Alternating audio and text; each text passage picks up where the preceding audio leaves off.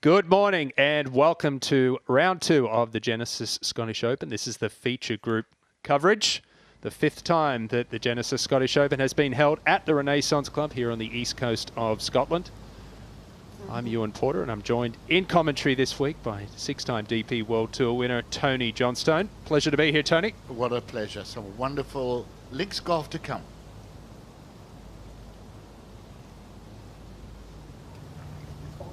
This is game number 18. On the tee, the Players' Champion. He's the world number 1 from the USA, Scotty Scheffler.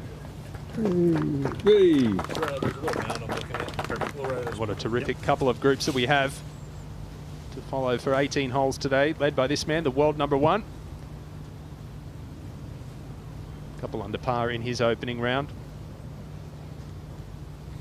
Incredible meteoric rise. What a player.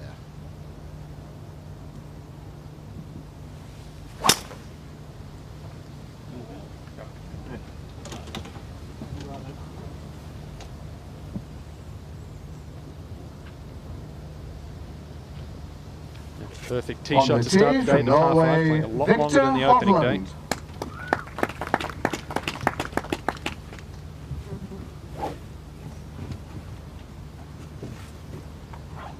Not a good first day yesterday for Hovland.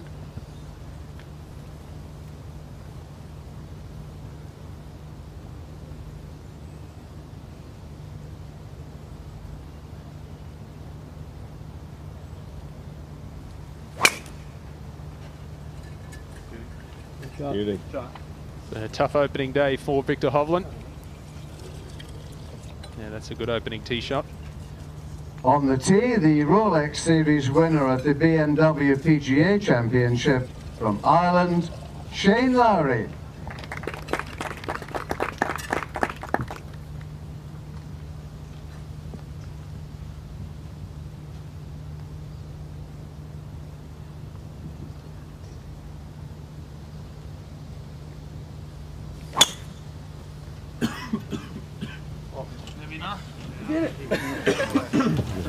Thanks, son.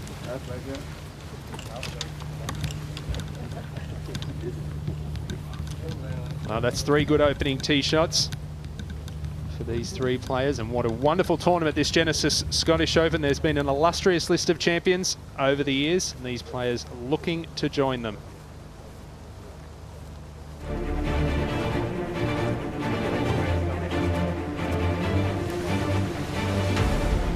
The world's best are coming together.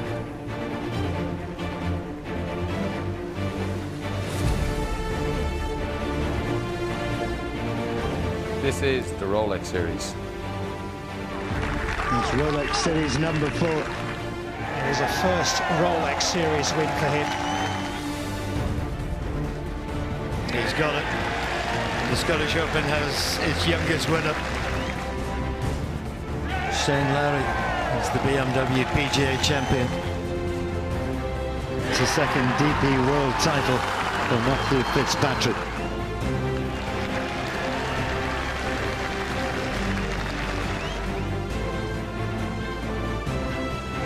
Victory for Xander Schauffele. This is the 2023 Genesis Scottish Open.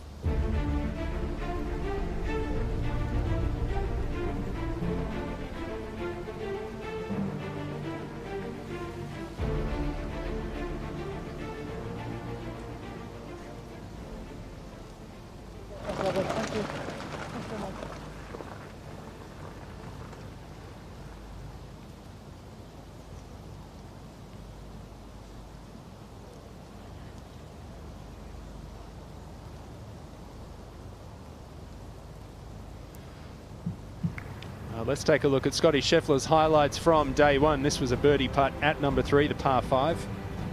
Easiest hole on the golf course. Taking full advantage there. This is his 3rd shot at the par 5 10th.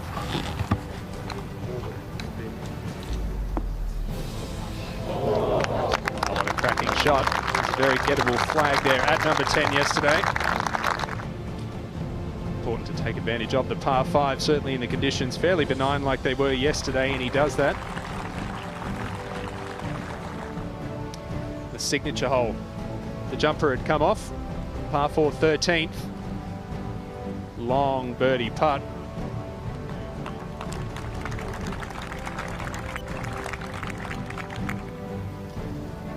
Birdie the par 5 third, birdie the par 5 10th, this at the par 5 16th for a birdie, and taking full advantage.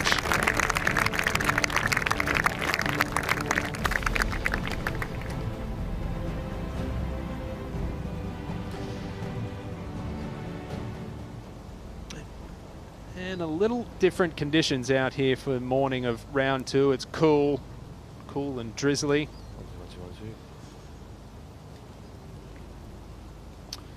There's our ball positions. 3 terrific tee shots. As mentioned, they should all be in the go zone. And Incy Mehmet, former Ladies European Tour player, will be out with this group today. I know she had a blast out there yesterday, and you might be a little wet underfoot out there today, Incy, but I'm sure you're in for a great day. Absolutely. No, it is a glorious day. Right now, there's absolutely no breeze. It's just died down completely, and actually the rain stopped as well. So I'm pleasantly surprised, but we are expecting quite the Scottish drizzle here at the Renaissance. It's not too cold either. I thought, you know, a bit of rain and a little bit of breeze, it might get quite chilly out here, but so far so good. Well, judging by that, it should be fairly scoreable conditions if it remained as is. Yeah, I mean, the golf course is going to play a little bit longer. The target's going to feel a little bit bigger because of the more softer conditions. But all in all, you know, you've got to be watchful for those skiddy ones. And with Shane Lowry with 286 yards away, taking on this par 5 and 2, you've got to hug the right half. If you get a decent bounce, it should kick left.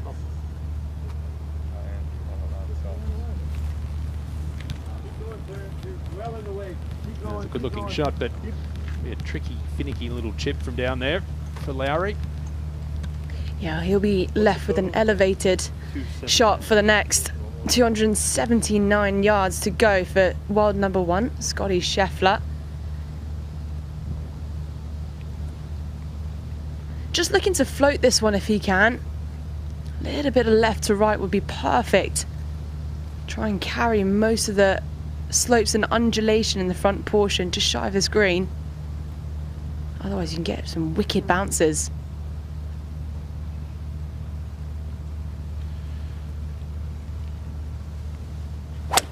Just about impossible to run it into this green with the big right to left slope short of it. Big shot of 4. Good shot too. Well done. That was close. Yeah. Was that you, Incy? Was that you? It nearly took your head off. I know you can't recognise me, but No. That is me in a million layers. Tell you what, the lie's not too bad either. I've got 274 yards away. Pin's tucked away on the left. And there's a big runoff area just left the screen. You don't want to miss it there. So if you're better off on the right-hand side, I would say, but pin high. If you're sure, it could be quite awkward.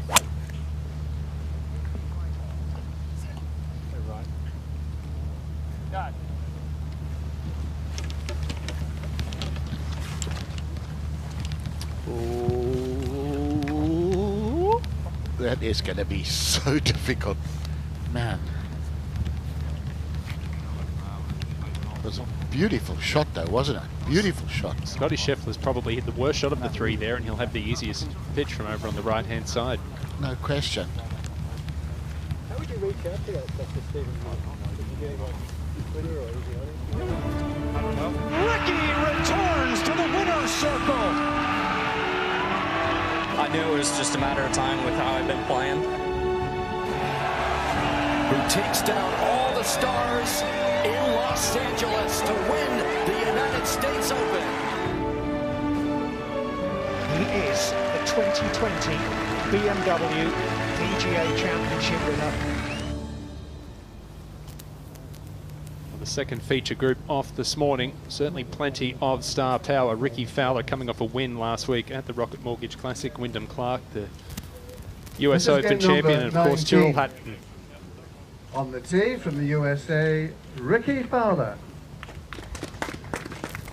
And Tony, really was great to see Ricky Fowler back in the winner's circle just a couple of weeks ago. He'd been threatening for a while, and well, it certainly seems like the game's in good shape, doesn't it? It was a joy to see it. You know, we sort of got to know Ricky quite well. I did the 3 President Cups as Nick Price's vice captain, and he's just such a nice lad. He came to the our after tournament party, the internationals, every Sunday night, and he is just pure fun.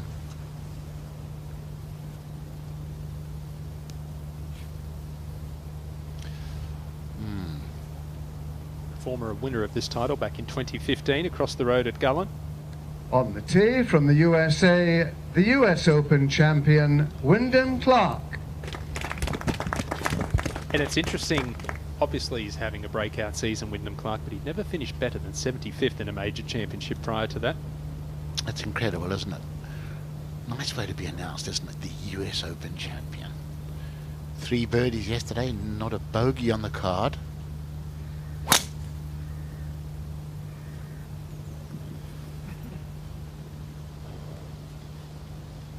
According to my laptop, but then how is he even par? He did bogey 18. I made the writing bigger on my computer here and I lost it. England, Tyrrell Hatton. I lost 18. Oh, technology. A 4-time Rolex Series winner, this man. Solid round yesterday, 1 under par.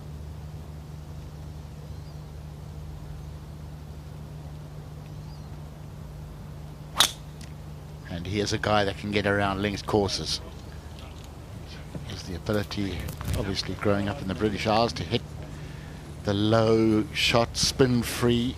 Didn't get that one, a little glare at the heel of the club, but it's fine. Of course, Wyndham Clark played in the final group of the US Open Championship alongside Ricky Fowler, who ended up 3rd behind Rory McIlroy. Wyndham Clark, 7 top 10s this year, was also a winner at the Wells Fargo Championship, one of the new elevated events on the PGA Tour, just having a wonderful season. Let's go ahead to the green. Scotty Scheffler, 3rd shot from right of it.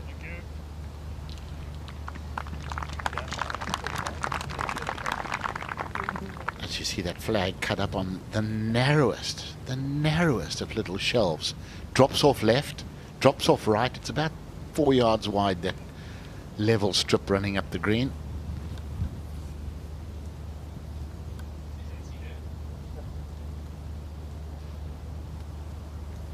Well, we know Shane Lowry has a wonderful set of hands around the greens, Tony, but this one's going to test every ounce of his skill.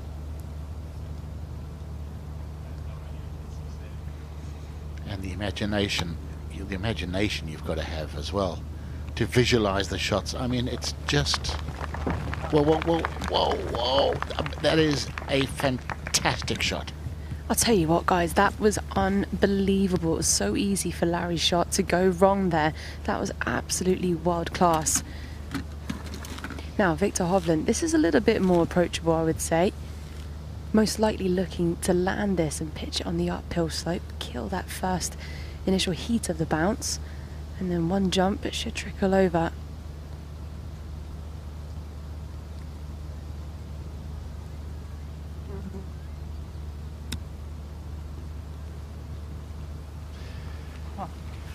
It's a part of the game that he's been very vocal about how much he struggles around the greens. He has improved a lot this year. He's 121st in strokes gained around the greens, but last year he was outside 200. He's been working very, very hard at it, like I said.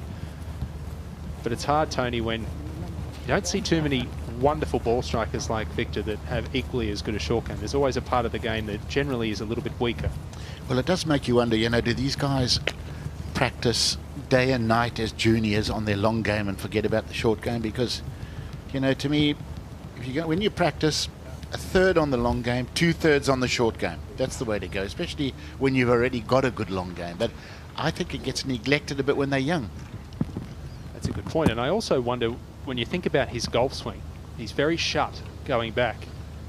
You can't do that when you're chipping. You need loft on the club face. So does that full swing method sort of blend into his chipping and pitching. Yeah, it could do. I mean, you know, it's a different department. It's like saying I want to swing my putter the same as I swing my driver. It's a different department. It requires different skills. I know Joost Luiten, who really struggled with his chipping last year, he finally saw the light and said, that's it. I'm going away for 4 months and all I'm going to do is chip, and it's made a big difference. And if your chipping is really bad, that's the thing to do. You've got an exemption for the next 5 years, whatever it is. Just walk away for a couple of months and just do just that with a decent coach. Slow one here, Incy. Yeah, up the hill, breaking off the right, Ewan.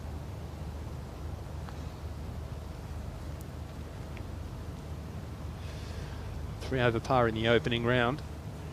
Need to be taking advantage of the scoring hole. Certainly this hole, the par 5 10th, which he could reach into. I know one thing, NC. You've got to be a good chipper on links courses because you are going to miss greens. It's going to ask so many questions, isn't it, of your short game? And if you don't have the imagination and the shots, you've got a big problem. Absolutely. I think imagination and creativity is absolutely key because you'll have options. It's just choosing the best one for you. Now, Scottish Scheffler, this is back up the hill, breaking quite a bit off the left, in fact.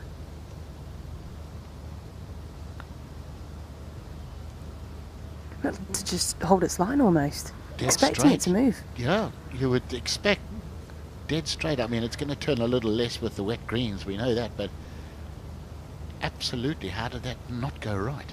World number 1, 2 wins this year, including the Players' Championship, and he's 131st in putting on the PGA Tour. Says a heck of a lot about the rest of his game.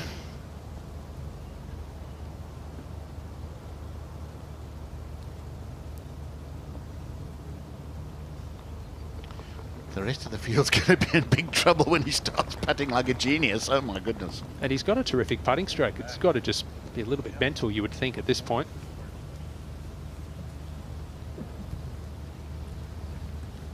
Oh, what a chip that was from Shane Lowry.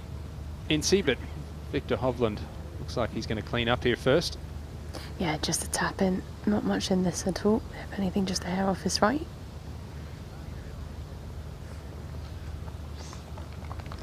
I assume his marker would have been right in Lowry's line then, and rather than move it, he just decided to clean up.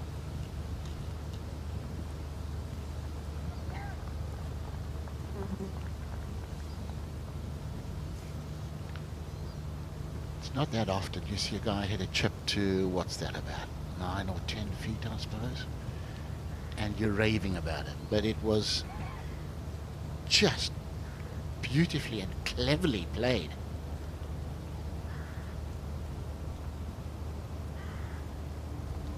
Deserving of a birdie.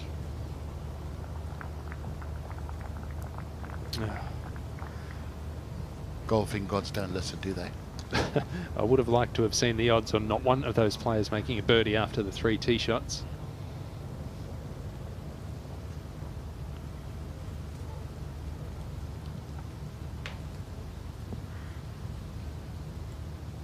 Shane Lowry at 36 years old, he's another one, Tony, that you look at his technique with his putting and his chipping, and it's hard to see it that it would have changed at all since his days as a junior. It just doesn't look like any doubt at all has crept in over the years. Agreed. Back in the fairway, Hatton's second shot.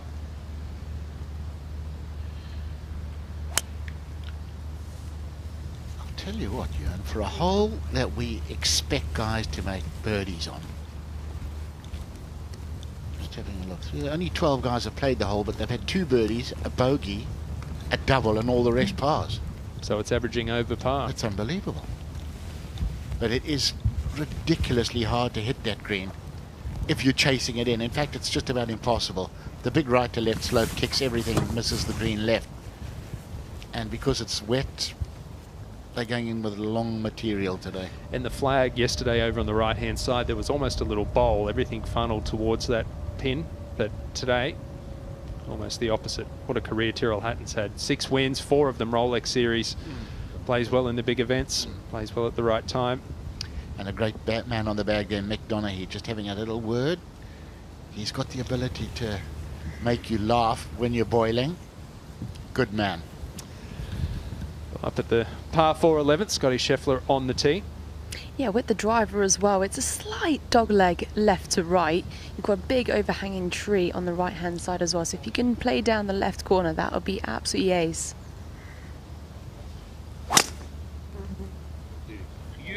Shot, Scotty.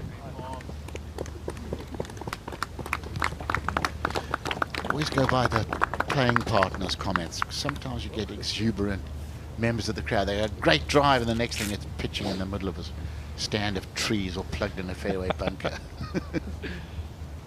It's probably worth noting as well, yesterday it was a westerly breeze. Today, if anything, it's a southeasterly breeze, and it should be more eastern later today. So it is going to switch.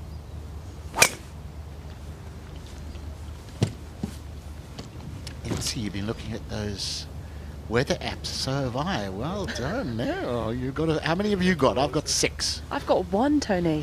6 weather apps. I've got 6. Yeah, I got taught that by my wife. Who, she likes to look at every single weather forecast, and then she takes the best one. I think, yeah, that's quite optimistic actually. I like that. The thing is, once you're out here, I've just accepted that it's probably going to be quite wet as well. I've got my Gore-Tex shoes on. Shane Lowry with the big dog once again. Oh. How far right is it? Oh, Victor giving it the arm. Oh dear. Right of them even. Ooh, they don't really seem to know where it is. This is the 3rd shot we're hearing for Wyndham Clark at number 10, in trouble off the tee. Really posing some issues, isn't it? Boy, oh boy, that's a big miss.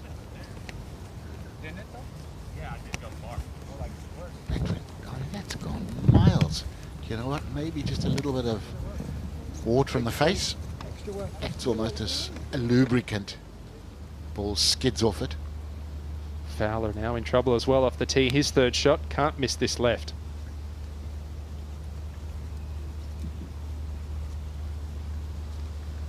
Sweet shot. Sweet shot. Nice little uphill putt. And we know that doesn't turn as much as it should, or as we think, but it's a beauty and a good chance for birdie.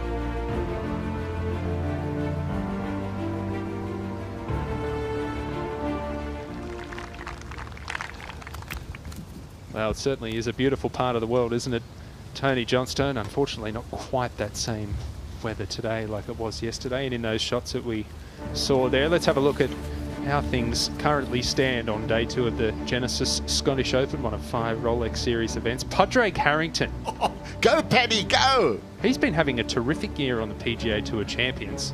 Yannick Paul, the man underneath him, he's certainly got a great shout for the Ryder Cup this season. But speaking of Ryder Cups, would he be on Luke Donald's radar, Padraig Harrington? Well, I tell you what, he's playing as well as anybody.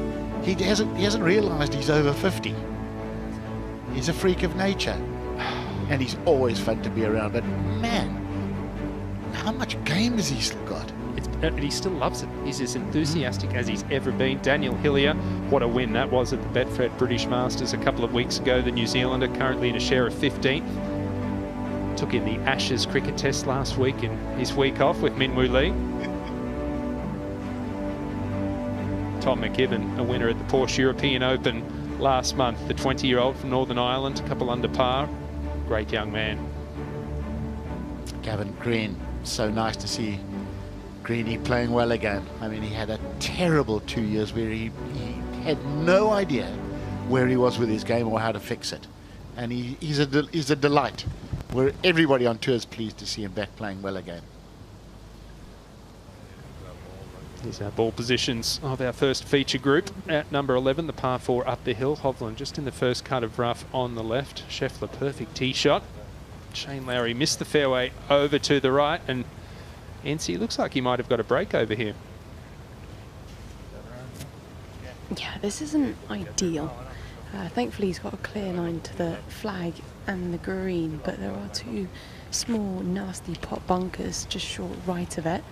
So he's got a clear shot. The overhanging tree isn't in his way, but it's more so the lie with a long iron in hand. It'll be difficult to get some sort of strike on this.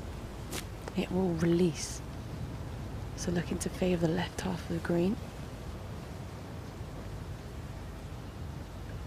Always difficult to control out this sort of lie. Go. Go. Well, it looks like he's caught one of those pot bunkers that NC was talking about, and that's going to be a longish bunker shot as well. Wyndham Clark, fourth shot, number 10 from long right. Taking its toll as 10th, isn't it?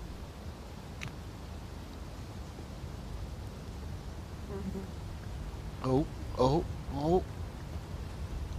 Oh no, stop. Oh my goodness. And that will continue to roll as well. Now Hovland's second shot at 11. From 188, it'll be difficult to get this one close, approaching it from the left half with his left pin. You can see the whole green does camber left to right. I'm not even sure there's 1 or 2 feet of square feet of flat putting surface here at number 11. There are humps and hollows everywhere.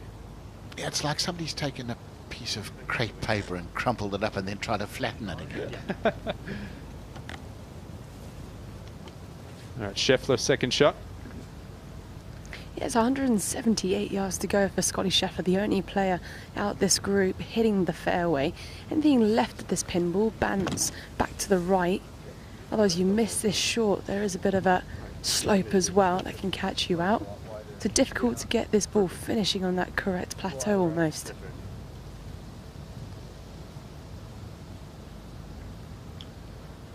Number 1 in greens and regulation this season on the PGA Tour, 74% of the time. Hitting the putting surface.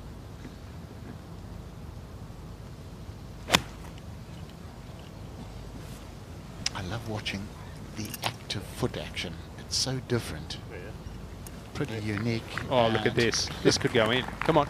And that was planned. That was planned.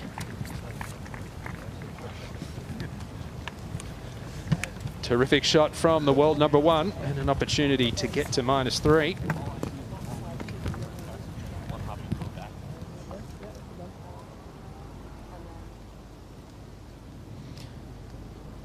Do you think he pulled that a bit? I think he was trying to hit it left and use the contours, but maybe I'm just being... No, I agree. I mean, if you miss that a little bit right of the flag, there's a big hollow that goes down to off the back right. Dear oh dear. Fifth shot. Oof. Beautifully played. Wouldn't have expected a 1-putt 6 to start the day there at number 10. No, and he could have got that wrong. You know, you get that slightly wrong, you're 40 feet the other side of the flag again down that slope. Thought I was watching Wimbledon there for a minute. Left, right, left, right, left. All right, you can survive a bogey. Opening hole. I always used to think, right, we've got the rubbish out the way early. Now we can go play some golf. Mind games. This is the 10th hole. Tyrrell Hatton, his opening hole. This for a birdie up the hill.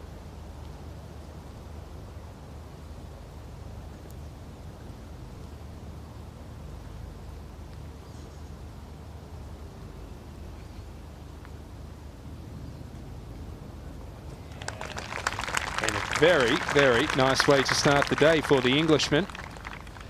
You know, I walked around with Tyrrell Hatton's group at Oak Hill in the PGA Championship this year. He was +7 through 8 holes on the opening day and finished top 15.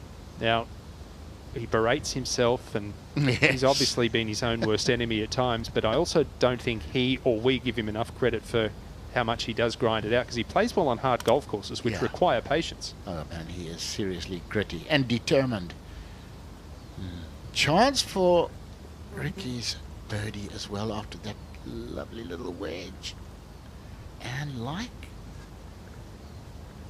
Scheffler, seeing left to right, and I don't think you can't see left to right in that putt.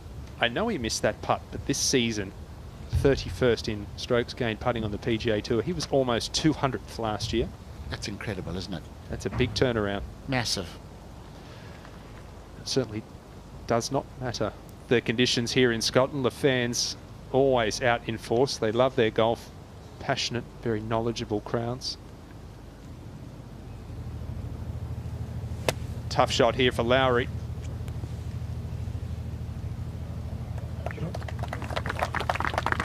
Come on. Come on.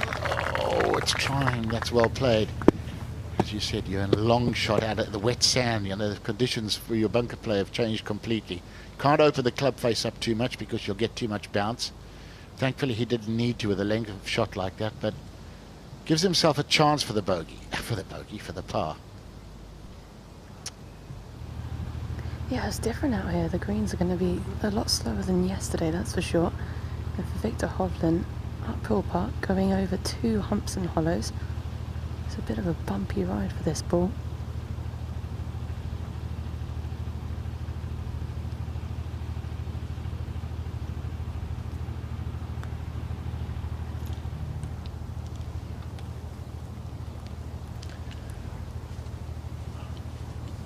That almost started rolling back at the end.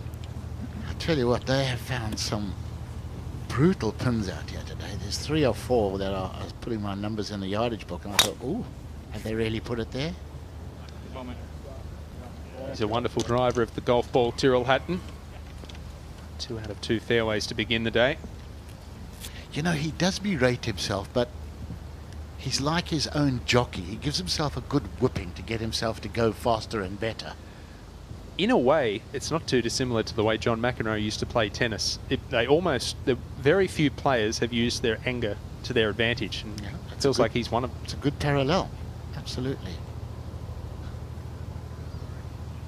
Well, this would be an awesome up and down. It's definitely going to test your nerves for par. Downhill putt, subtly breaking off the left.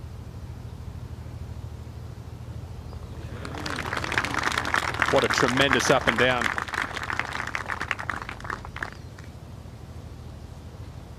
That was not an easy bunker shot to carry the ball 35, 40 yards out of a deep pot bunker, and tricky putt as well. Golden hands, eh? Golden hands. He'll be quite pleased with that. He had such a good break off the tee. He would have been furious if he had not used it. Look at that slope. That Scheffler looks like we got our camera cockeyed.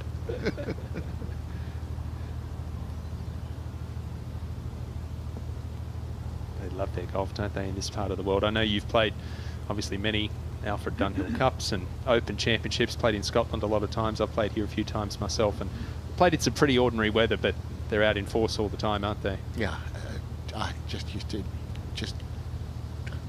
couldn't wait to come and play in Scotland, the courses and the people. This for the par.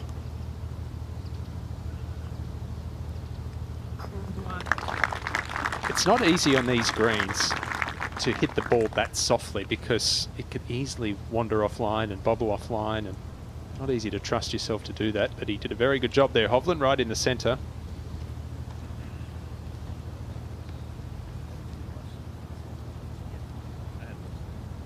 Brilliant second shot here from Scotty Scheffler, but quick one down the hill. It's not easy. Certainly no gimme, is it, from 3 feet?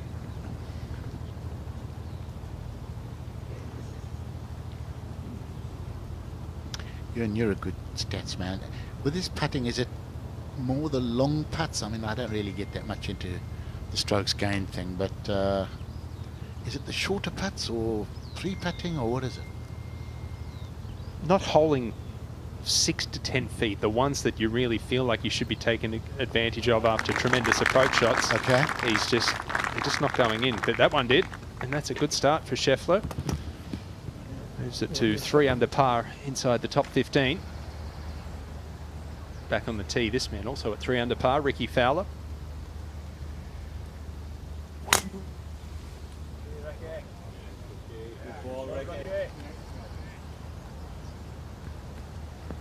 Everybody being very complimentary, and should be good drive.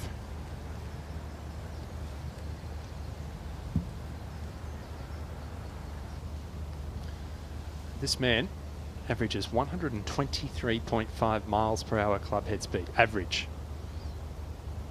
It's just a bit slower than you. After you add them up twice.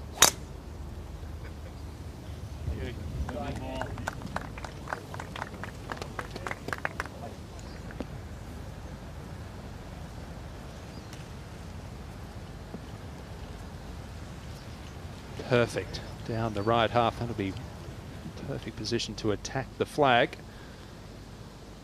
Now those numbers in red there, they're the easiest stretch of the golf course. Certainly the holes where players were taking full advantage. 10, 11, 12, 13. If you're starting on number 10, you want to be under par through 4 holes, don't you? And then 16, of course, the par 5. And just judging by that graphic, front 9 playing a little bit harder. Yeah, I think it'll be a different picture today with the different wind and the rain, and everything's changed. Yeah, agreed. 10 and 11 definitely feel like great opportunities. And here on 12, you've got 192 yards to this left pin. And the one place you do not want to miss this is left of this green, because you will short side yourself.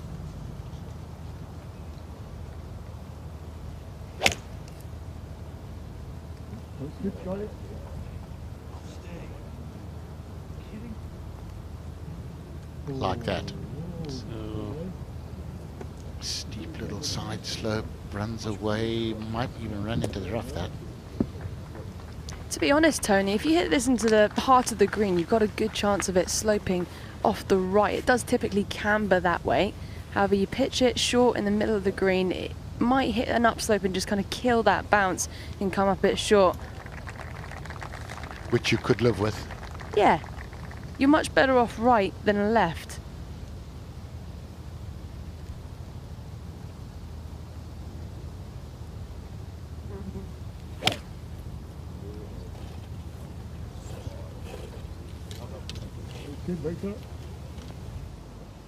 Oh boy, that went close to going in. What a terrific shot from Hovland. That just hopped over the hole. It did. Danced right around it. Back at 11, second for Fowler. Ball below his feet.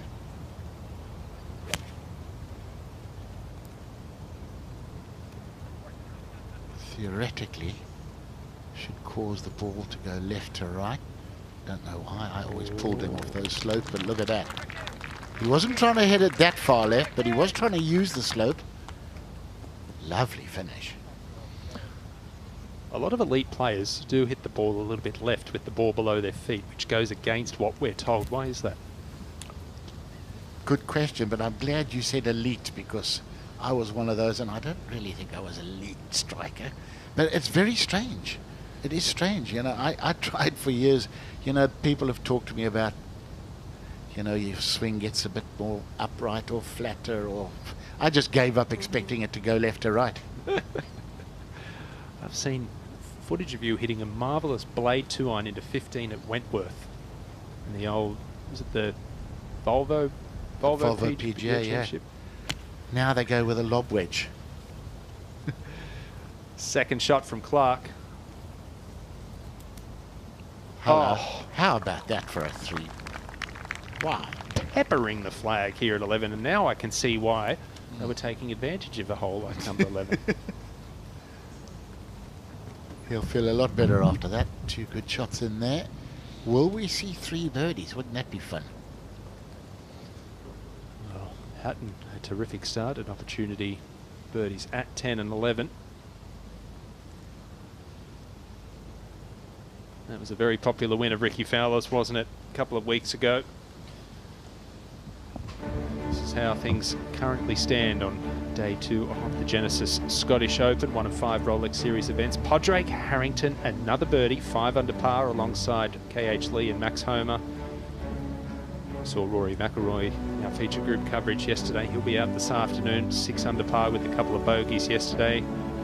But 61 from Ben Arn. Obviously all the talent in the world, but hasn't been playing great golf. I don't think anyone saw that coming, probably at least himself. It's just an odd game, isn't it? Oliver Becker there. Nice. Ross 66 yesterday. And Ross Fisher was 6 under with 3 to play yesterday. Had a double bogey and started with a bogey today. Last week, unfortunately, finished with a double bogey when he was only 1 stroke behind in Denmark, and ultimately missed out on an Open Championship spot by one shot as well. Well, this isn't as bad as I thought it would be for Scotty Scheffler. It's just clung on, and that's what a bit of moisture on the grass could do. It's a good lie as well, and plenty of green to work with, but I'd imagine you'd be looking to fly this pretty much just landing over the fringe, 1 hop, and it should stop gently.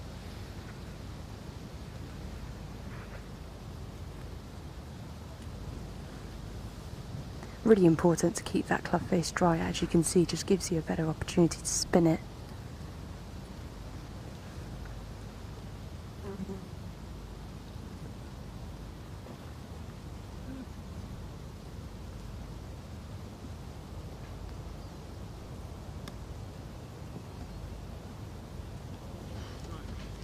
Nicely played.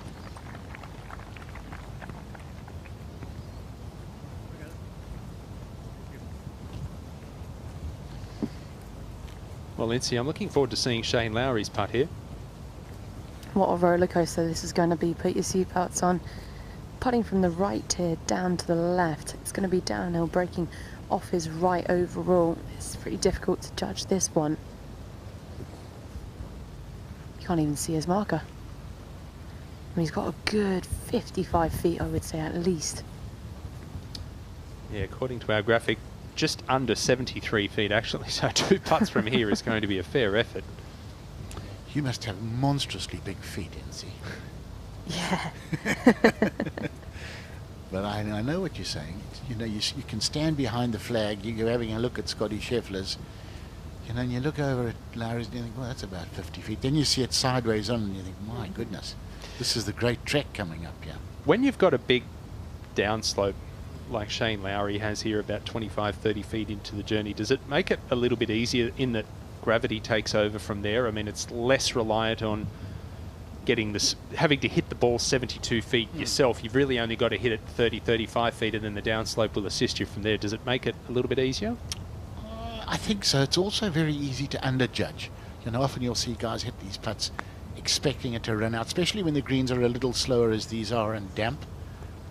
But that's going to get there. Oh, apparently it did make it a little bit easier. Joking.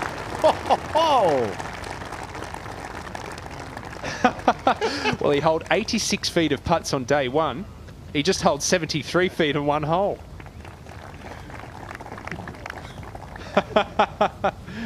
You might have to fix the hole while you're there, Shane. Yeah, it went in at pace, didn't it? But who cares? I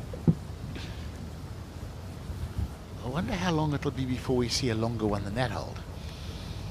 Can you get a longer putt than that on this golf course? Well, maybe just a little bit right of his golf ball there, but down the hill here, starting to move a little bit left. Bingo. It got about 2 or 3 feet of air, I think.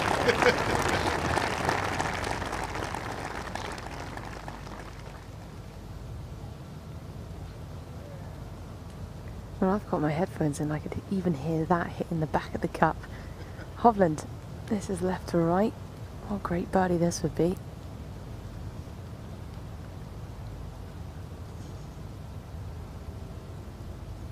Yeah, well done. Obviously only early days, but cut line right now at 1 under par in a share of 48th, even par in a share of 77th. So you've got to think if the conditions remain fairly scoreable for the rest of the day, that cut line should be around 1 under par somewhere. So Hovland needs to get his skates on a little bit. Back at 11, terrific second shot for Clark. This to make up for the bogey at 10. We saw this all day yesterday, didn't we, Tony? Putts missing on the low side.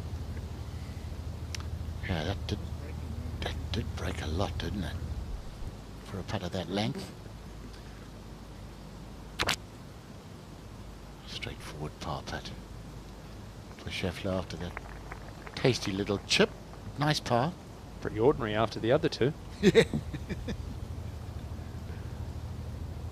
Birdie at 10 to start the round for Hatton. This for another one at 11. Massive break from the other side of the hole. But it didn't fool him. Back-to-back birdies.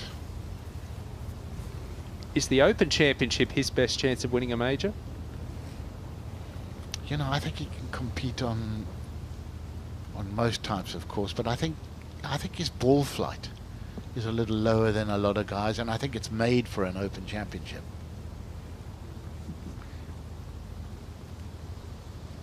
This man's been close in a couple of Open Championships, loves playing links golf. This is for a birdie at 10, at 11, excuse me. And he's to 4 under par. I think the question you've got to ask, Ewan, is how patient is Tyrrell Hatton? Because, you know, generally speaking, the guys that win on links courses are the guys that are patient and can accept bad bounces. Tyrrell does struggle a little to stay calm, cool, calm and collected when he gets a bad break. But we know the desire's there. There's no shortage of that. It's our signature hole, number 13. Very generous landing area should you take a long iron or 3-wood from the tee, which most players do. It starts to narrow up if you want to take it on, but generous flag today in the middle of the green. Yesterday, right up the back. We did see a lot of wonderful approach shots in here, but really just a terrific hole. The wind was helping yesterday. Helping and off the left. 90-degree switch in the wind, so it should be off the right into.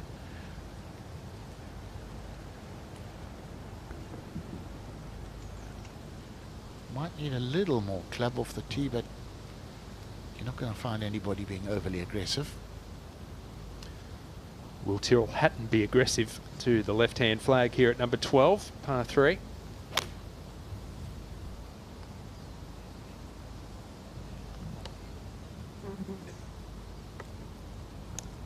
Now that's not going to hang up in the short grass, I can promise you. Whew. Needs to get lucky and get some kind of lie.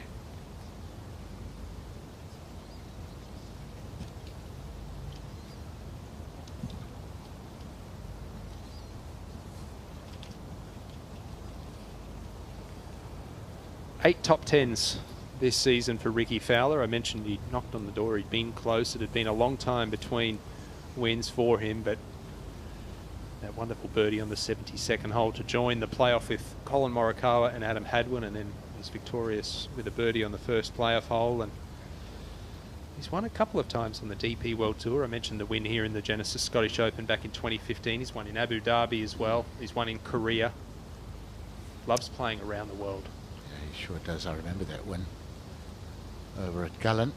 Hit an 8-iron into the last hole to a foot, just to put it to bed. And then had a long bleak period, didn't he?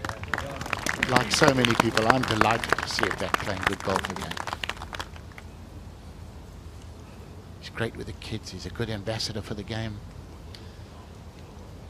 He's played 4 Ryder Cups. It would be great to see him back in the side this season. Hovland's just played straight down the middle, and this fairway does camber right to left, so he's in A1 position right now. You do have options off this tee on 13. You can lay back with an iron, or you can try and send it down there. But choosing the big dog, the further down you go, the smaller the target. But with the softer conditions today, it shouldn't be as tough to hit. Looking to favour the right side. He's just given that the gentle fade.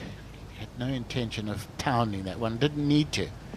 And that is, he's found a lovely flat plateau. That's not an easy thing to do on 13. That's a pretty cool shot to play, isn't it? To trust yourself to start it down the left side where the trouble is and cut it back.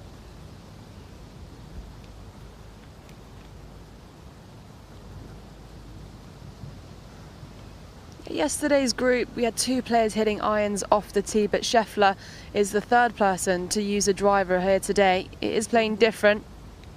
And you could see where he hit driver yesterday, just short of the green. It's not going to be there today.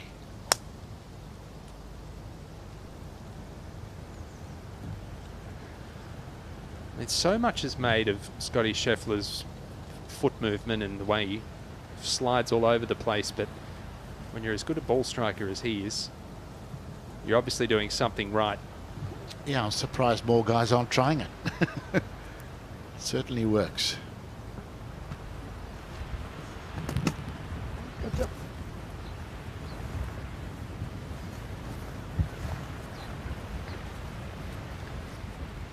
Thomas Dietrich with a round of 6 under par 64 yesterday.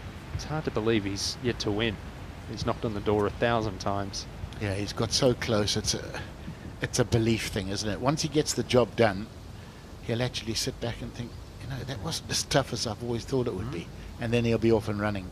And we keep waiting for it. It's got to happen eventually, surely. Oh, it's a poor tee shot at the par 3 12th for Wyndham Clark. Bogey at 10, missed a good opportunity at 11. Got his work cut out for an up and down here.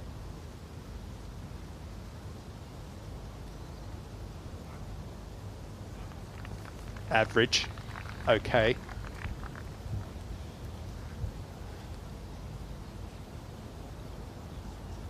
I would have thought with the lack of wind, the rain making it just a little bit softer, that it would be conducive to good scoring out here today, but seeing our two feature groups, yes, Hatton started with a couple of birdies, but certainly had their fair share of struggles early on. They certainly have. I think, you know, we did the feature group in the morning yesterday. We got spoiled, didn't we? You know, we thought, no, this is going to be easy out here. It really isn't. We just saw some fabulous golf. Well, judging by these rehearsals and the way he's walked around, he's in the long grass down there, Hatton, with not much green to work with. Is he going to try and fly this on the putting surface or bump it into the bank?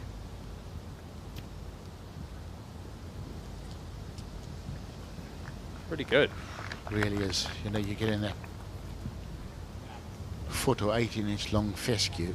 I don't care what kind of a golfing god you are, it's hit and hope.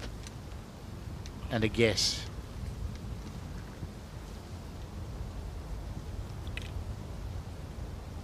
Who's good next? Fowler?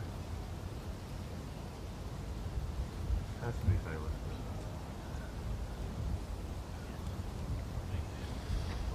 Fowler will be next to putt.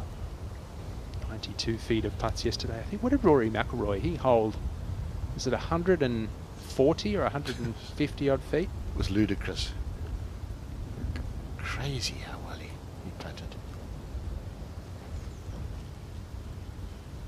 I always, you know, they always say 100 foot of putts is a good day's putting, but you know, on links courses you can hold 120 footer on the first hole and you're ahead of the game. Well, we've just seen that with, you know, Lowry, exactly. Haven't we? He's 3/4 of the way there in one hole.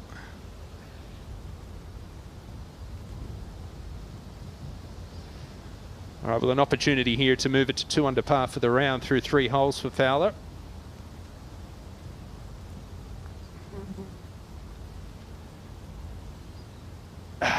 Good try. That would have put him into a share of 5th, but 4 under par, going along very nicely. 3 good tee shots from our first feature group here at 13, Incy. Yeah, this is a perfect opportunity to make a birdie. From 144 yards, pin's not moving at all. There's no breeze. You need to go at this one. Well, as tricky as the flag is at number 10 today, I'd expect a lot of balls close here at 13. That's very generous. I mean, just left of this flag, give it about 3-4 yards or so. There's a big slope, so you cannot miss this left, but there's loads of room right, especially when it's just a wedge in your hand. And out of the 3 balls, this is my favourite for Scheffler from 129 yards. It's just a flick with the wedge, to be honest. I saw him getting dialed in earlier today on the driving range. And all the pros got the launch monitors out. And this is just a feel shot. You just want to massage a gap wedge in there.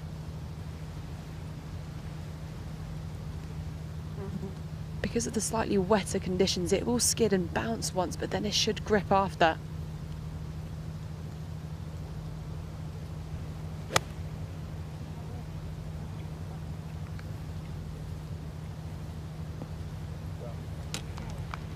Wonderful shot from Scotty Scheffler.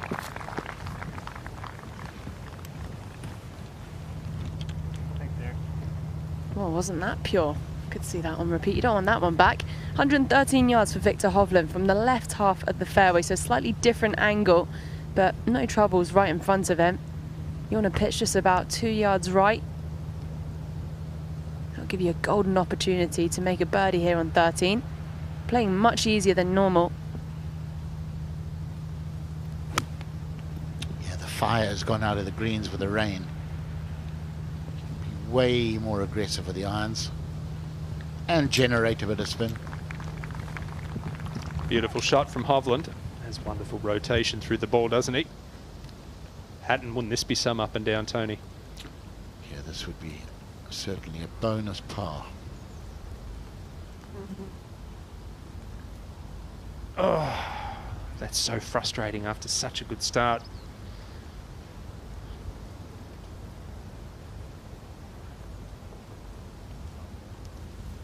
Yeah, he'll still be seething about that tee shot though. Left himself so much to do.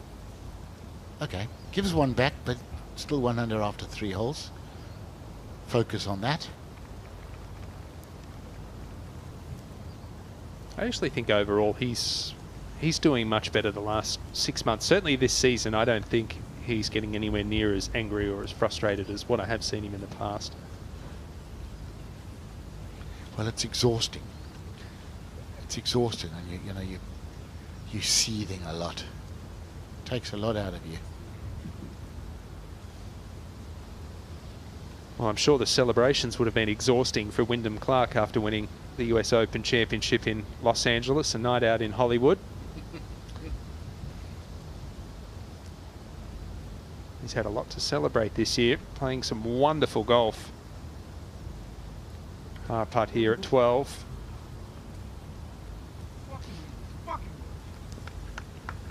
Apologies for the language you may have heard there. Wyndham Clark, 2 bogeys, assuming he rolls this in the first 3 holes. Not the start he was looking for.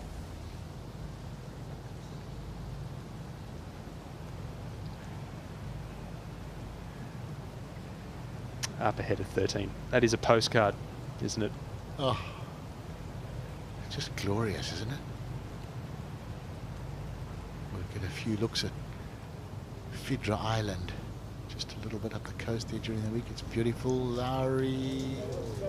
Yes. Well read. Perfect speed. Well, there's his 100-foot of putts now after 4 holes.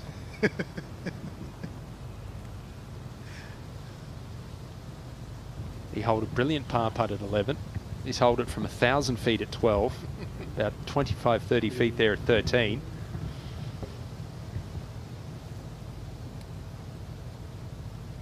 Well, every conceivable chance we'll see 3 birdies here at 13. Good look for Hovland. Boy, how calm is it out there?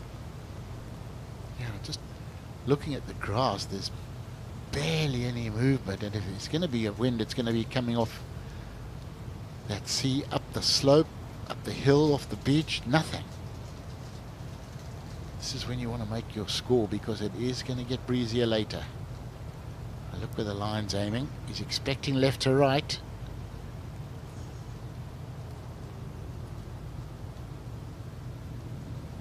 Oh, straightened. Started turning and straightened.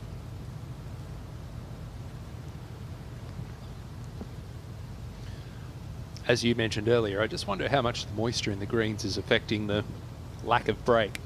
Yeah, no question. You have to hit it a little bit harder. The ball's going a bit faster. It will turn less. Back at the tee. Uh-oh. Hold your head now. Hold your head. Okay. All 3 players in the group in front taking driver here at 13. Fowler with the long iron. These guys hit their long irons, driving irons, 250, 260, 270 now. No, it is amazing. I find it amazing. 3 wood for Hatton.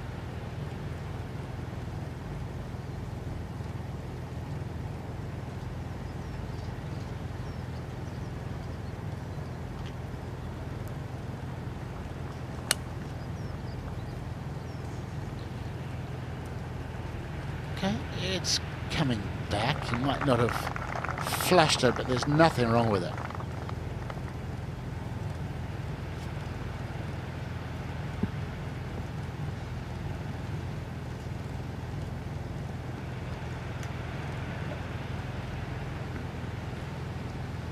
Well, we know Wyndham Clark has plenty of firepower. He just has the driving iron in hand.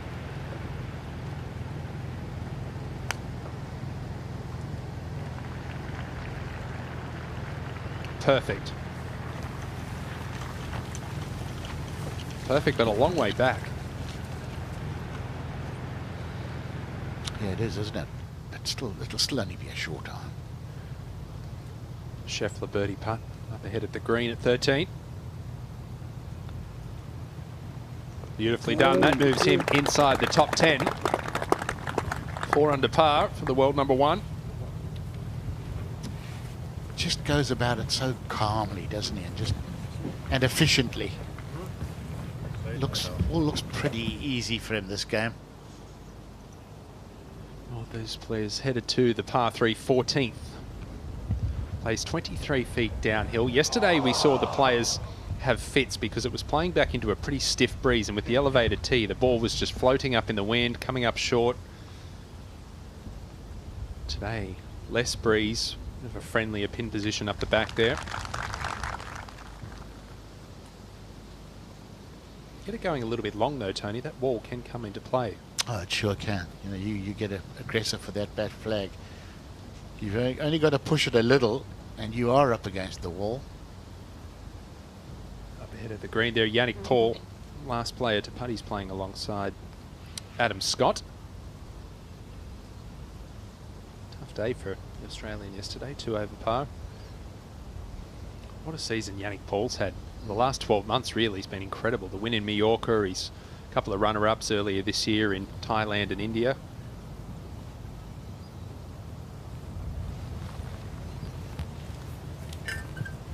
German. Lives in the US, plays in Europe. Been logging the air miles. It's incredible looking at those flags there. Scheffler American, Victor Hovland Norwegian, Lowry Irish.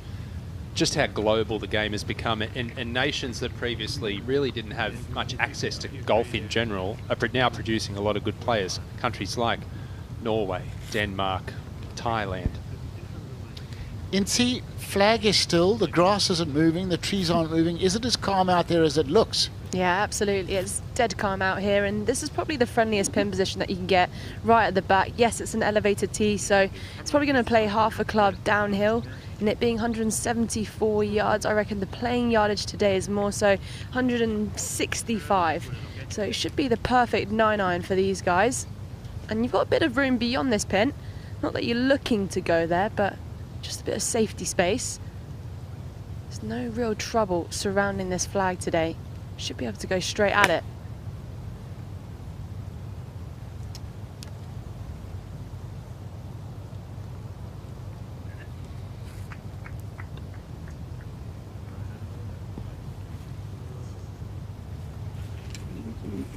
It's just got a little bit nicer out here. The sun's trying to break through. I've got my hat, woolly hat, and my hoodie up, and I feel like a bit of a silly pie, to be honest. But I just can't be bothered to take it off. But where do you put it? Where do you carry it? Exactly. Microphone, battery pack. You should have seen me yesterday. I had 2 bananas in my hand. So I had the microphone, the banana, the course panner, and then the second banana bucked into my belt here. It was quite awkward. Well, I'm glad you did the right thing and throw the microphone away and keep eating. Well, this time last year I had an ice cream in my hand and I started talking to the ice cream rather than the microphone. That's been done before. Scotty Scheffler, can you do a little bit better? Couple of yards left this flag, everything does kick in even closer to the pin. Rigid left arm. Sliding at the feet. Oh. Oh. Go on. Oh. Go on. He certainly got away with that, but you think back to his approach shot at 11, he pulled it a little bit left, came down the slope, missed the green left at 12, got away with it there by pulling it a little bit left.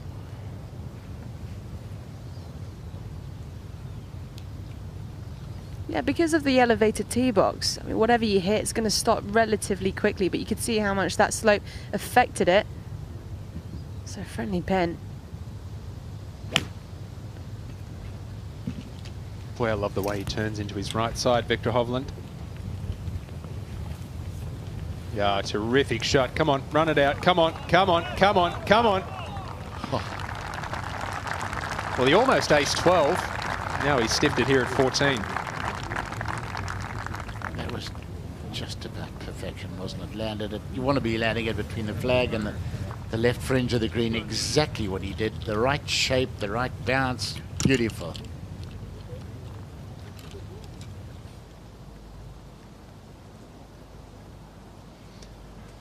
There's that name, tied for third. Harrington, 6 under par now.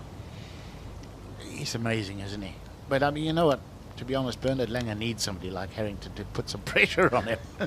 It's incredible what he's done, isn't it? 46 wins, age 65. Wyndham Clark, second shot at 13.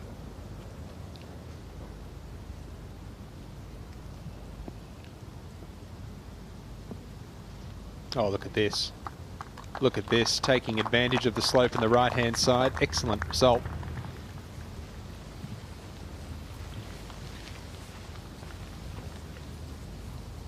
As we watch Tyrrell Hatton about to play his second shot, why do you think guys like Harrington and Langer and certainly Hale Irwin, why are they so good for so long? You put Tom Watson in there.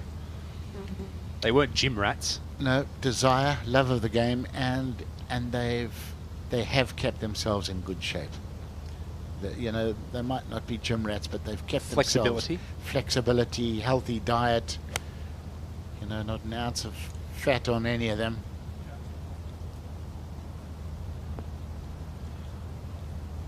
Good solid shot there. And ability. That helps. Huge amount of ability.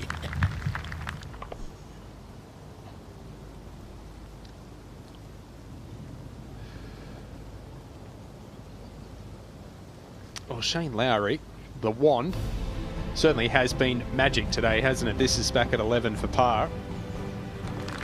Well, you think that's a pretty good putt, 8 feet down the hill, but it's nothing compared to the next couple. Nice little confidence booster, but he wouldn't be thinking about that here. He's dreaming about a 2-putt. The pace it goes in at, a little hop and a skip and a spin around the hole. Massive putt.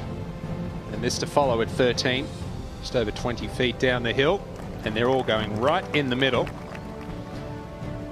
And now up at 14. I'm surprised he hasn't picked this up yet. I think if he holds this, he might get a battering from his playing partners. Be tantamount to cheating if he pops this in. Oh, he's got the line, he's got the line. Oh, what a great try. His touch is world class. It's interesting, the modern method of putting we see with players like Justin Thomas, Jordan Spieth, Patrick Cantlay. It's long backstroke and it's almost like a deceleration. It's a short follow through. Lowry, very old school, short going back and accelerates going through. A bit like Ricky Fowler, you know, much more natural stroke, you know, bit of hands and wrists in it. It's not all about just rocking the shoulders. What's Scheffler looking at here, Incy? Can I be honest? I've got no idea. I can see it working from both ways. I can see it trying to move off the left, but also it's all downhill. If you look at it from the other side, I can see it from both ways. And when that's the case, I normally just go straight.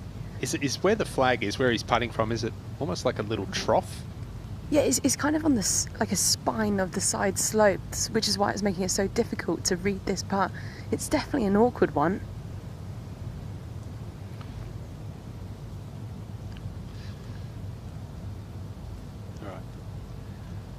Put Incy to task here. Let's see if she can read it correctly.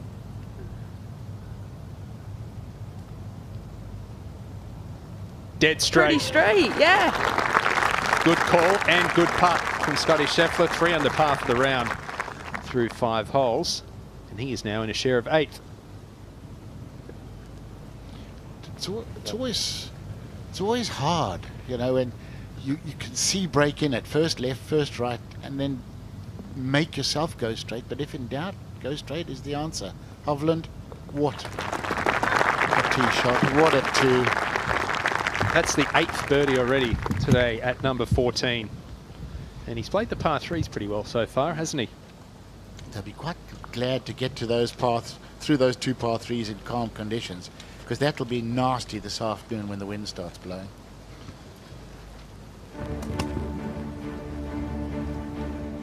Davis Riley, excellent round of 7 under par, 63 yesterday. He's just begun his 2nd round of the Genesis Scottish Open.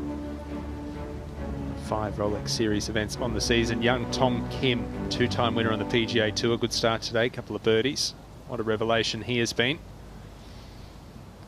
Back at 13, Ricky Fowler for a birdie. This to get to 5 under par and join Scheffler on that number. Going with that longer putter with thick grip, and I think it was probably a way to try and take a little bit of wrists out of it. He always used to have hands very high, close to his body, quite a wristy stroke, but he's managed to eradicate some of that. Obviously he wanted to. It worked for a long time, mind you. Well, everyone talks about how far everyone hits it now and how the modern day golf swing has changed and how much more powerful they are, but we don't often hear much about how the putting stroke has changed either, because it's now taking your hands and your wrists out of it. But 30, 40 years ago, it was the opposite, wasn't it? Yeah, it was. It certainly was. I think a lot of that's to do with the pace of greens these days too. You're putting on greens that are 13 and 14, not this week, but when you're putting on really fast greens, shoulders, I think, is a better way to putt. We grew up on grainy greens out in Southern Africa, Asia, South America, and to get the ball to go on grainy greens, you had to give it a hit, so you developed a more wristy sort of pop stroke generally.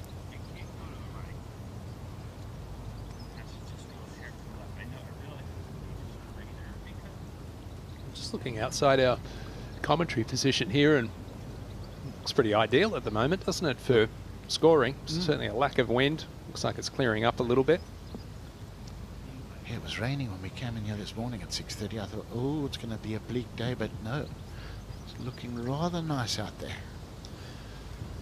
Wyndham Clark, 2 drop shots in his first 3 holes. This to get one of those back at 13. Uphill moving to his left.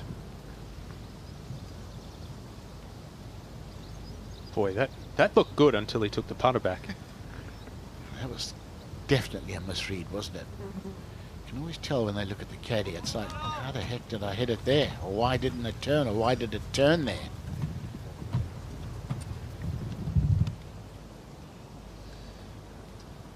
Well, it's a good tough par 4, the 15th. Tough to get a visual on this tee shot, really. It's there in front of you, but certainly a bit of trouble lurking, certainly down the right-hand side with those fairway bunkers we saw Justin Thomas almost find yesterday.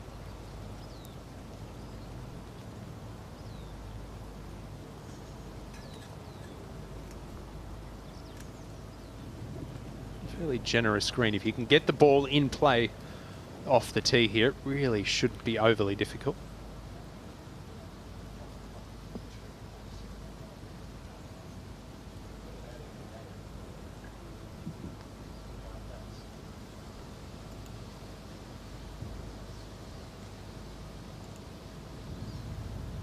This is the 4th most difficult hole on day 1.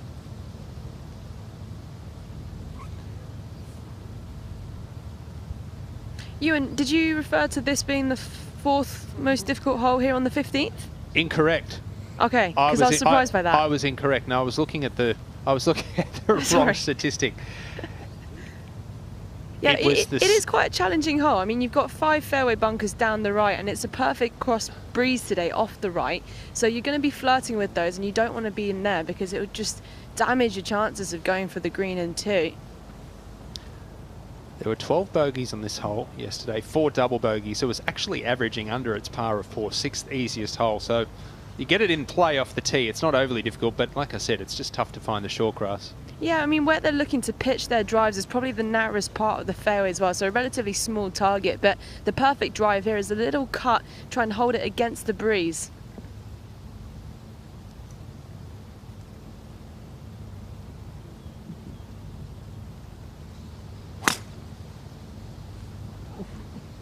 Sexy footwork.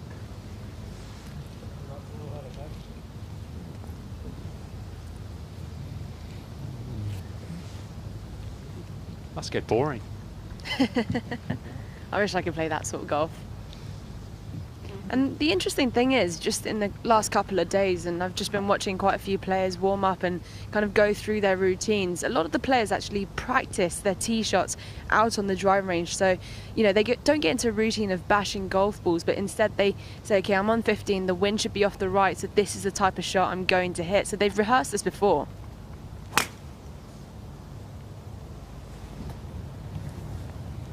Oh. Scheffler pointing left, just to give the spotters a clue as to where to keep their eyes open for. Yeah, moments ago I could feel that breeze just pick up, but right now it's just dive back out again. Definitely feels like it's scoreable conditions right now, especially getting through yesterday, playing in the afternoon. Right now it's definitely easier. You want to take advantage of these conditions, especially when the greens are so undulating. If it's firm and fast, it's difficult to hit it into the correct sections, but with it being so soft, it's a good chance. Oh my. That is a long way left. Other side of the mounds.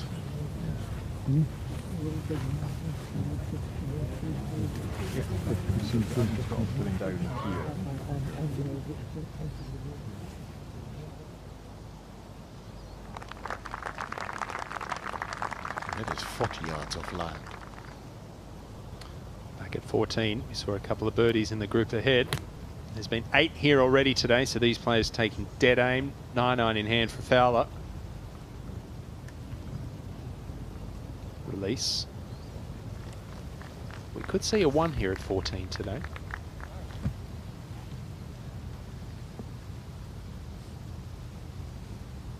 Yeah, I agree. Especially if the greens dry out a little, the ball will come off that left slope a little faster. Hofland's was dead on track for a 1, wasn't it?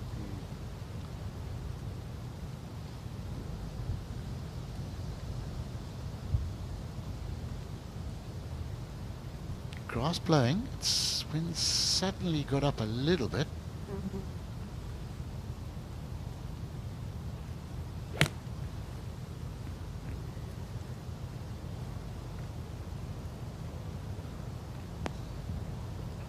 Oh, we almost saw the one right there. That was almost the call of the century there, Ewan. What a shot. And not bothering to use the contours, just rifle it straight at the flag. What a strike. Yeah, just a hair off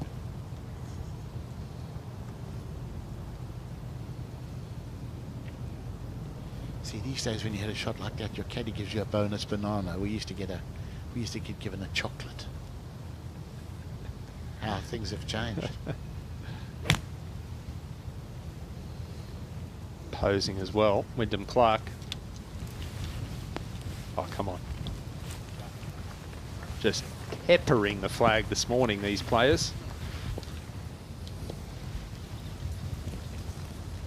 I think Wyndham Clark eats too many chocolates. Pretty athletic. Well, a bogey at the second hole for Davis Riley means Ben Arm, sitting back watching our feature group coverage this morning, has a 3-stroke lead. 9 under par. Certainly some good playing out there, notably Padraig Harrington, the Irishman there at 6 under par. Ricky Fowler in our feature group coverage, 4 under par.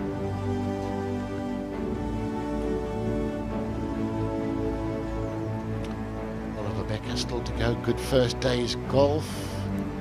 Eric Cole there, late bloomer in the game, son of Bobby Cole, who finished second in an Open Championship way back when. The great strikers of the game, Torbjörn Olesen, another man having a fantastic year. Gavin Green, as you mentioned, 1 under par through 8, had a good week in India earlier this year. It's been a good start for the world number 1. 3 under par, Scotty Scheffler will be playing in the Ryder Cup this September in Rome.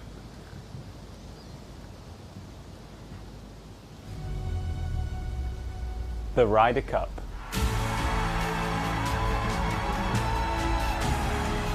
"12 men, 1 team. Europe versus the United States. 6 qualifying places up for grabs. Plus 6 captain's picks. It's all to play for.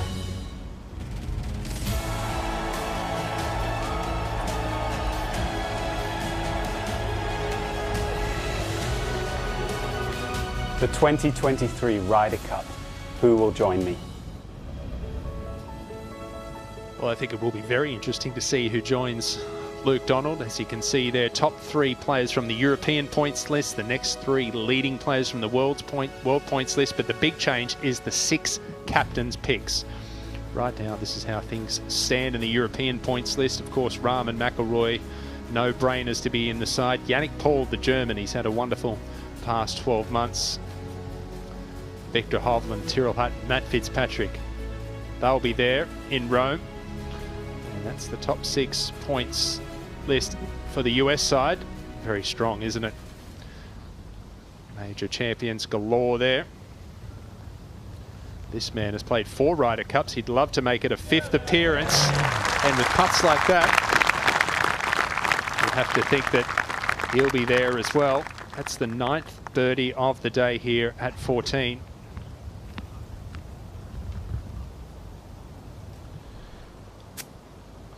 Shane Lowry was hovering on the tee, wondering if he was going to have to hit a provisional because he saw it go into this wickedly dense stuff.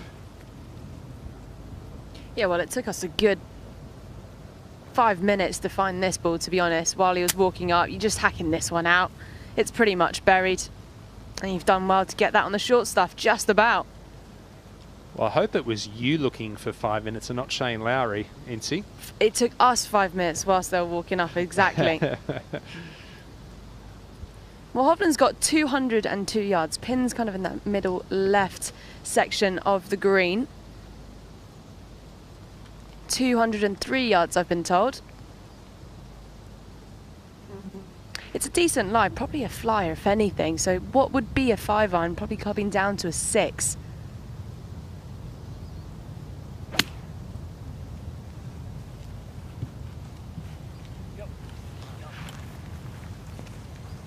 What a brilliant shot from Hovland. He is a wonderful ball striker.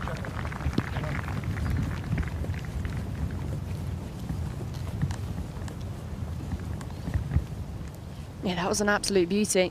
Scheffler from 177 yards. It does play about half a club uphill, I would say. It's a slightly elevated green. Any sort of breeze it is off the right. Perfect shot is a dinky little 7-iron, working it right to left, if anything, an 8. It's quite easy to be in between clubs when you're out here because there's so many different ways to play it.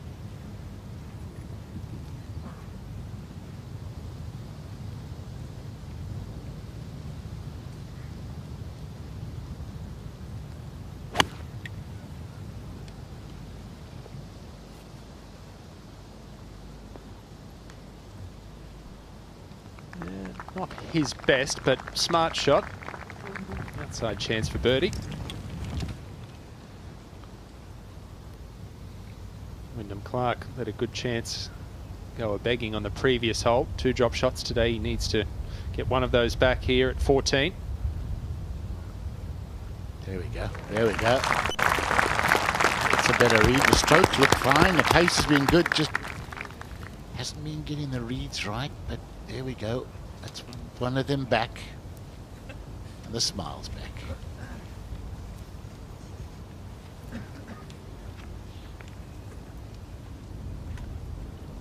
It's funny, you don't hold a putt for 3 or 4 holes, and you do, you know, it's, the reaction is like you haven't held one for a century.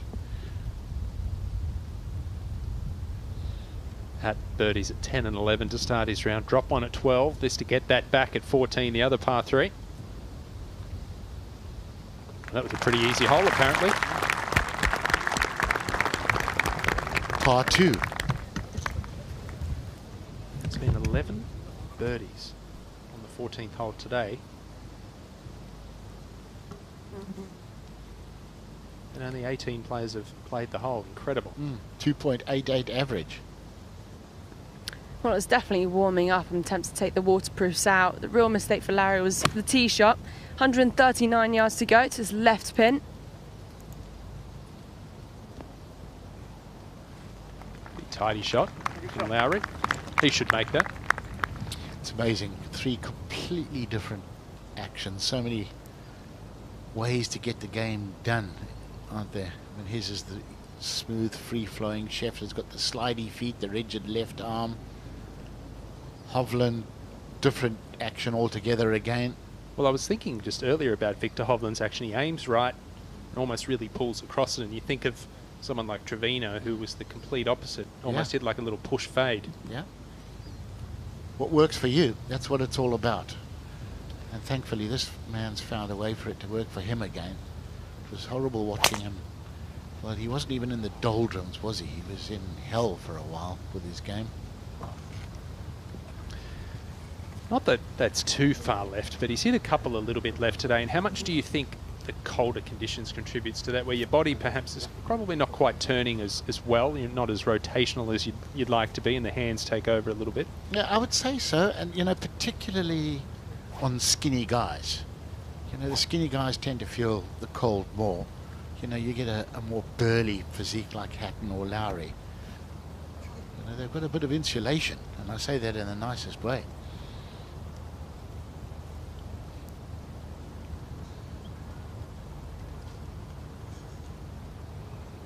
And youth. Youth counts for a lot.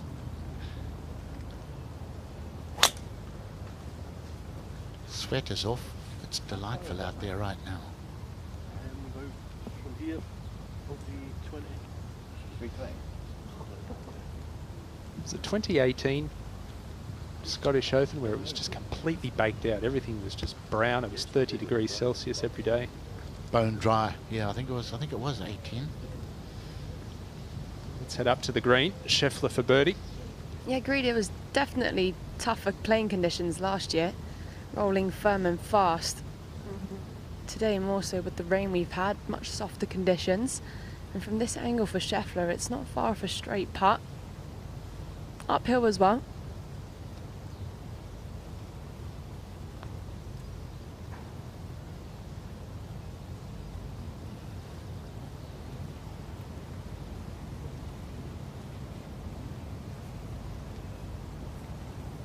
It's about ideal pace, isn't it? All the tests they do, etc. They reckon sort of about 18 inches past the hole is when you hole most putts at that pace. It's a little more than 18 inches. Probably 2 feet. He's not phased. Back at the tee, Wyndham Clark coming off the birdie at 14.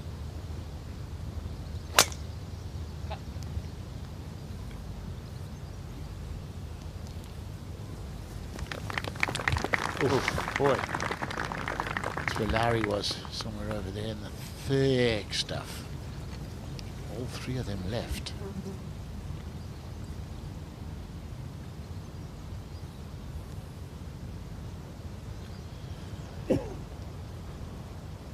Lowry in trouble, as you mentioned off the tee. Hacked it out, third to here. Once he got Incy. Well, most of this green actually slopes left to right, so this is back up the hill and definitely outside the hole as well.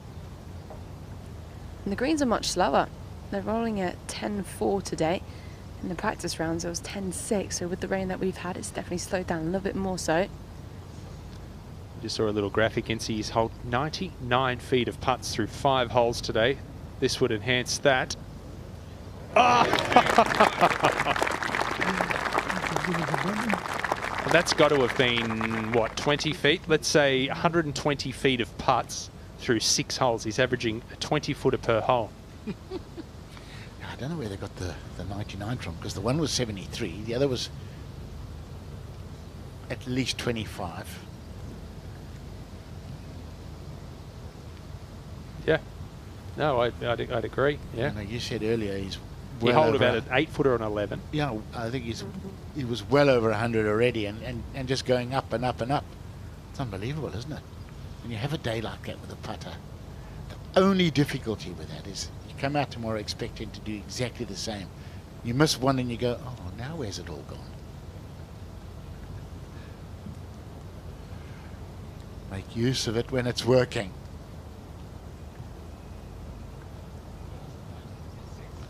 Right. He's had a good read shown to him. He knows where to hit this and does.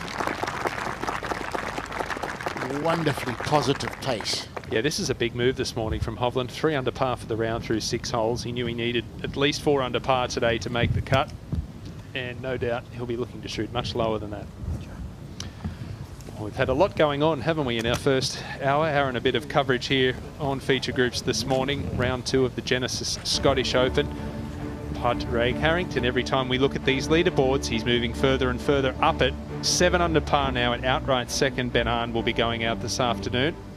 Scotty Scheffler, Ricky Fowler in our feature group coverage this morning there at 5 under par. Tough start this morning for Davis Riley. Couple of drop shots, but he's still there on the first page at 5 under par as our first feature group makes their way to the par 5 16th, Tony.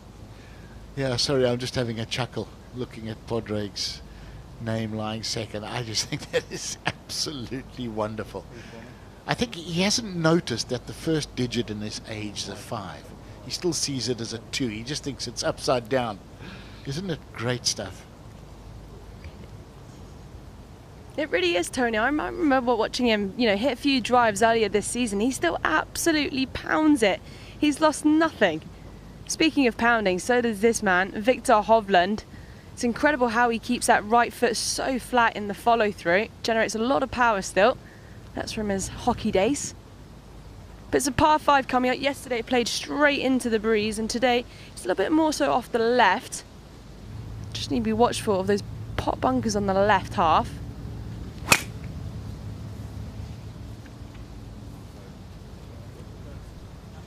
I don't think I've ever seen Victor Hovland steer a tee shot up there. Never looks like he's afraid of what may happen or the consequences. He just lets it rip every time, freewheels it.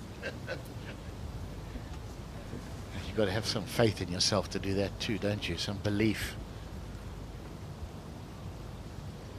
And that's potentially why he struggles with this short game. You get a lot of great long game players, who do generally create a lot of lag, kind of converting that into their short game. That's where they really struggle.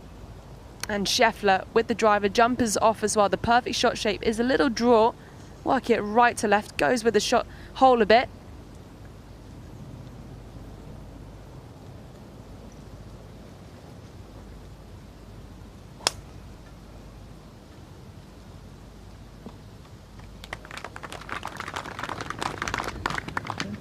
And a couple of good tee shots there from Scheffler and Hovland, finding the first cut. That's no problem. That's just A1. That's exactly what everyone's trying to do. Hit it down that right half. That tiny bit of draw is only going to help you maximize the yardage. But with the modern technology these days, it's harder to do. Thank you very much.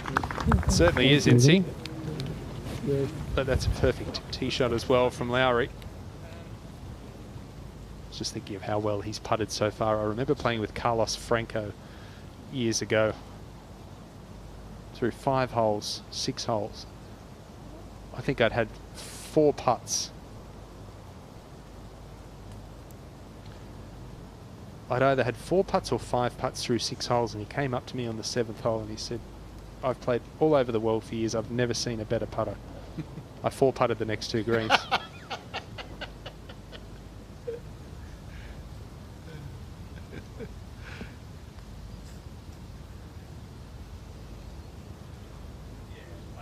Looks like a decent lie here for Fowler. It's clear behind the ball, which is important. You can have a bit of grass in front of the ball, you can smash it through that, but to get the strike on the ball, it's clear and not bad.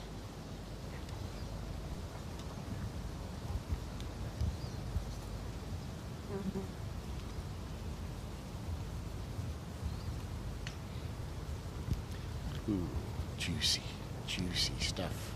Well, we can't see his ball there, Tony, but he certainly looks like he's got a better situation than what Lowry had. He looks like he's attacking it. So easy for this just to go straight left. Grass wraps around the hosel of the club, but he seems to have done okay. That's better than okay from that lie. It's a monstrously long putt, but you can be chopping it out sideways out of that stuff if you get unlucky. So before we see Hatton hit, they're on the 15th hole. This is the hole where on Wednesday in the Pro-Am, we've seen footage, I'm sure everyone's seen it now, Rory McIlroy hitting the Persimmon driver off the tee as Hatton hits his second. 168 miles per hour ball speed McIlroy had with the Persimmon compared to his 181 with the modern technology, and the ball carried 255 yards compared to over 300.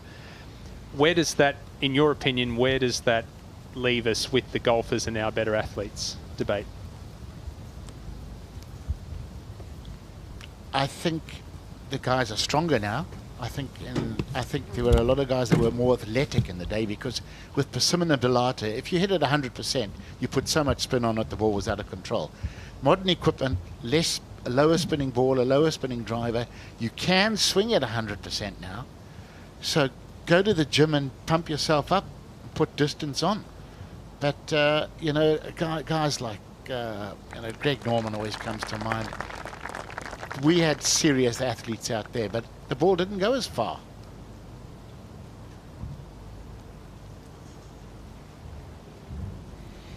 I mean, you know, we're talking with McIlroy hitting the Persimmon the other day. 168 mile an hour club head speed is still ball speed is very high, and the ball went 255, and that's the modern ball. Now, the modern ball, we've got to remember, is made and suited to modern equipment. But Belata certainly wouldn't have gone any further. You know, when I was out there playing in the 80s and 90s, pre the Pro V1, which changed the game in 2000, you know, there were a lot of guys out there that averaged 240 with a driver through the air. And these guys are hitting a 4-iron 240 now. It's a different sport. Well, when John Daly won the PGA in 1991, he was averaging 288 yards off the tee that year, which he led the driving distance by 9 yards. 279 was second. They were most of them were using metal woods then. Yep. Of course, they still had the Bellatas, but it's it's certainly interesting to see. I mean, I would love to see them at least play one tournament per year using the Bellatas and the wooden clubs. And you're right, it's just it's a completely different technique. It was all about sweeping the driver back then versus hitting up on it as well, wasn't it? Yeah. And you know, if we had a rollback of distance with ball and driver, you know, you bring a lot of the wonderfully classic golf courses back into play. You know, the problem is a lot of the old traditional courses are just too short. We don't get to see these beautiful courses anymore. Clark long birdie putt at 15. A little bit of work left. And on that note, actually, I remember playing Royal Melbourne, which I'm sure many of our viewers are familiar with. 6,100, 6,200 metres from the back tees. I played it just over a year ago with Persimmon clubs off the tee, and all the great fairway bunkering, all of a sudden that was in play again, rather than the modern technology. They're flying it all the time. Lowry, he'll be first to play at 16, isn't he? He's got 262 yards. That makes it 248 to the front edge of the green. He's got two options, and you can try and fly it all the way with a nice high fade. It depends what club he's got in the bag. Otherwise, if you lay it short, there's a big spine, and you can really get any sort of bounce, and then you're kind of relying on luck then. And with no breeze from this sort of distance, you can probably try and fly it all the way and get it landing softly.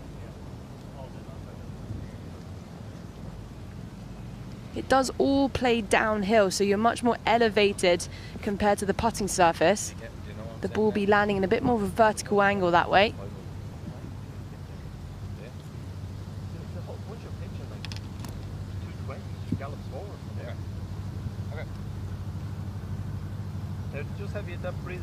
So with an iron in hand, maybe going for a bit more of the chaser route. Like I said, you just got to be watchful for that bounce. It really can go anywhere. That spine is pretty awkward.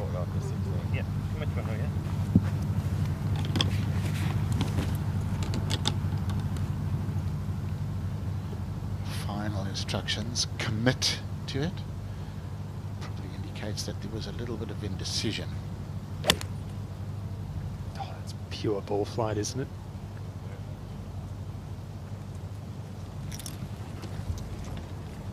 Now there's that spine that Incy was talking about. Makes it very difficult to run it into the screen. Left half goes left, right half goes right. But you know what? That's okay. 2-putt birdie coming up. It's probably another one of his monsters. It's good for his putting stats as well, just off the green there. But it's probably not right to call that a miss, but it's the correct spot to miss it, isn't it, on the left-hand side? Absolutely, that's a great miss. It should be a 2-putt range there for Larry. Now Scheffler, he's got 250 yards and the pin's in a cheeky spot just short of the flag. There is another mound, so very difficult to get this one close. You're definitely looking to eye up the left half of this green. Like we said earlier, it's a great safety spot.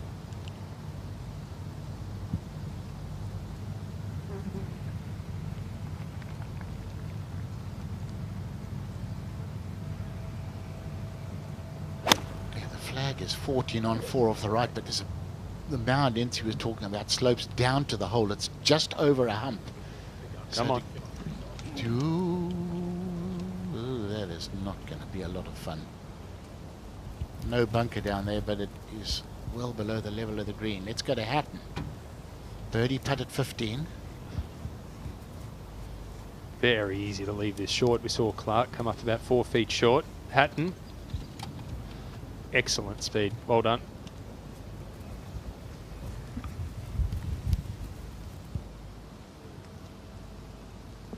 That's the problem.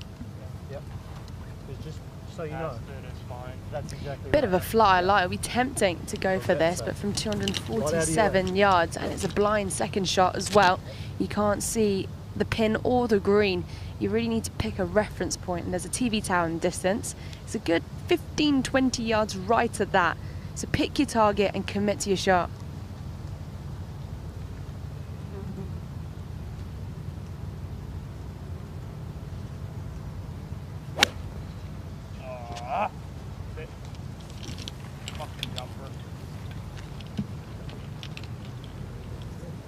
Once again, apologies for any language you may have heard there, but not sure what he was too concerned about because he's on the dance floor in 2 shots. Long putt for eagle.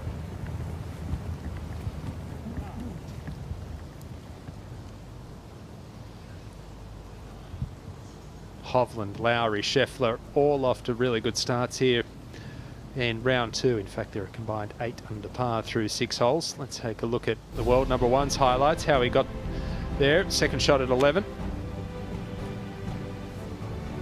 Eyes high in the sky. It's coming down from the stratosphere. Using the contours. Beautifully done for a birdie. In it goes.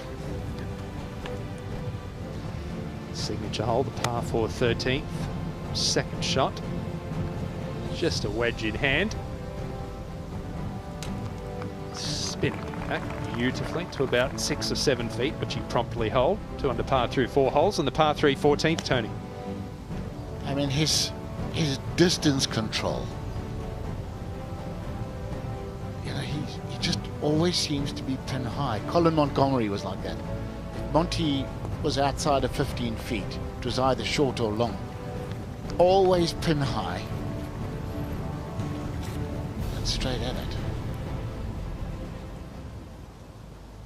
Made a bit easier by the fact that there's very little breeze, I know, but he's still got control of his ball. Not so sure this is the easiest chip in the world, though. Couple of wedges. Try and feel it. We'll go back 576 yards.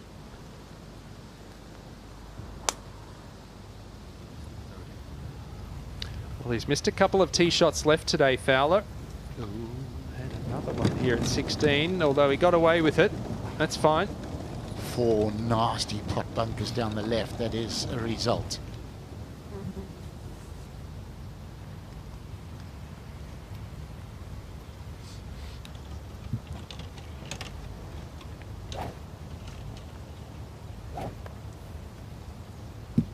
Ricky having a look in his book. Can't really see some of those bunkers from the tee.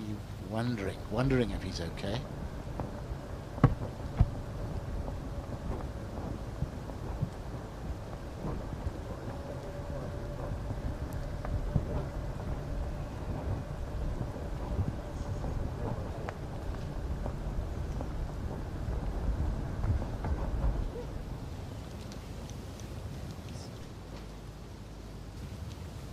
Yeah. Good shot. Nothing wrong with that.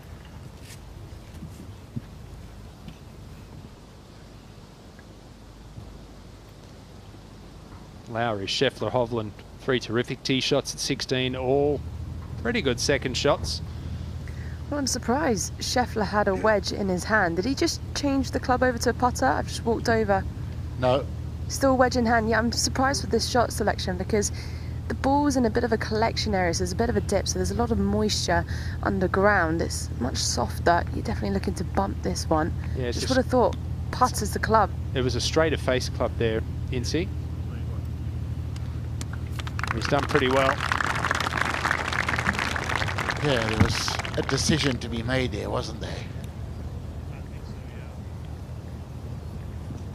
Awkward place to leave it.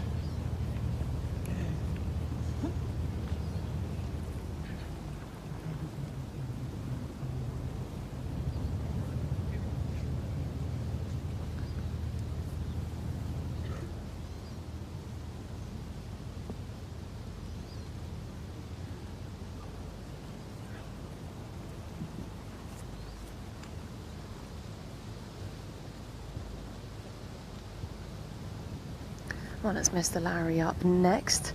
It's a bit of a funky break to this one, moving quite hard off the left to start off with, and it should flatten up, but it's all uphills as well, so it's going to be quite slow too. I just walked up to him and said, "This is your tapping range, isn't it?"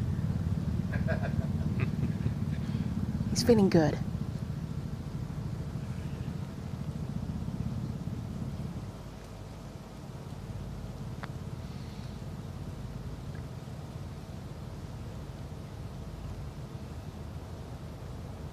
Excellent speed.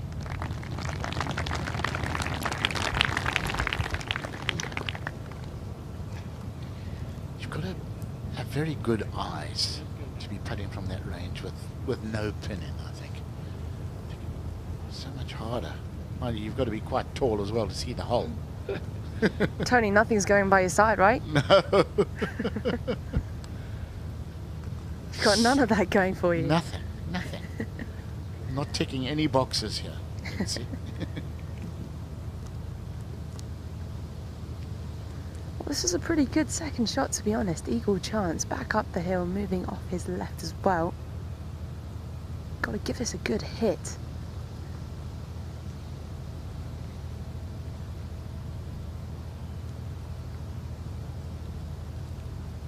I thought that was a very interesting look at Victor Hovland's putting grip there. Very weak grip with both hands. It's almost like he had a V in his right hand, pointing at his shoulder.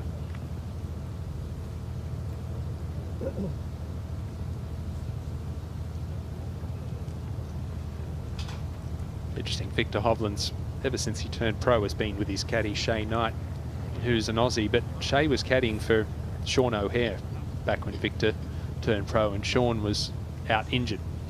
So asked if he could go and caddy for Victor because Victor had approached him, and I'd say it was a pretty good move. Pretty good move. You see, you fellow Aussies have the inside line, eh?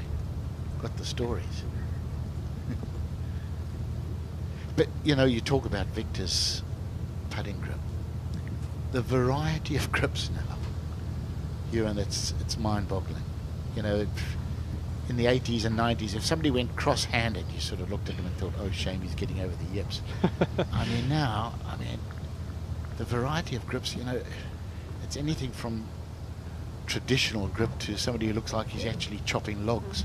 You know what I don't see anymore is Bernard Langer made it famous, and then Brett Ogle won a couple of tournaments using the, what did you call it? The right, where the right arm held the left arm. Yeah, what was that called? Oh yes, yeah. Actually, I don't know if there was ever a name for that. But you know the one I'm talking about. Cross-cack-handed forearm grab. I mean, it was... No, you don't. I mean... The one that Langer missed the infamous putt to, to win the Ryder Cup. Soren Kelson's about the only one that does it. That's right.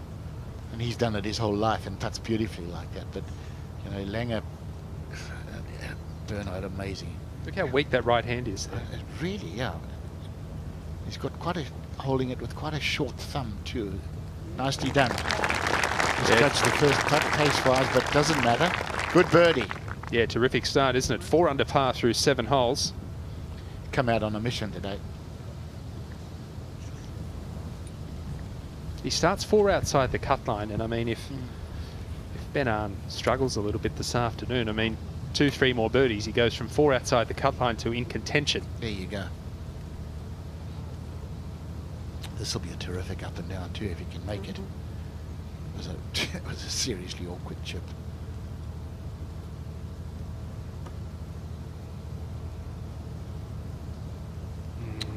What a pity. What a pity. That was to move into a share of 4th for Scheffler. Disappointing. 2 pars on both the par 5s. He putts very, speaking of putting methods, Scheffler putts very open to closed versus a lot of players are square going back, square going through. And certainly on left to right putts like that one, if you just don't release the putter, it's so easy to do that, miss it right.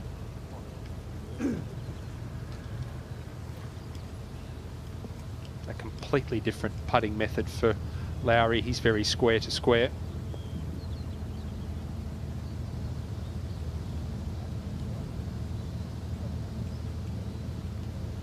Yeah, it's just a totally natural stroke, isn't it? You know, I'll bet if you had video of him putting when he was 12 years old, I bet the stroke was exactly the same. Well, I suppose when you're a fantastic putter, why change? Light hands. The open stance as well. You used to see that a lot as well many years ago. You don't see it too often anymore. Everything just screams natural about it. Good start. 10 under par, this group, through 7 holes. We're having a treat, aren't we?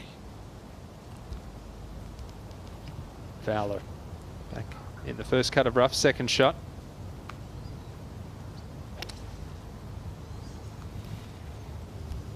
Driving the one.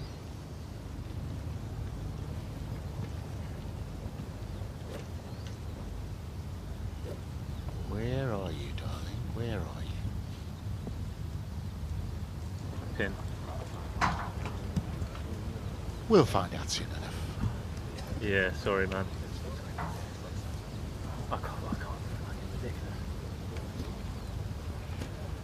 Patton from the first cut of rough on the right-hand side.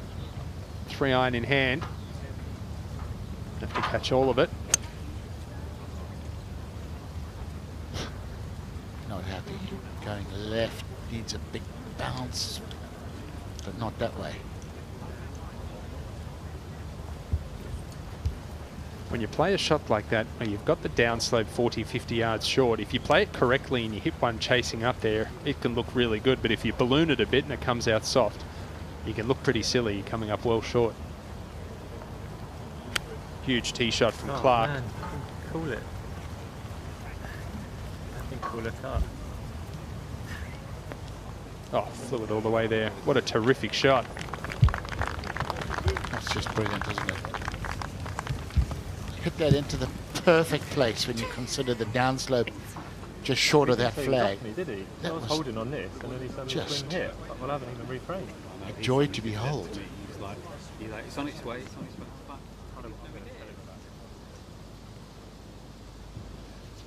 Cheers, mate. The 17th hole, par 3. Playing 203 yards today. 2 Genesis cars up for grabs for the first player to make a hole in one here, and the caddy also receives the Genesis vehicle as well.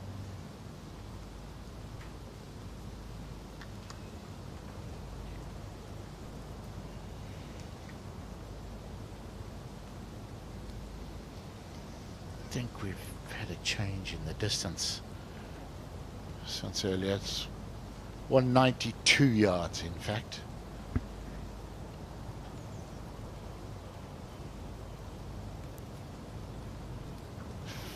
Flag just 6 yards on. Steep upslope short of the green. Do not be short. I repeat, do not be short. I mean, there is a beautiful revetted face bunker short left, but that's exactly where you don't want to be. And there's a big false front as well. So it'll be an awkward spot. You need to carry this all the way, all of 192 yards. And there's a little bit of hurt off the left as well.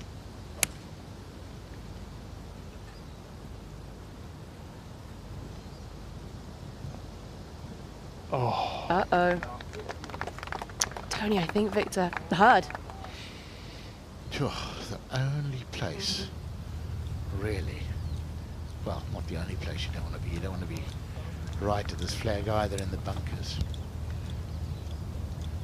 Well, it's a two-tiered green. Everything slopes right to left. I think it's a slightly tougher pin position than yesterday, but a slightly friendlier wind.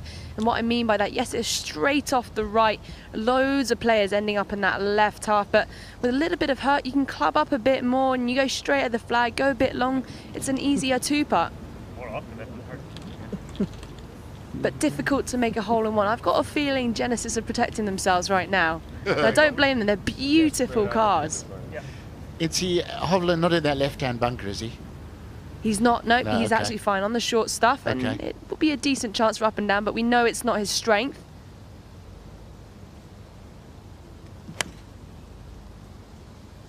Looks like he's trying to hit just a gentle fade in there, Lowry. Can he get it up there? Good shot. Yeah, that'll do. That will do. That's the line you need to take. Yes. There is a bit of a mound short right of this green. You land it just on top. It should trickle down and over. But then if you're short of it, you've got the rough as well. So you've really got to be quite precise with your numbers. Scheffler up next. What can you do? Can you pitch it 192 on the number? Just right of this pin would be perfect. He likes a little hold-off shot.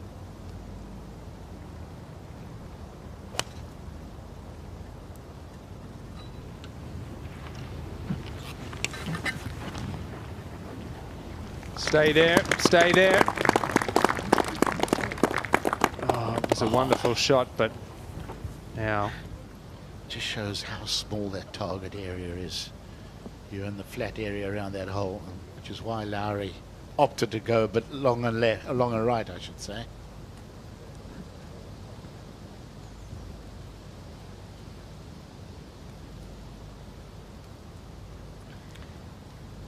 In calmish conditions, that flag is tough but gettable. If it starts blowing hard this afternoon, that's not going to be a lot of fun.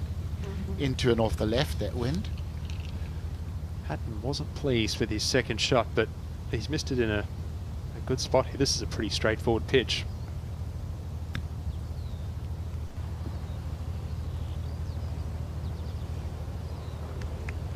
Well, it might have been straightforward, but he has played an absolute gem.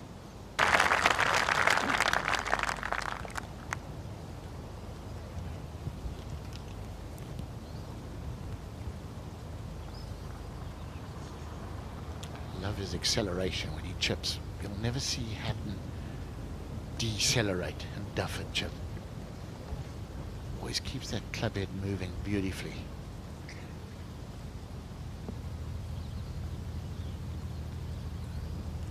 Ricky Fowler down where Scotty Scheffler was. Scheffler took out a straighter face club and bumped it into the bank. Fowler has the putter out. I like this play. Incy liked it for Scheffler too, didn't she? But he didn't listen.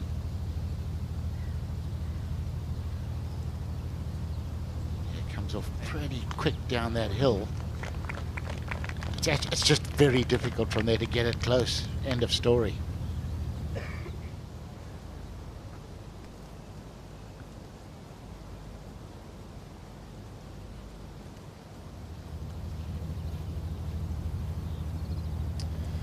Well, after an absolutely enormous tee shot from Clark, and they came in with Something like a 5-iron. Tough start. All of a sudden, this to get it to under par for the round. Eagle putt.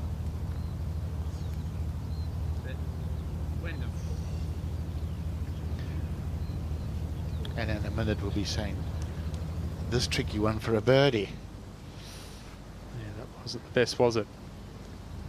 Yeah, I like this play for Hovland with the flat stick in hand. I think if you were chipping it would be pretty difficult to control, but you're putting mostly through the fringe and it changes into texture of the green. So strikes everything.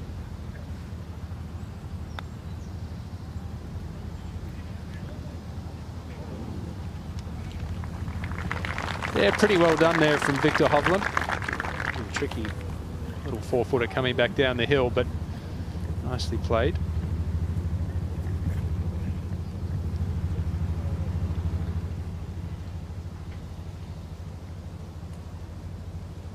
Not too many putts made here.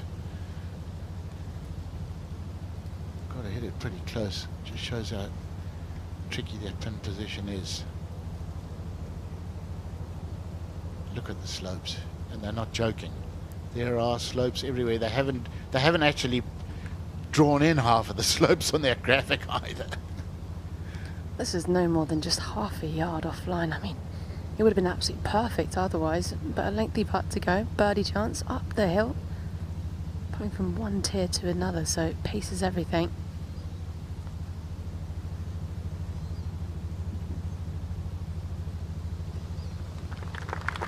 That's a good putt.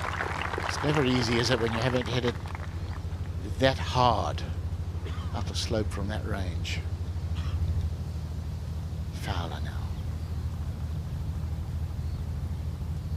Can he squeeze a birdie out of this? Unlucky. Unlucky.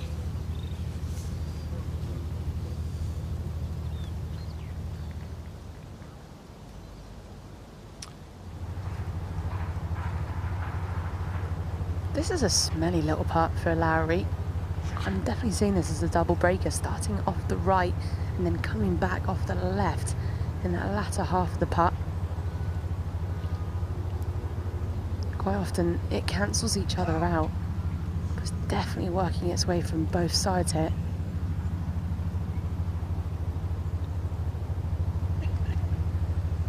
Would not be surprised to see this go in, what we've seen already.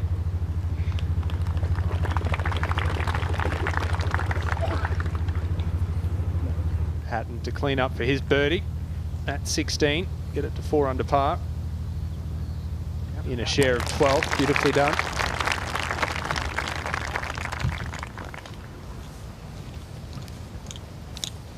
You've got the tee next, mate. Plenty of red numbers here this morning.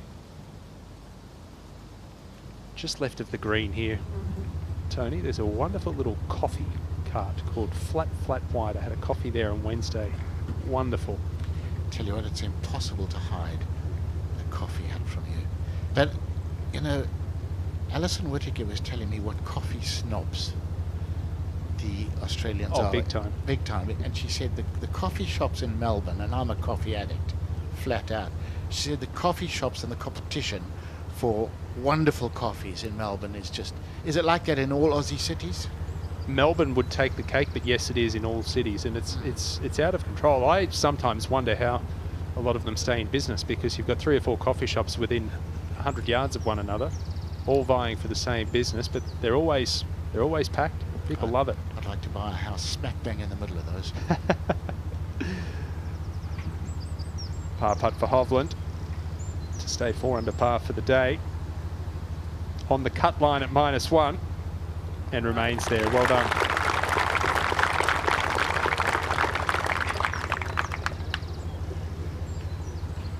Coffee shops don't open till 8, 9 o'clock almost everywhere across Europe. Why is that? Because they only start going out to dinner at about 10 o'clock. It's an awfully long day.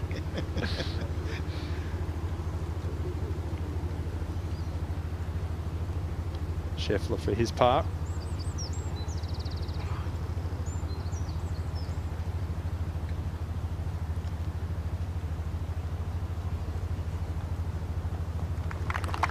Good work. The 2 putt. he has got a good stroke. You know, you mention where he is in strokes gained putting. You'd expect better because I love his stroke. So simple. There's no hands involved. It's all shoulders. Ben Arndt still leading the way here, day 2 of the Genesis Scottish Open, one of 5 Rolex Series events in 2023. Padraig Harrington, he's dropped one back at 6 under par, and Max Homa, the American, 7 under par in 2nd position. Yannick Paul, he's playing alongside Adam Scott, 6 under par. Good move being made from Ryan Fox there, 3 under through 5 holes, and Scotland's own Grant Forrest, who had a hole-in-one on 16 last week in the final round of the Made in Himmerland. Speaking of hole-in-ones, Jordan Smith, 17 last year. Him and his caddy both winning a Genesis vehicle. And Incy, 18th hole.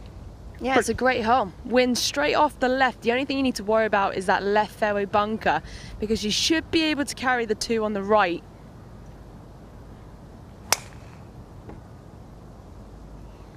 That is just a pure looking tee shot, fading it down the right half. Perfect. I know you're pretty good with that computer, Ewan. I think 18 was probably one of the tougher holes yesterday. I believe today it should be playing a little bit easier, and it's just purely because of that wind direction. Whenever it's that westerly breeze straight into it, makes the hole really tough. Well, I can tell you, there's been 1 birdie, 8 bogeys, and it's averaging the 12th most difficult hole, which I'm not sure about that. He caught 1 birdie and 8 bogeys. But over the week so far, despite it being easier today, overall, tournament-wise, it still ranks as the hardest. So yesterday was just brutal. It really is. I mean, that second shot is a bit of a brute. We saw people hitting 4 irons yesterday. Now, Scotty Scheffler, it's just absolutely premium to hit the fairway here. If you're in the rough, you've got a long second shot in, it just makes it really challenging to hit this slightly elevated and very undulating green. Hardest hole on the course yesterday, Incy. There were 7 birdies, but 41 bogeys and 9 others.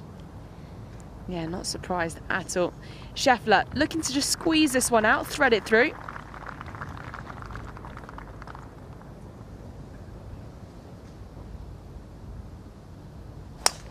Aiming it down the left side, trying to slide it back. High ball flight. Perfect.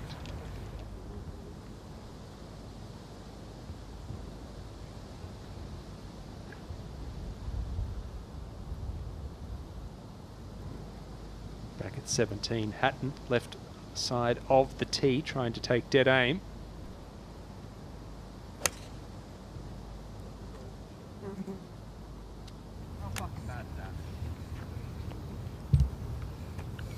Oh dear. Scotty Scheffler territory, not an easy 2-putt.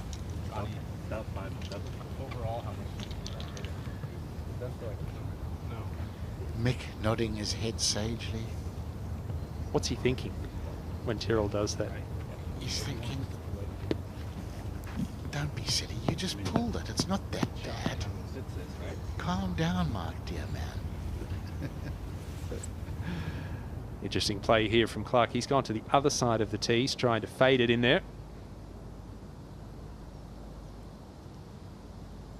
He's got everything set up at the middle of that grandstand, hasn't he? So, yeah, trying to hit the power fade. Has he overcooked it? Oh, come on, come on, come on, come on. He's got away with it. Better than got away with it. And after a rough start, an opportunity to get it to under par for the round for the US Open champion. That'll never get old, will it? US Open champion. You're always a US Open champion. For life.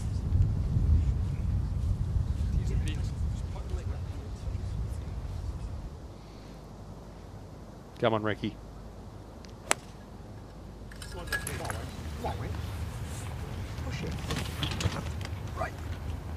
Oh, it's going to go down into the big hollow as well. At least he will get a bit of help from Hatton for pace and line. Beautiful conditions here the morning of round 2 of the Genesis Scottish Open. Ben Arn out this afternoon, 61 yesterday. Remember when he won the BMW PGA Championship? I think it was back in 2015 in his rookie season. He won by 6. He shot 21 under par for the tournament. And it's like you will, watching him play, you will win every single tournament. That is phenomenal. Yeah, I mean, he just tore the field apart, didn't he? He just demolished them, actually. He was just so good. And yeah, just vanished for a while, really. He's been back playing a few Corn Ferry Tour events the past 12 months. Hard to believe, really. Guido Migliozzi there, good start. He's 4 under par. Lee Hodges, I know you had big raps on him coming into this week, 3 under par. Nice to see a lot of Scottish flags. Robert McIntyre, another one of them down there, 3 under. Expect him to get hot this afternoon, maybe, if the weather's kind. Sebastian Soderberg, he's a good player, isn't he? The Swede, 3 under par. Alexander Bjork has had 6 top 10s in his last 7 starts. He's made every cut this year and has only finished outside the top 30 once. That's phenomenal. That is mega consistent play. Marcel Siem, he's had a terrific 2023. Great resurgence from the German, 42 years old, winner in India. There's our ball positions at 18. 3 good tee shots. You won't see too many trios where they're all on the fairway at 18, Incy.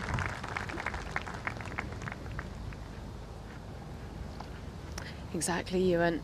Absolutely perfect. 186 yards for Larry first, and it's another cheeky pin down on the right half. You've got 2 pot bunkers right of this, and you don't want to end up there either. Leaves for a really tough up and down. Loads more room left, but there's a big runoff area as well. So all in all, it's a small target to hit.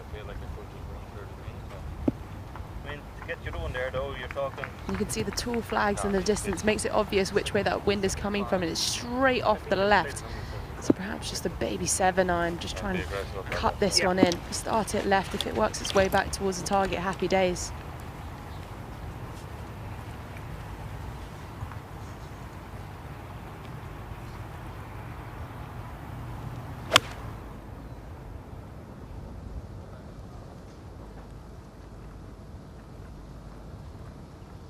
Well, it was a good-looking shot from Lowry, but stay there. Oh. How cruel was that? Was a nice shot. You're not wrong. That's Hovland up next from 165, and the pin's sitting in a little bit of a solo mini plateau, I'm going to say. It's really quite awkward, a bit of an upside down saucepan. Similar sort of stuff. You just want to be left of this flag, give yourself a chance at 2-putt, make a stress-free par that way.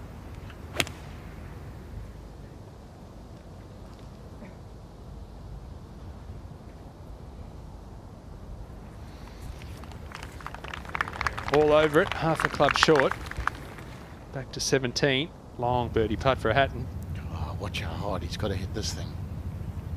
And he's got to have the right pace as it cruises over the top of the hill. That's well done. Man, that's hard to gauge, speed-wise.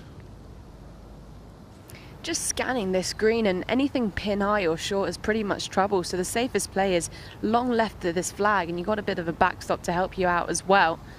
Perhaps an easy 8 for Scheffler.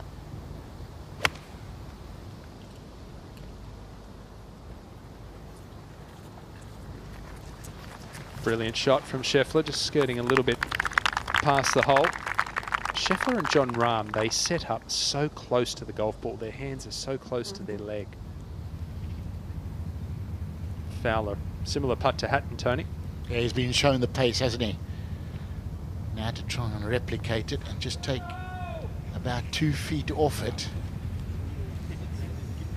No, Ricky, I didn't say 5 feet.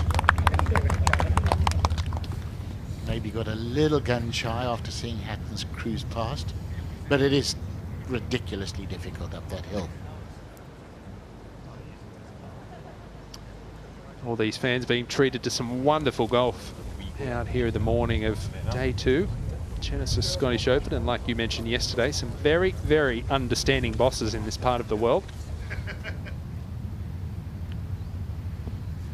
Yeah, if you're dodging out of work, avoid the feature groups, folks.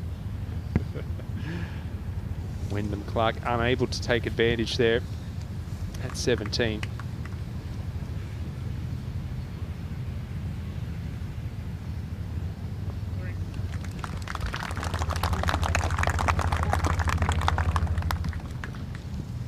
Feels like he's got about his DRE game today, Wyndham Clark, and he's still even par through 8 holes. Well, what is it? Just after 10 AM local time. 5 o'clock somewhere, apparently. Ricky Fowler, good 2-putt there.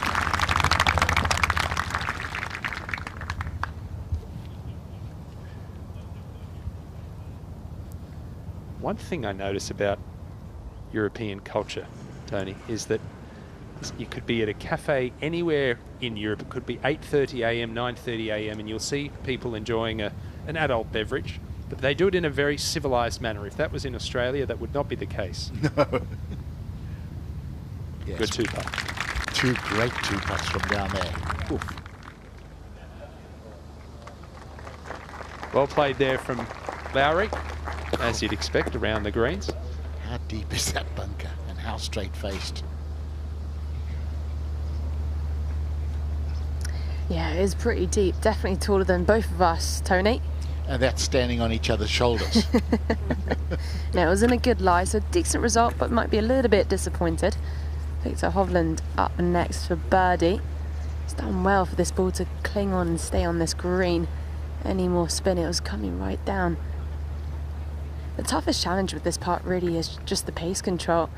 I described it as like an upside down saucepan almost. Anything beyond this pin, it actually starts to work away from you.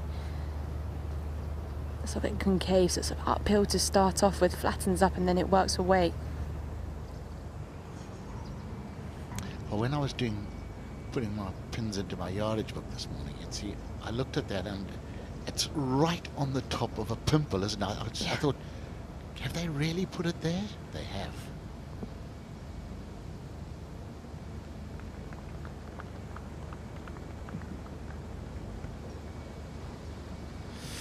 Oh dear. Oof.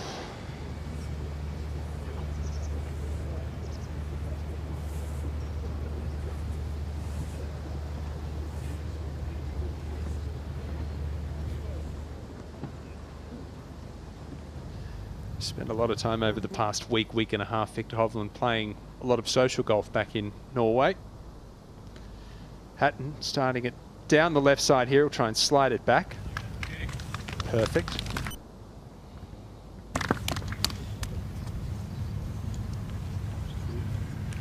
Do you play a lot of social golf, and have you over the years? Oh, I love it. That's pretty much all I do now. Get the persimmons out, the balladas out.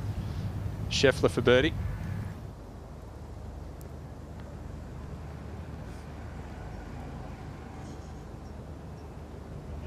He's hit that exactly where he wanted, expecting 6 or 7 inches of break. It's gone absolutely dead straight.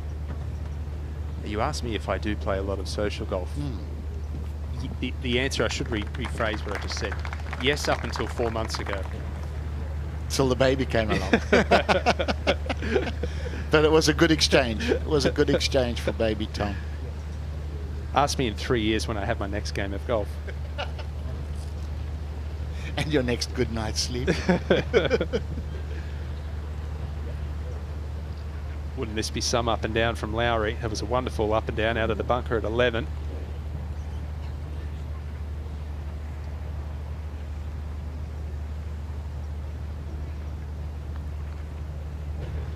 Well, it's just a clinic, isn't it, with the putter in hand? We do need to find out what the footage of putts hold is, because my guess is it's somewhere around 135, 140 now in 9 holes.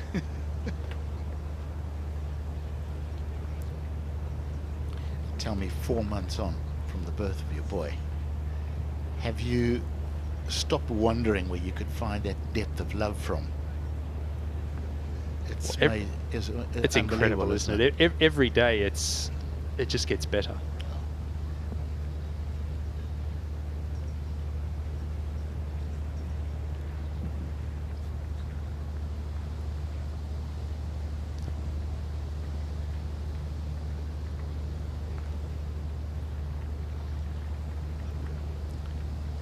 First putt. Quite short. This is going to be positive and firm. I can pretty much guarantee it. That's 2 good 2 putts in a row from Hovland. Keeps the round going 4 under par through 9 holes.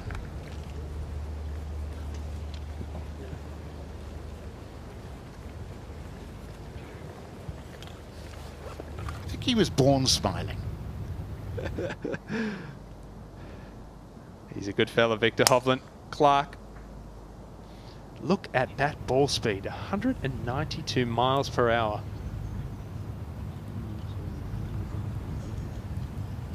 And that's just with a nice, smooth, little high, soft fade. He's a strong lad.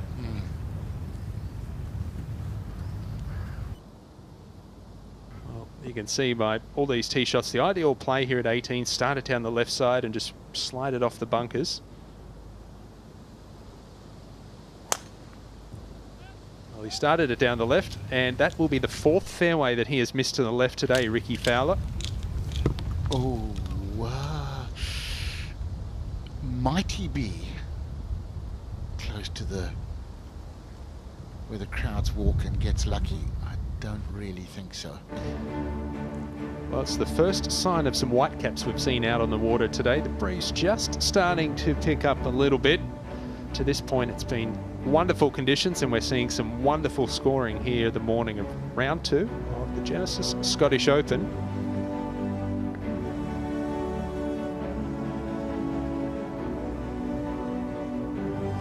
Speaking of meteoric rises, Tom Kim, the last 12-18 months.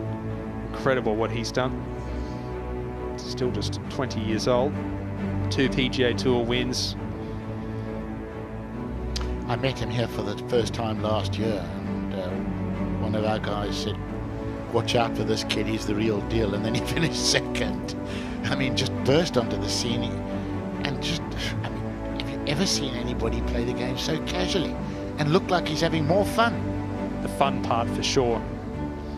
He's become good friends with Jordan Spieth and a lot of the other players out there. They've really embraced him and his passion, love the game.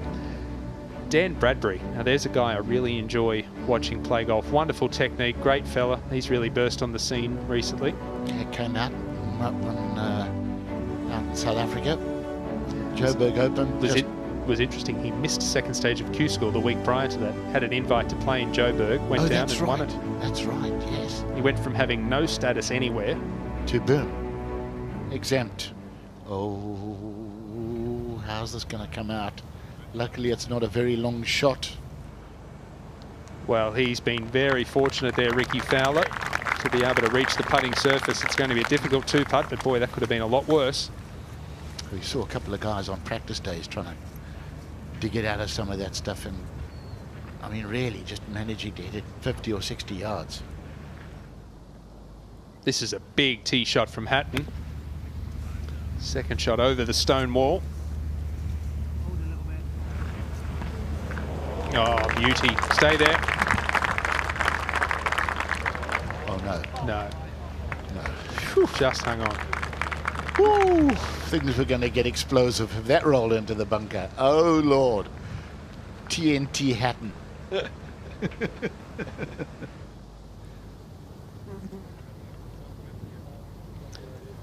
Well, our first feature group has made their way to the first tee. Their 10th hole of the day. Victor Hovland 4 under par through 9 holes and going along very nicely, Incy. Well, with this wind direction today, which is straight into your face, it actually makes the tee shot a little bit more difficult.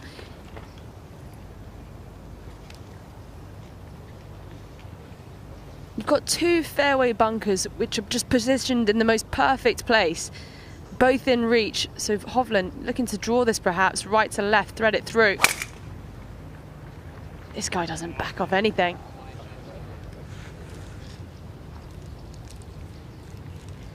Oh, you don't see Victor Hovland missing too many shots to the left. He exits the club beautifully to the left. He likes to hit a little bit of a fade, but it's going to be in some fairly thick stuff there. The ideal shot here really is just a little carve from left to right, isn't it? Yeah, I'd say that's spot on. And he's going to have a big pine tree probably in his way, which is not going to make that any easier.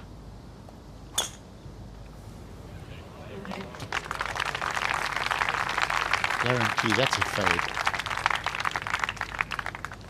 And he's just feathered that one to try and keep it shy of the left-hand bunker. Nicely done.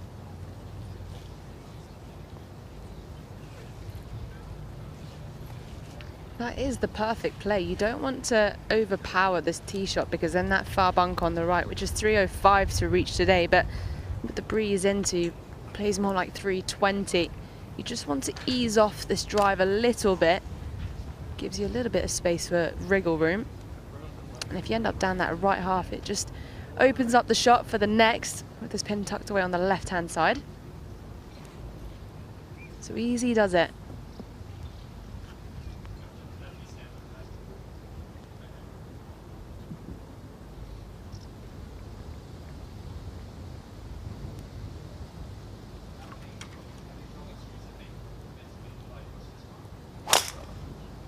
Wow. I mean, we know about his footwork, but that was incredible. Nearly lost his balance. The right foot slid so much. Nearly knocked himself over. Well, it's been a wonderful Rolex Series season so far. This, the third Rolex event of 2023.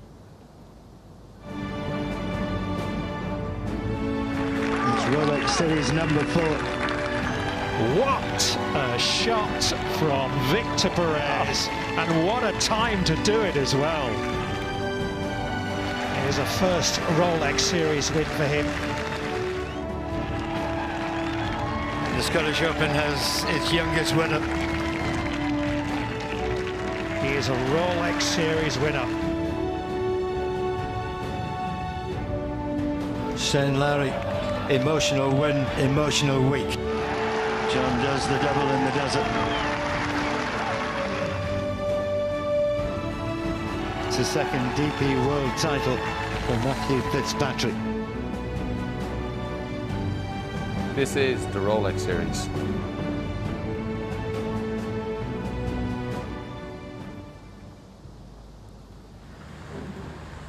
Ricky Fowler did very well to extricating himself from the long rough at 18 to this point, and a wonderful lag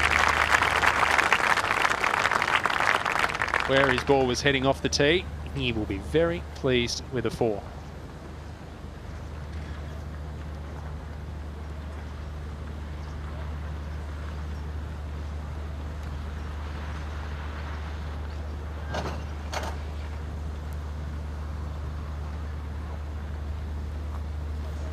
Tyrrell Hatton's ball just hanging on the edge there, Tony, and should be a fairly straightforward putt uphill and with the flag out. Yep, he'll fancy this. Cool. I don't know how you get it close here today. There's an area of about 3 by 3 yards to get it on top of that ridge. Looking good, looking good. Yes. You beauty. Tyrrell Hatton 4 under par through 9 holes. He included a bogey at par 3 12th. Terrific opening 9 holes. 5 under par now in a share of 8th.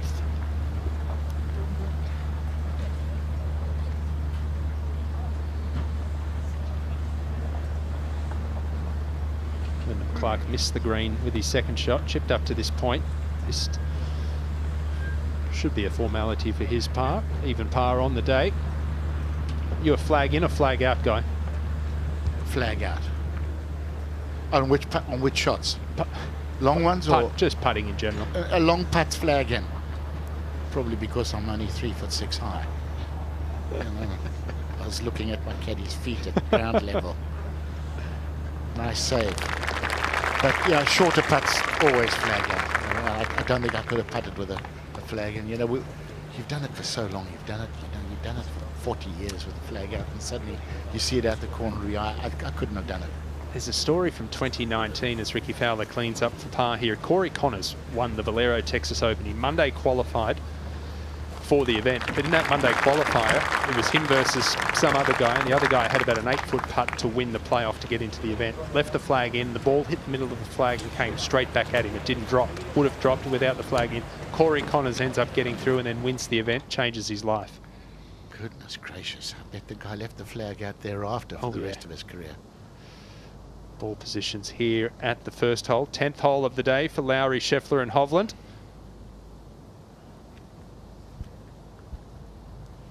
How's Victor's looking over there, Incy?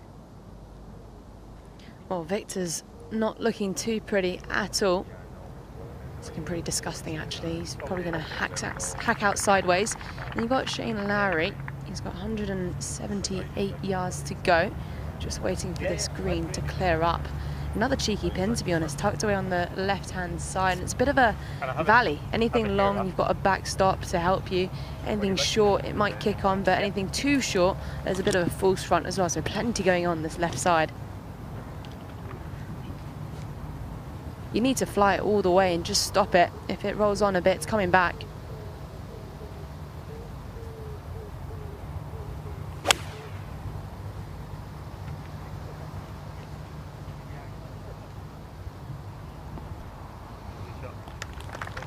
Good shot from Lowry.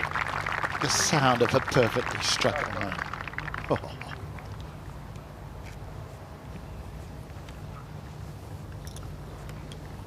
Three top 20s in the major championships so far this season. He loves hard golf courses. He loves the grind.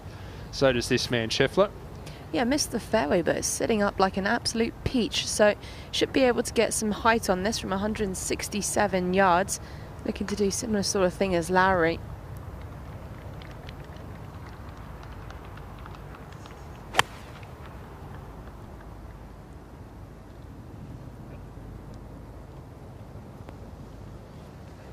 Just sublime.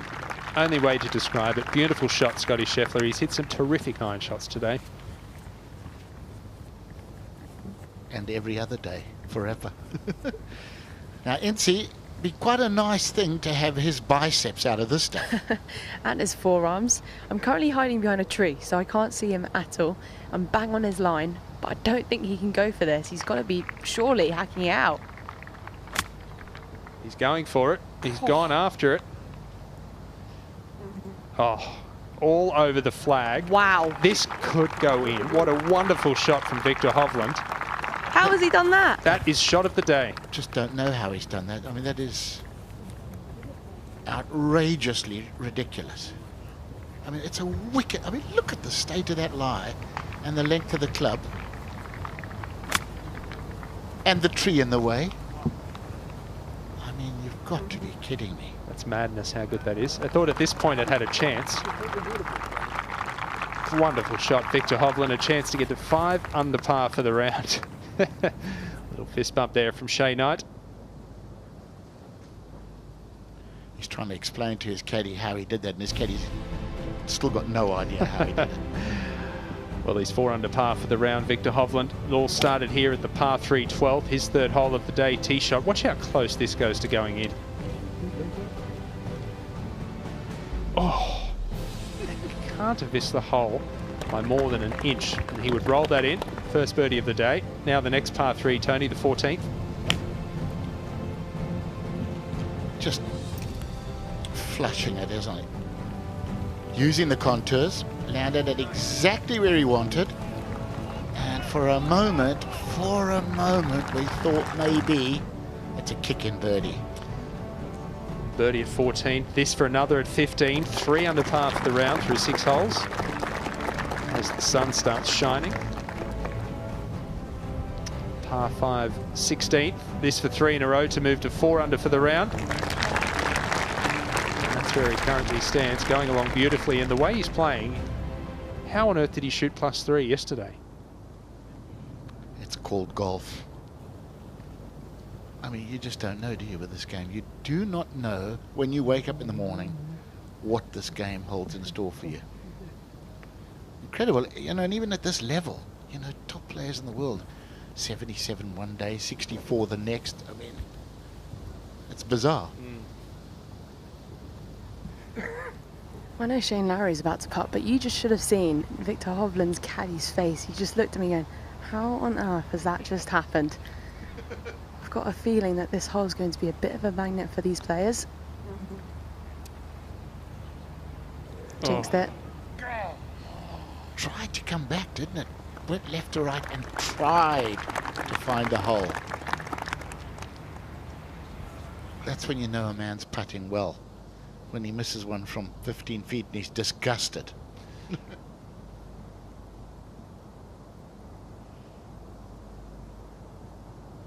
Yeah, I think Incy's right. That's going to be a magnet. I think we're going to see a lot of birdies here at number 1 today. A lot of balls close with the approach shots. Victor Hovland will be first to putt. What do you see in this one, Incy? Honestly, if this goes in, it would be the best birdie ever. That lie was disgusting. It is a downhill putt, subtly breaking off his left. And to get to 5 under par for the round.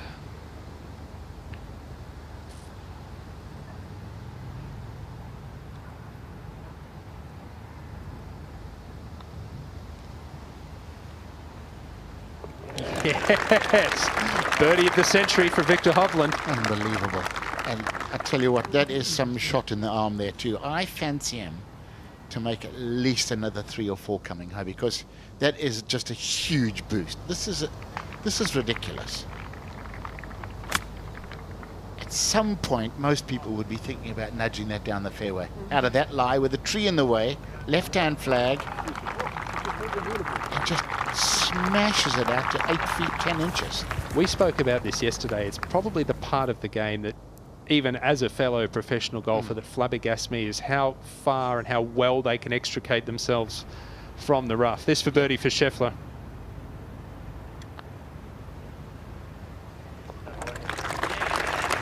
Beautifully done.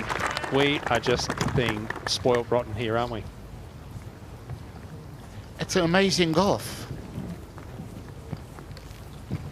12 birdies amongst them in 10 holes. 12 under par as a group through 10 holes. Not a single bogey. A joy to behold.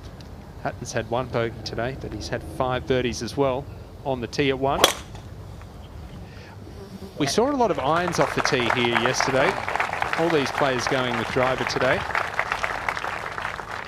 Yeah, switch in the wind. Leave yourself too far back, otherwise that's lovely. And with tough flags, all these birdies. You know, these guys are making this look easy. Honestly, when I did the pins in the book this morning, I thought, wow, they're trying to hold the scoring back a little bit here. Good luck with that. Greenkeeper's revenge.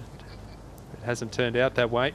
But number 2, certainly one of the harder holes on the golf course. Second hardest hole yesterday. 493-yard par 4.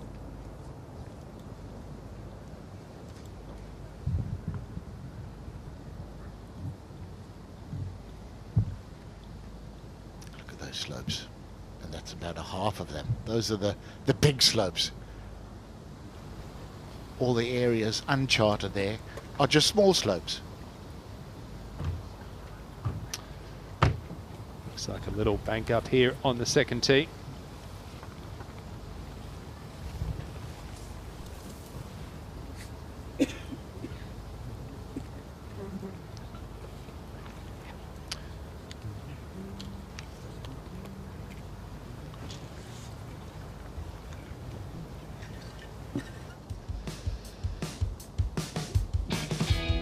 Well, it's a beautiful part of the world, isn't it? Scotland, over 1,500 castles. Population of just over 500,000. Edinburgh Castle, of course, one of the main tourist attractions. Those cannons up there, they go off at 1 o'clock every day.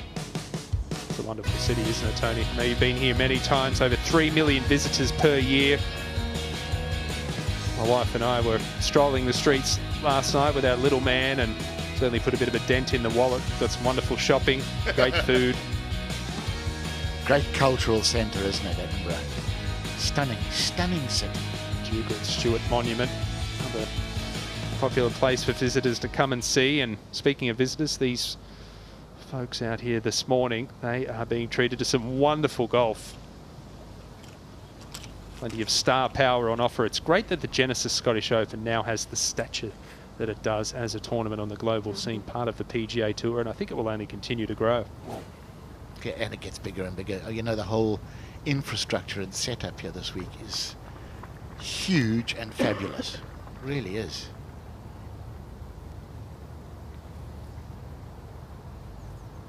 Just that one bunker down the left intruding into the fairway. 309, that's the one they will be wary of. Wind helping. Perfect. Tough fairway to hit this second one, isn't it, NC? Yeah, it really is. I mean, yesterday it was the second toughest hole. Today it'll be a bit different, especially with it being down breeze. But just an absolute premium once again to hit the short stuff. The rough on the right-hand side is pretty thick, and you've got that bunker on the left, which is pretty much where most of the golf balls will be finishing up. So Scheffler with the driver. You need your fairway finder.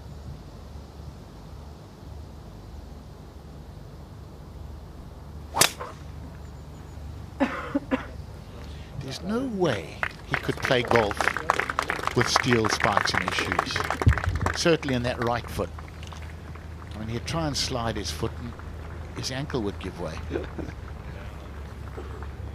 Yeah, I don't think I've ever seen anyone have such significant slide. Mark Calcavecchia, Greg Norman come to mind, but yeah, boy, oh boy, there's a lot of movement there, but it works. Lowry now.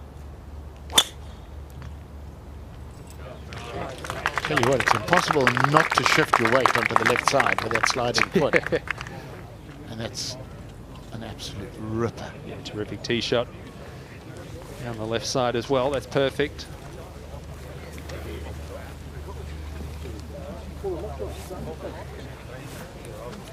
Getting a little crowded towards the top of the leaderboard.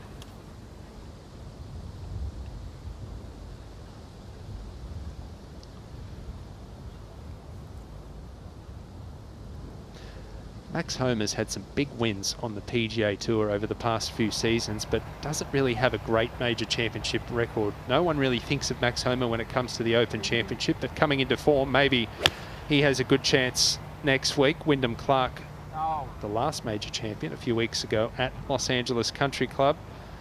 That's a poor shot, but will it come down the slope? It will. We've seen this happen a few times today, haven't we? Very fortunate. That's a kind flag. That's a kind flag today. You can get away with errors, as he's just done. Little smile. Oh, what a break I've had there. Now I'll just go there and roll it in. Second shot from the left rough for Fowler. That tree really shouldn't be an issue. Good lie, short iron in hand.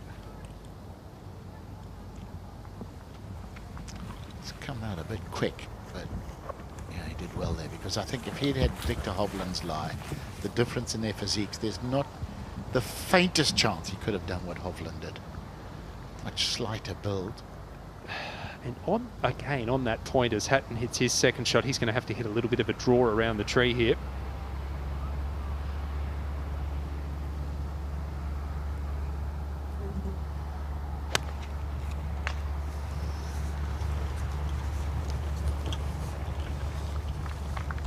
Come back, come back, come on, come on, come on. Stunning. We're going to see a 2 there at some point today, aren't we? Somebody's going to make an eagle. There was an eagle here yesterday. Yep. Great shot. Beautifully done from Tyrrell Hatton. He's making a move. You can see his name on the bottom of the leaderboard there. He'll move into a share of third if he can roll that one in. Tom Kim birdies at the first 2 holes. He's still at 6 under par.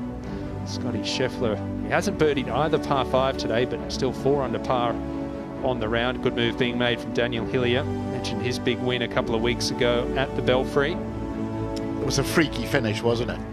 Birdie 16, eagle 17, Holder tough putt at 18. Speaking of tough putts. Goodness me. Look where he's aiming. Going back to his second shot. When major championship venues set up their courses with long, thick rough, it just plays into the hands of the big boys like Koepka and DJ and Bryson, doesn't it? Yeah, it does. I mean, you know, US Opens, when DeChambeau won his Open Championship, his US Open Championship, I mean, he just hammered it, and he didn't care if he was hitting fairways or not. He was going in with wedges, and other guys were laying back and going in with 5-irons. But at least we've got generous fairways here. You know, if you miss these fairways, they are generally fairly wide, and you pay the price. There's enough to aim at. Wyndham Clark got lucky with his second shot. I think his caddy there was just checking where the line on the ball was aiming. Taking a club up in the air down the line, making sure it was... Maybe he's not too sure that he's getting the lining up right. Ouch. His caddy John Ellis used to play professionally as well, played some mini tours and smaller tours in the US, and it's something that I guess we're seeing more and more of now, is former players out caddying. Never used to see it too often, but it makes for a good caddy tournament. Competitive one.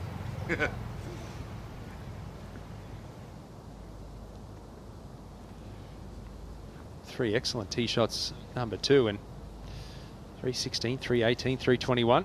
Moving it out there.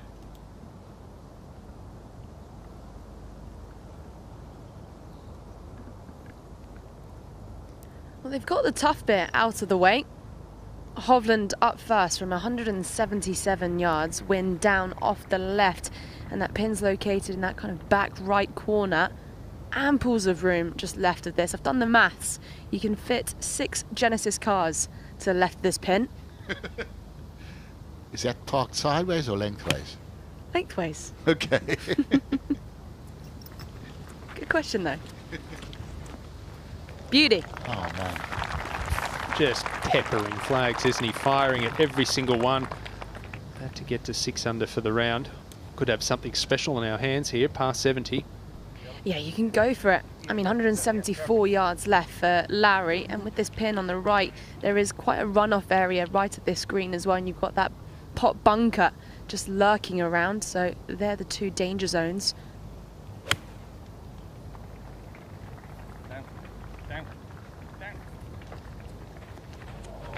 Oh, he too went straight at it, a little bit long, but that's fine. Even though we see, as you mentioned earlier, Tony, even though we see flags 3-4 paces from the edge, these players just don't fire at middle of the greens anymore. They go straight at it. It's incredible, isn't it? Really. And, you know, to be able to do that, you've got to be able to back it up with a great short game. These guys have all got that. Absolutely, and I think being one of the best players in the world, you've got to be brave. So from 171 yards, it's the perfect 8-iron for Scheffler.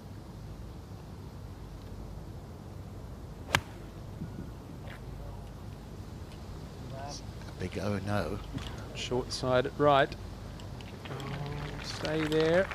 Stay there. Okay. Oh, lucky. That's fine. He's a tall man, Scotty Scheffler, but he has his hands so high at the top. His hands must be 10 feet from the golf ball at the top of his swing. He is a tall guy, isn't he? I saw him the other day. Hatton. Tap in birdie. Nicely done, Tyrrell. That's a share of third now for Hatton. He knows how to win Rolex Series events. 4 times he's done so. And he knows how to play in the wind. And we've got lots of that to come over the weekend. Yes, we do. That'll make it fun. The third of 5 Rolex Series events for the year on the DP World Tour. Main Langasca's going nicely, isn't he? 4 under par for the round. Adrianaus, 3 under for the round. Sami Välimäki, he can go low. So nice to have Ryan Fox back over here playing. He's been plying his trade in the US of A, and everyone out here just loves him. He's a good fella, isn't he? Great player. Jordan Smith, 1 under for the round. Very consistent performer, wonderful ball striker. can't tell you and how happy I am to see Gavin Green. I spoke to him at the Olympics. I was doing the Olympics, and I've never seen a man so lost and such a glare in the headlights look. I mean, he was utterly lost. He didn't know what he was doing, how to fix it, where he was going. He was gone, and I thought, this is just horrendous to see. And he's back. Oh, no, I just love it. Yeah, this game will do that to you. It's a familiar feeling for me. Hatton. Oh! Uh-oh. Oh, it's all lie dependent there, isn't it? And I think the shout of 4 there was not so much for the people as to please see where this is going. Look at that stuff. Oh.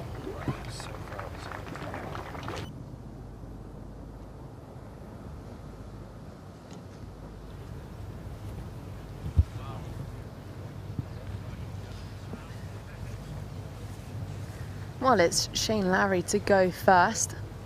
Brilliant atmosphere around the second.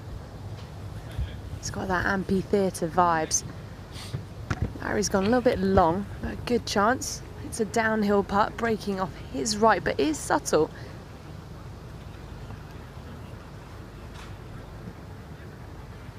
And see, I just love the way he putts and chips. It's just pure feel, isn't it? It's just like artwork, I think. There we go, another one. Mona Lisa. Shana. Take that putter back to the hotel with you today. Cuddle it.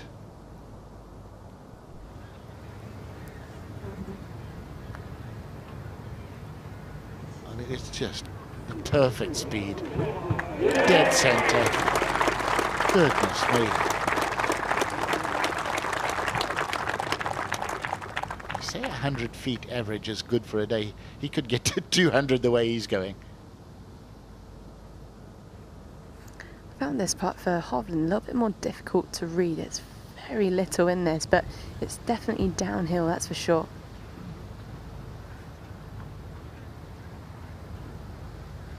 Typically when it's downhill, it definitely tends to take a little bit more break.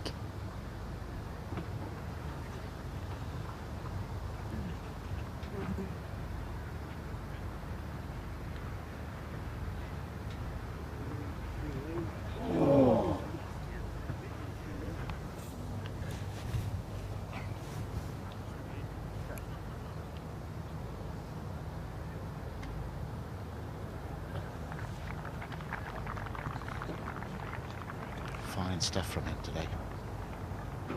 5 birdies, no bogeys. In fact, we haven't had a bogey in this group, you'd see, today. Yeah, it's been really impressive, and this is a really good chance. Tricky putt though. It's a double breaker off the right first, and then should come off the left in the second half of it. Overall, not far off straight.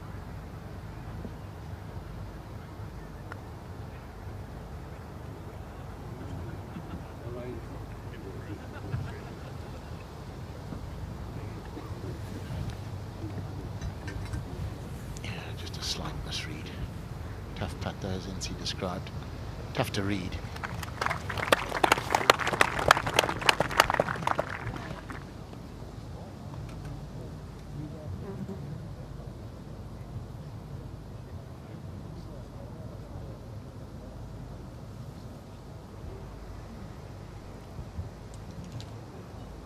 Hovland to tidy up.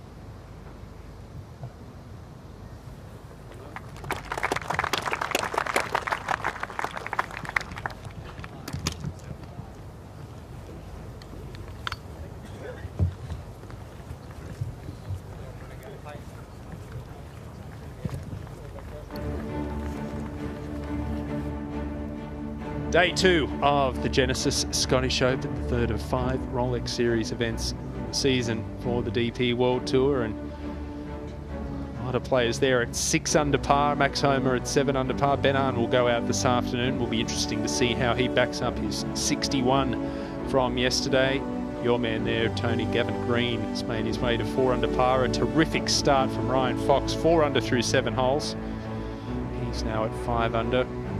Ben Griffin having a solid rookie season on the PGA Tour, 4 under par. third hole, the par 5, was playing straight downwind yesterday. Players taking full advantage. We saw Rory McIlroy make an eagle, but not sure how many players will be cutting the corner today, Tony. Oh, good question. And that bunker down the left there, it's like a black hole. It just sucks balls in. Everything slopes in towards it. And I've got to ask you, how much fun is it doing commentary on links golf? Every single shot is exciting. It's the best. I mean, obviously, I'm partial to sandbelt golf as well, but links golf is the best. This is the best. Yeah, it is. No, sandbelt golf is special too, isn't it? Really. Now, there you go. There you go. Out in the kilt. The sporran. Good man. Are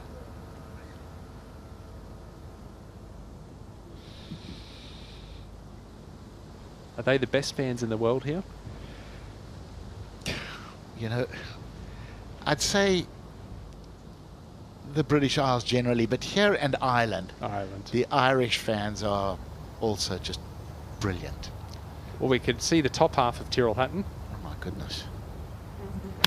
Oh. Wow. He's gone at that with a 7 or an 8 iron.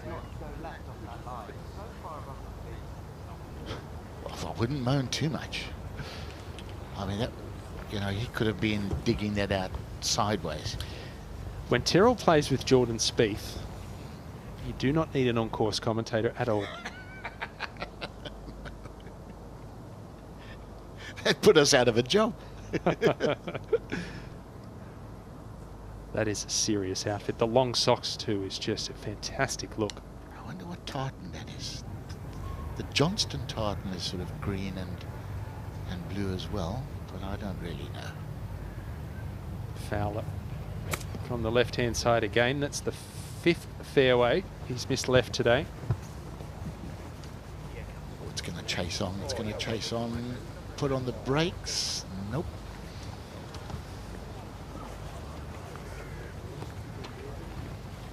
That's going to be a very awkward up and down. He'll have several options of how to play that one from there. How many times have we said that when guys have missed greens? It's just, that's going to be an awkward up and down, and that's going to be an awkward. It's always they typically get it up and down, and they do. Great skills. Well, it's going to require 2 big hits to get on this par 5 and 2 today. Slight dogleg left to right. You've got to be watchful of that left pot bunker though.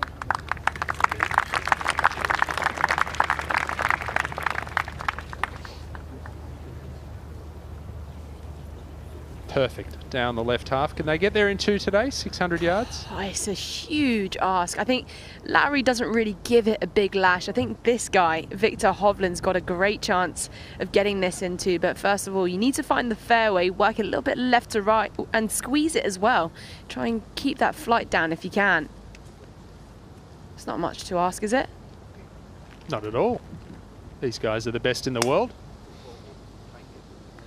Looks like he's done exactly that, Incy. Little flat fade out there. That's a good 20 yards past Lowry. Yeah, this time last year, that ball would have seriously been scuttling down. It's definitely softened up, which is only going to make this hole longer as well. So it might be 600 yards, but a little bit wind into your face and softer conditions. It's playing more like 660, I would say. In a way, though, the little bit of breeze into their face actually makes this drive a bit easier. It takes the urge to take on those trees on the right out of play. And really, that pot bunker is pretty much out of reach. So they can just fire it down there.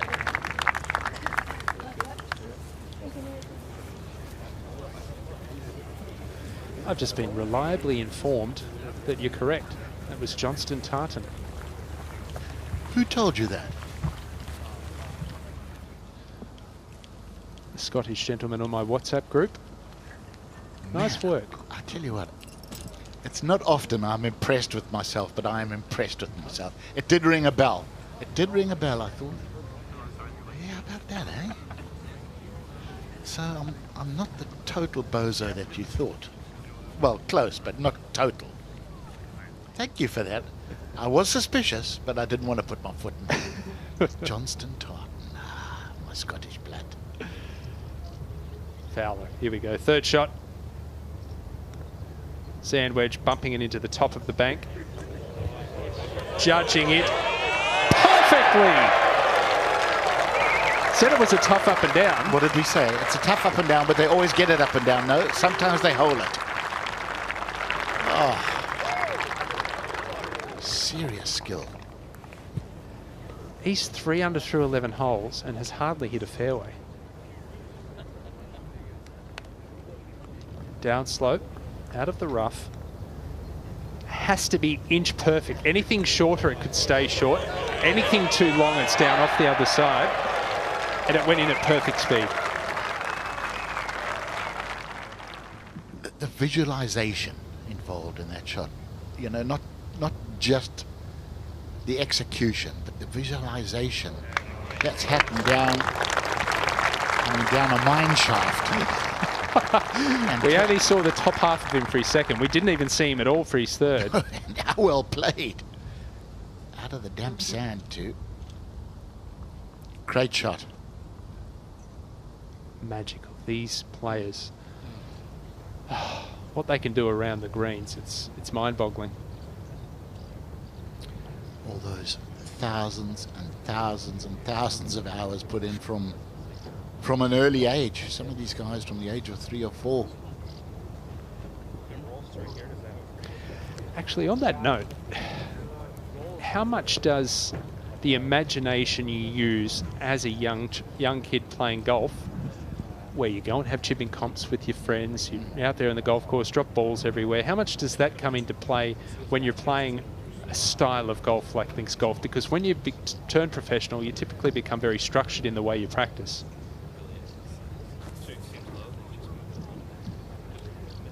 I think it's huge, you know, to answer your question.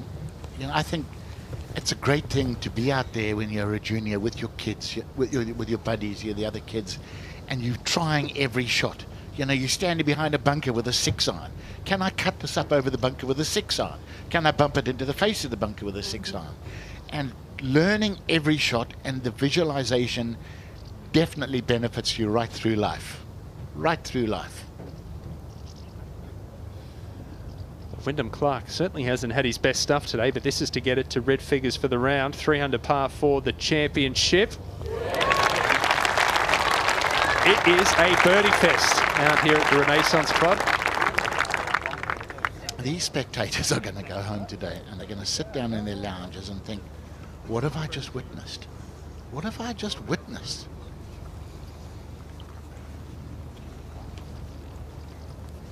Birdies, birdies, and more birdies. It was the second hardest hole on the golf course yesterday, and this group, assuming this goes in for Hatton, has just played it in 2 under par. Fantastic save for par for Hatton.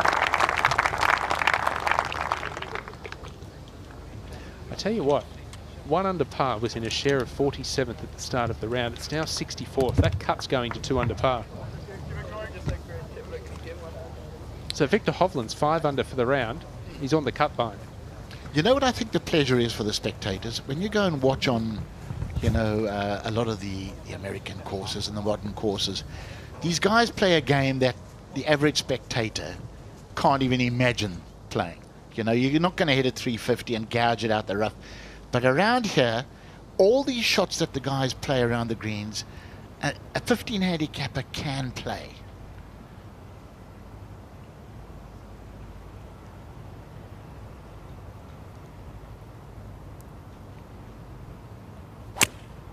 .318 yards for the second shot for Hovland on this par 5, laying up with the 3-wood.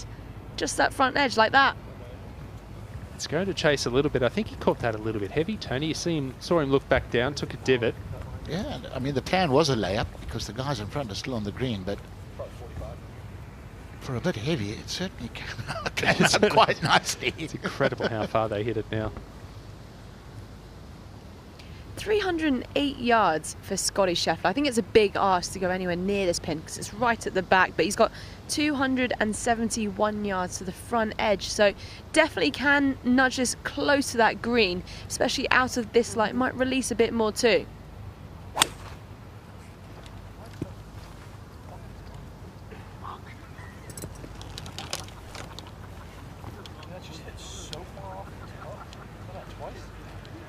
An unusual mishit, according to him. It's a pretty good leave. Yeah, most people would take that. Got the whole green to work with.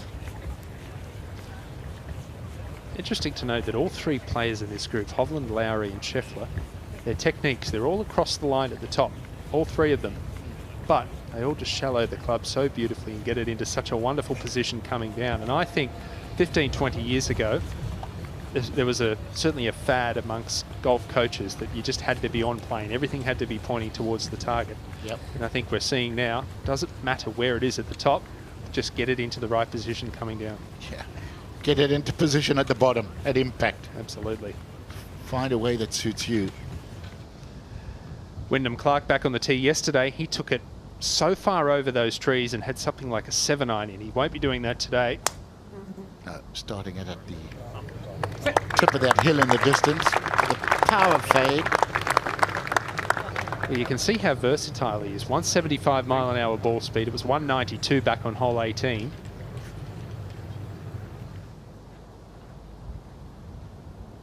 Now Ricky, this will be a good opportunity to get rid of that left shot. Has to hit a little fade up here.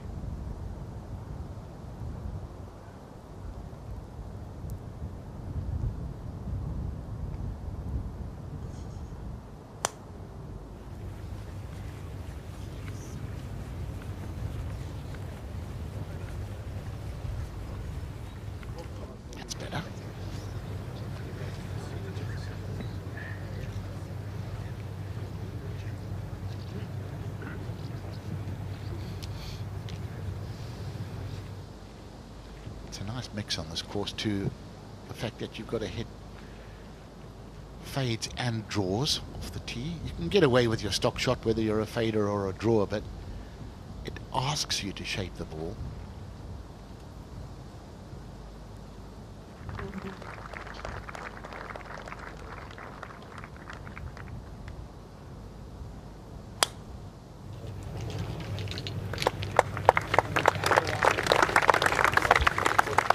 Wow, that snap hook 10 yards off the club, according to... But then it straightened out.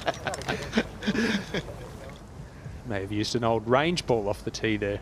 Who knows? Well, it's certainly been an impressive effort so far from Tyrrell Hatton, hasn't it? Started off at 10, 1 under par, birdie putt. Easy as you like, birdie at 11. Nice way to start the day, back-to-back birdies. He did make a bogey at 12, but then the par 3 14th, Tony. Yeah, this is just so sweet. He eyes it up, and there's a reason why. Glorious tee shot.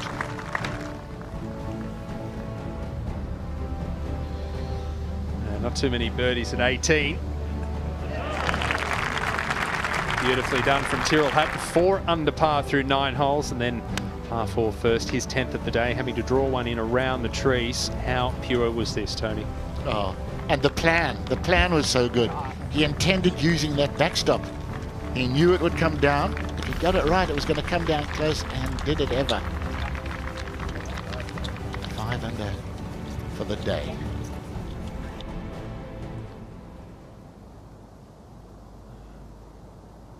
All three players going along nicely, feeling pretty comfortable out here. Davis Riley, a couple of bogeys early on today, but he's got those strokes back to where he started the round in second place at 7 under par. That fairway bunker on the left, just at the bottom of your screen there, players were taking it well past that today. I'm not sure it'll even be in play for anyone today. It's playing a long way. Yeah, it's playing a long, long way. Maybe for Rory. Be interesting to see this afternoon whether he goes with driver there. No, 118 yards to go for Shane Lowry, and this is a very cheeky pin position, not much room at all to land this. You've got bunker right and you've got a big swale left. I reckon your target is no more than 4 yards wide. Lowry looking to flight this one down. It's all about control. Yeah, it was always going to land and bite, wasn't it? Just underhit it. Underhit it. Maybe NC was a bit nervous of that tiny landing area. It's super tiny. I've never seen anything like it, actually. It's almost like a catwalk. We've got Scheffler next from 73 yards. He's walked up the green, so he's had a good look at this. I'd imagine he'd be looking to pitch it on the green, get it running a bit more rather than trying to fly it all the way. I just think you can gauge a bit more control with that. And if so, you're looking to play just a hair right of the flag. It does camber a little bit right to left. I always got nervous this distance shot on links turf that I would chunk it a little bit just because it's so tight. That leading edge just digs in a little bit. Easy to chunk it in front of you. So easy to do. But this is the world number one. Yeah, it's intimidating to really go at this flag. It really is. And you don't see that often from that distance, do you? I mean, players are just taking dead aim, but even from 70 yards, world's best, just playing it safe.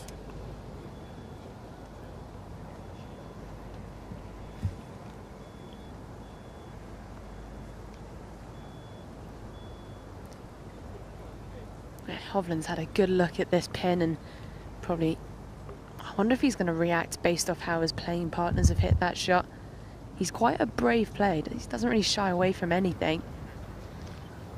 Does he have a bit of a better angle coming from the left side here?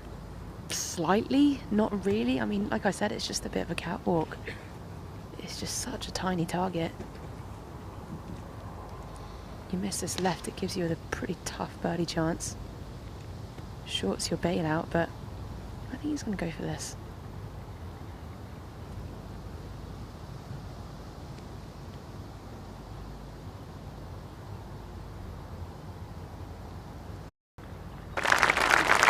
Yeah, well done, Victor Hovland.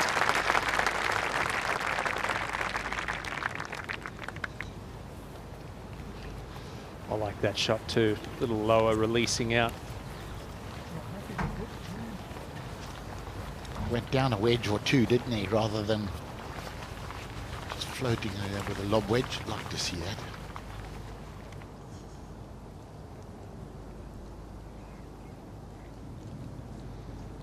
It's actually quite incredible looking back to his junior golf days and even early on in his college days, how much his physique has changed over the years, Victor Hovland. He was, I guess for lack of a better term, he was a pudgy little fella, and now he's ripped. He is ripped. Very athletic. They're all strong, aren't they? Pudgy. Pudgy. I didn't want to say chubby. So you just make up a word that sounds like it. Pudgy. I like that. I'll let him know. I think maybe... No, please don't. Maybe you shouldn't. You're safe. You're just in the tell him I box. said he's athletic. Fine, I'll tell him part two. Shane Lowry up first. From this angle, slightly straighter, but definitely moving off his right. He's just been putting unbelievably today.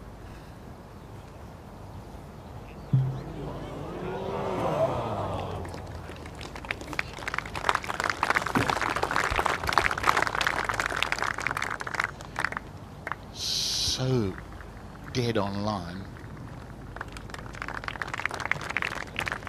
Now that's a mark of how well he's putted today. 25 feet-ish. Dead on line, little short. And disappointed. I normally hold those, he says. Today anyway. It's like a NASCAR driver, Shane Lowry, isn't he? There's just logos everywhere. He's a walking billboard. I said to him the other day, I said, there's a little spot on your left chest. You could get one more advert. Johnston Tartan, maybe. Johnston Tartan. I'm quite impressed with myself. Yeah, very impressive.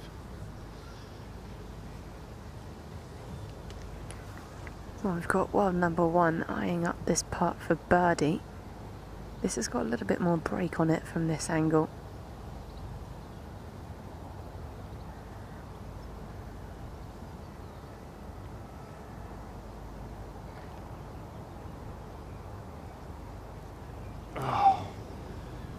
Good roll. Rammed it through the break, but a bit of work coming back as well. These par 5s today are certainly playing a little tougher, aren't they? Not so much 16, but 10 played very difficult this morning. Yeah. This one's playing longer. We just saw Max Homer make a 6 here. It's how par 5s are supposed to play. You know, in the 80s and 90s, 474 was a recommendation in the rules that maximum distance for a par 4 at the coast should be 474, and 474 was a drive and a 3-wood. You know, these guys now, to play the equivalent of a 520-yard par 5, you know, we played a lot of par 5s that would drive a 3-wood and, you know, a nice pitch. Work this that way. A little baby fade would be perfect. If the breeze was any stronger though, I wouldn't hit a driver. I think the closer you get to this green, the more awkward it gets with that pin position. But from there, it should be a perfect pitch for Hovland. Hey, Incy, do you feel like there are a lot more holes out here that suit a fade off the tee than a draw? Yeah, I would say so. I mean, just reflecting on the last few holes, I think that's a fair point to make, especially with the wind direction as well. There's a few kind of winds that you can hold against, otherwise you can kind of use it to your advantage. It looks like Larry's up next though. I'd imagine with the driver as well, looking to do the same sort of thing. If you're too straight, you can run out of fairway and end up in the rough, so you need to shape this and move it left to right. And he's done exactly that, Incy. Perfect position down that left side of the fairway. And that little red cross in the fairway is 75 yards to the front edge. So they're going to have just tiddly little wedges in there. I actually think it's a tougher pin today. So important to put this in the short stuff, and I've said that pretty much on every single hole, but it just really feels important because the pins are located in tough spots today.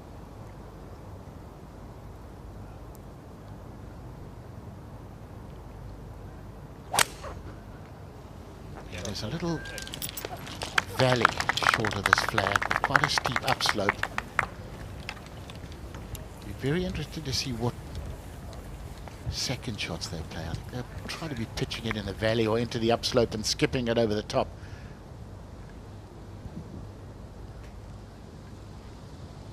With little wedges, it will require touch.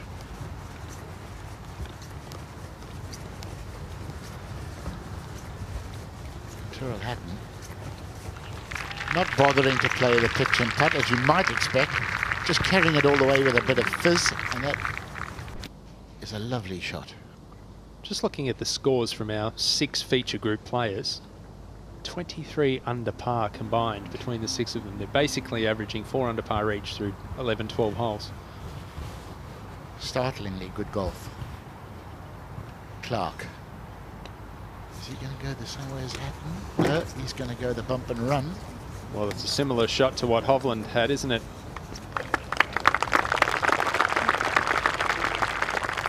Good practice too, that for next week for the Open. All these guys will have that in mind, the guys that are in the Open Championship. Practice those shots, you're going to need them.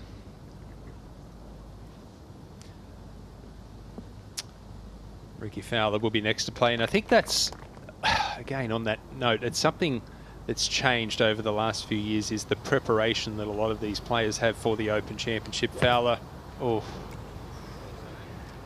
he was lucky that got out. Oh, how he was so unlucky to finish in the bunker. It was the one place you couldn't be.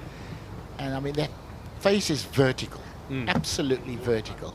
And he had a horrible distance there, 50-yarder.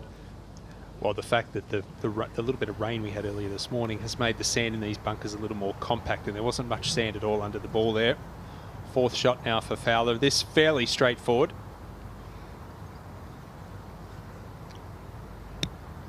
Yeah, and off that tee shot, you know, with the opportunity to knock it on the green in 2, he does not want to walk off here with a 6. It'll feel like a double bogey. That's not bad. What I was saying about the preparation for the Open Championship is now that this is a PGA Tour sanctioned event and a Rolex Series event, everyone basically comes and plays here. But before that was the case, you had a lot of players that would come over and play just a week of links golf. They might go to Ireland or they'd come to Scotland and just get themselves acclimated with the type of golf it requires. But it was always a debate. Do you come over and do that for a week, or do you get the competitive reps under your belt and play a tournament somewhere before it? But now everyone's playing the links style. Yeah, before you're it. right. I mean, Tom Watson was a great example. He always used to go over to the west of Ireland. Tiger as well. You know, Tom would go and play Ballybunion, Lahinch, and just get the feel of links golf. I played with Tom at Firestone in the World Series of Golf once, and he had already won a bunch of Opens. And I said to him, Tom, what do you do differently in wind in links golf? I'd only been out on tour for 4 years. He said, no, nothing really. I said, really? You don't try and shape it differently? He said, no. If you hit it at the sweet spot with the irons, the wind does very little with it. The last time I ever asked Tom a question, I thought, we're seeing this game differently. Because he was, I mean, you know, everybody talks about Ben Hogan, obviously, but I don't know if there's ever been a better striker than Tom Watson, ever. I mean, just amazing how flush he used to hit it. And has basically, even to the day, has almost have the same golf swing. Yeah. Same rhythm, same length to it. Unbelievable. Par putt for Fowler, moving to his left. Come on, Ricky. Don't do this for you. Do it for us.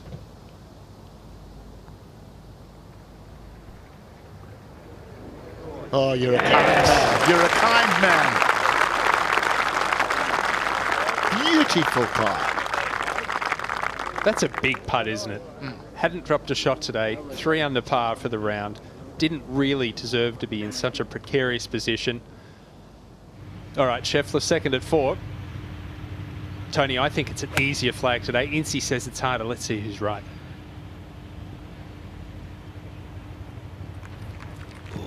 Oh. I was just wondering if they were too close to the green. I mean, he's a little bit further back, but Incy, do you fancy them to carry it on top, or a chance for them skipping it up that ridge? Yeah, absolutely. You got to carry it all the way. There's a big false front, and if you pitch this short of the flag with a bit of spin, you're probably going to end up 30-40 feet short. Shane Lowry from 91 yards. He's controlled the spin big time here. What a beauty! God! Excellent stuff from Shane Lowry.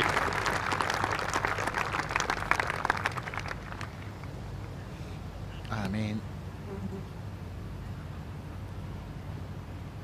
had to control the distance. Did he ever? And the spin. I mean, it was just fantastic.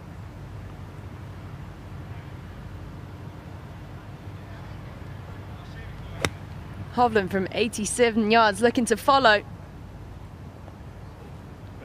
How good is this? Stay there. This is special golf, isn't it? This is just sheer class. Sheer class right here.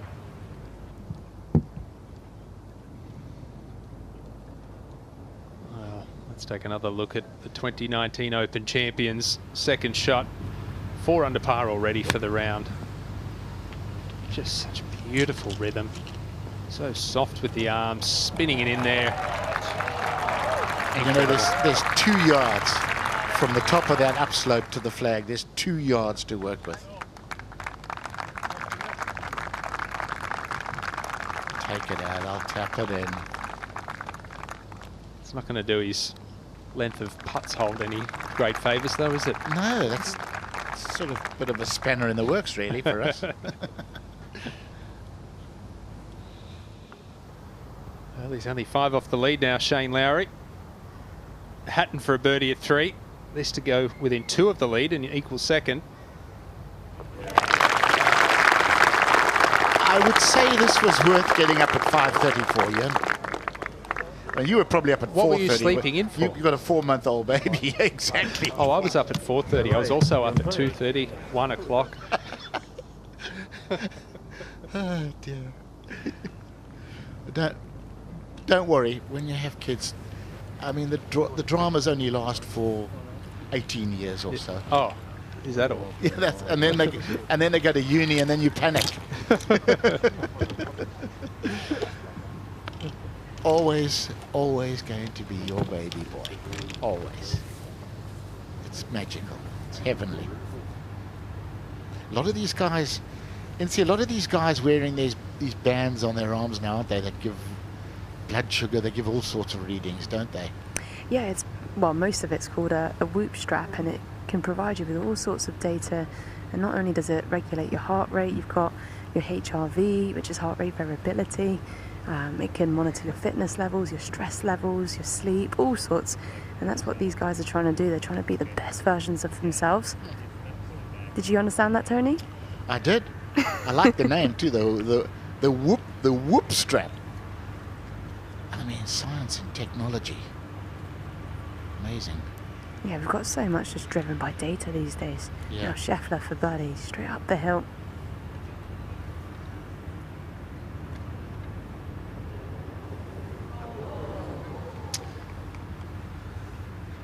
Unlucky there for Scheffler.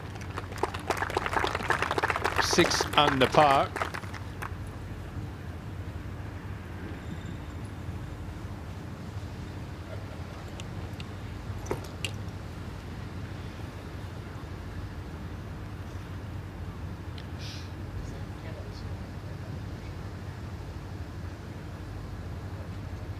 This was equally an awesome shot. Shame to have missed the hole. But back up the hill, I'm seeing this a bit of off the right. And see if this goes in. There are 16 under combined, these 3 players to this point. This would move Hovland to 7 under for the round. Is it okay to be thinking a magical number? Being a par 70? Not sure.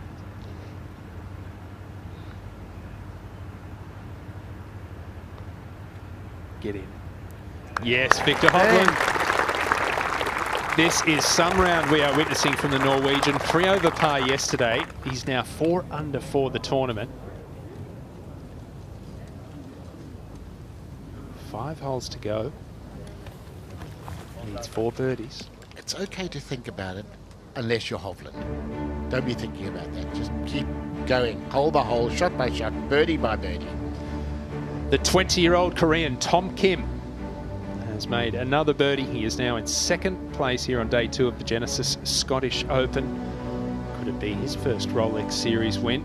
Padraig Harrington, the 53-year-old, might have something to say about it.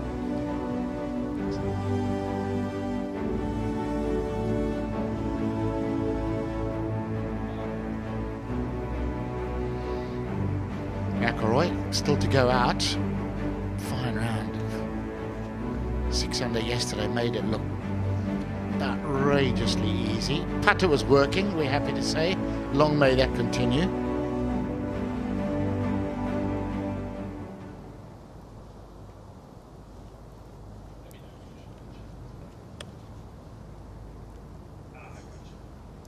.338 yards. Today par 5, par 4 fifth.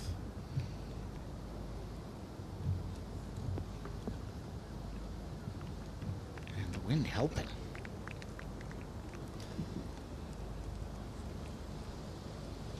Look at that pot bunker on the left, my goodness.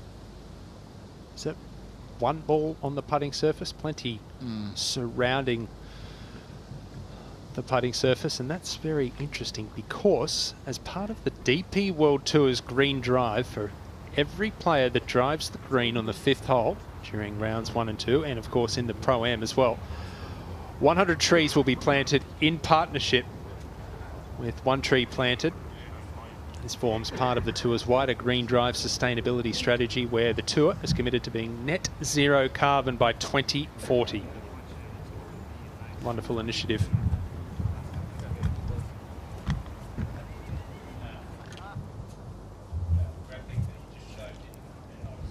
Yeah, but into the wind yesterday, so it sort of negated a lot of that, but bit of breeze behind today, and they will be waiting for the green.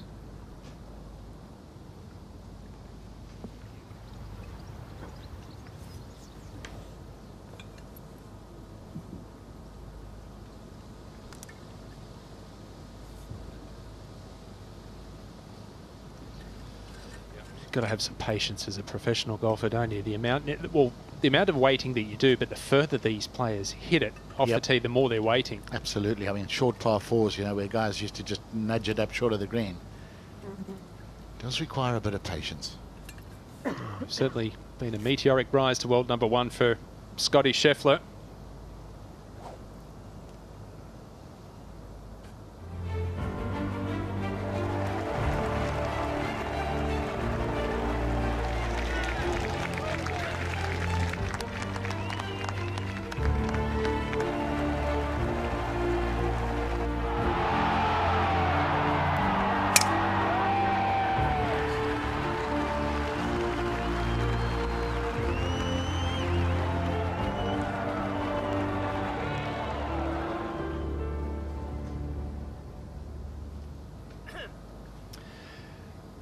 Six PGA Tour wins. He's won a WGC event, which no longer exists. He's won a major championship.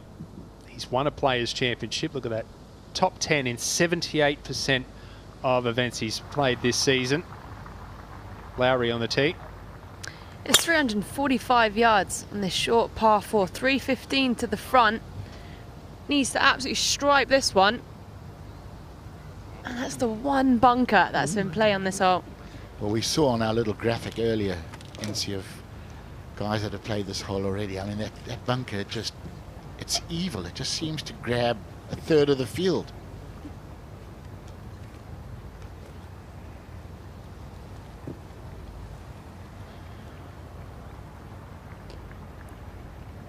I mean, really, you need to catch this out. The screws, the pins right at the back.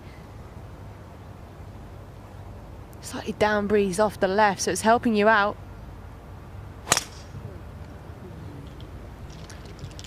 Went for it, didn't he? He's got to be good on the dance floor, doesn't he?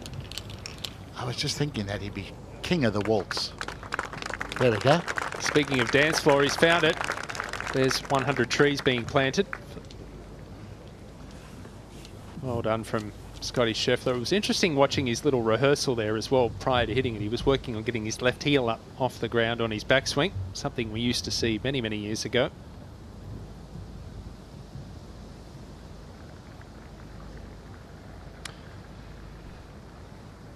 Ben Arn teeing off this afternoon, still leading at 9 under par.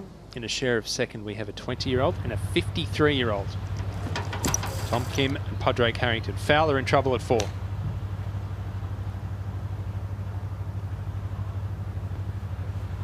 We thought. Sorry, was in trouble. We thought.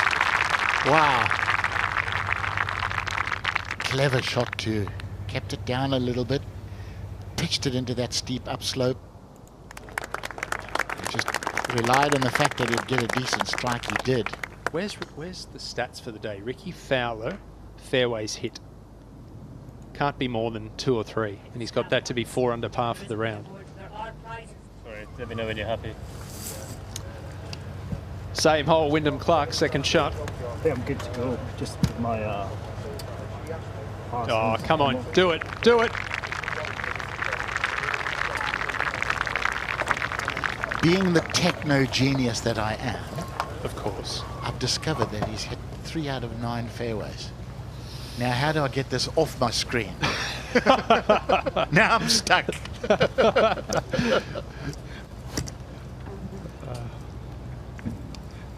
Hatton from the bunker.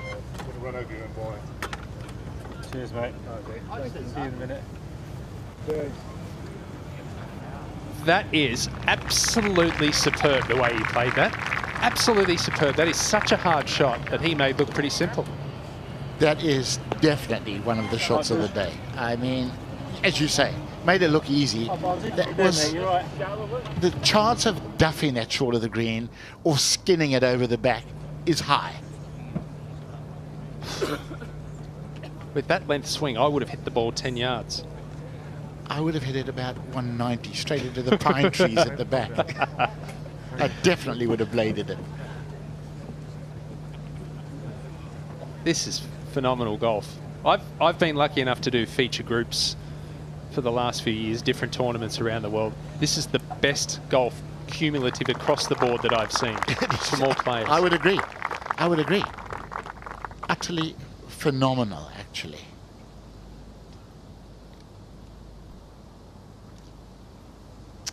You could see Shane Lowry there indicating to Darren Reynolds how the bunker just sucked the ball in. Everything feeds in there. I hope he's not right up the face, because look how deep it is.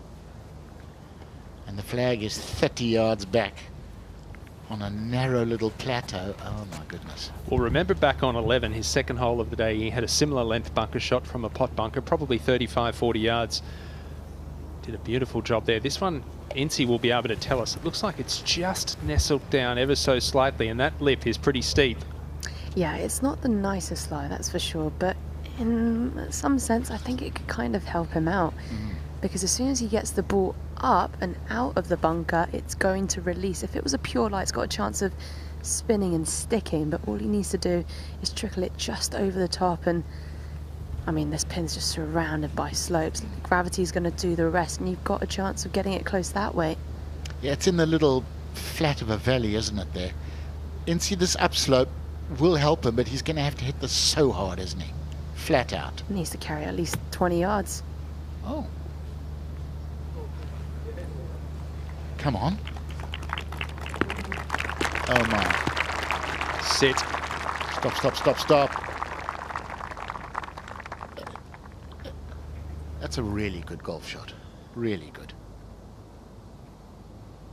You're quite glad you got out of bed this morning and came to watch this. Oh, absolutely. Oh, you kind of had to get paid as well, but you won't watch it much better, will you? Hatton for birdie. Wouldn't this be an amazing three, but that was not one of his better efforts. Well, Hovland has to chip this just to take that false front out of the plate. And you're landing on a slight downhill slope, but you need to get this right. Once it's found the tip, it's going to trickle down. You don't want to be short.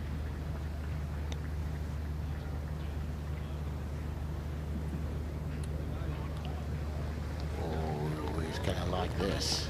He's going to like this. Come on. Okay. That will be 8 under par for the round for Victor Hovland, with 4 holes remaining. You're getting excited now. Oh, I was excited a long time ago.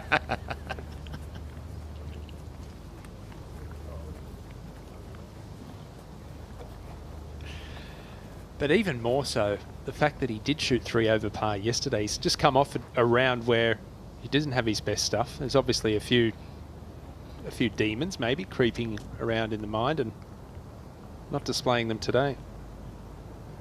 It does look like Hovland's absolutely loving it out here. I've just got a feeling for Scheffler. I wouldn't rule out this putt being more difficult than that chip shot. It's pretty tough. There's so much to take into consideration. It's definitely going to grab his full attention. It's actually getting pushed to the right first, and then afterwards going to break hard off the right. So another double breaker. Be almost putting across the slope. This is hard. Yeah. I don't think he'd be expecting to hole it, but this to move into a share of second.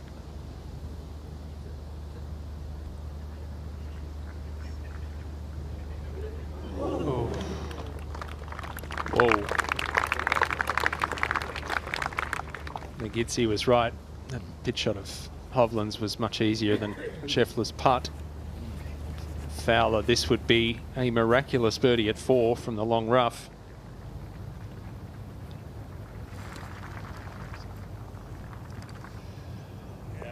It moves within 2 of the lead. Tony Johnstone. Oh, what a birdie! Man, that second shot was just to die for, wasn't it? It's just pure class, pure touch, imagination. Wow, this is exhausting watching all this good golf. Well, you'd fancy his chances, wouldn't you? Shane Lowry with the birdie putt. This is uphill off the right. There's a big slope to the right of him, and the rain is trying to do its best. And I've got a feeling it might chuck it down, so make the most of this, Lowry. Oh. Caddies all scuttling for umbrellas. Get the bag covers on, keep the grips dry. Well, brilliant second shot at the fourth for Wyndham Clark. US Open champion moves to 4 under par, and after a slow start to the day, he's inside the top 20 and only 5 back. That's a long putter. That would be a chin putter for me. You remember Sam Torrance used to hold on his chin.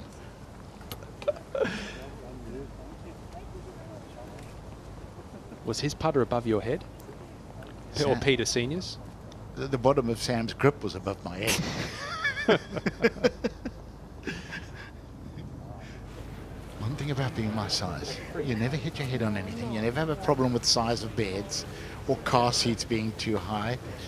I'm quite happy to be vertically challenged. Wow, this sailed on by, didn't it? And suddenly, uphill, green's a little bit slightly wetter. Be sure you give it enough speed.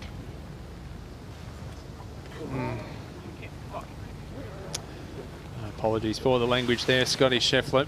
That was to move just 2 strokes off the lead. Looked like a good stroke as well. Fooled him. It did look like a good stroke. Lowry's... Look, it's a par, but it's a disappointing par, isn't it? Lowry's putt on a similar line didn't move left. No.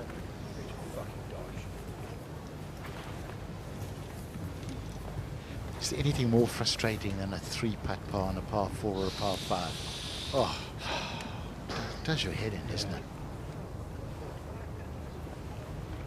Jacket on for Hovland. This to move to 8 under par for the round. 5 under for the tournament. 5 strokes outside the cut line starting the day. And with 4 holes remaining, he's in a share of 11th. Bernard tied the course record yesterday with 9 under 61. Might we see a new one? He's certainly got every chance, doesn't he? Short par 3 6th coming up. In fact, when you're 8 under par for the round, every single hole is a birdie hole. Yeah, good point.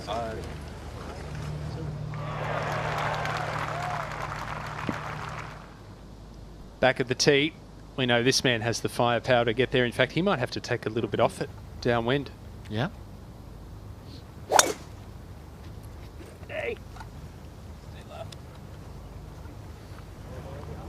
Everything will skip right if he's right half of the green. Yeah. Definitely did take some off it too.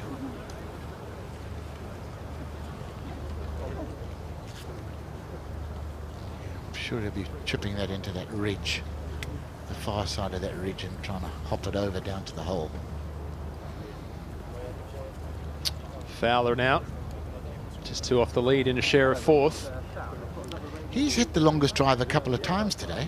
He's sneaky long when he wants to be, as long as he doesn't hit it left, which he's done a lot of today. And the marshal signalled it was going straight. Has he caught Lowry's bunker? Looked like it. Guys.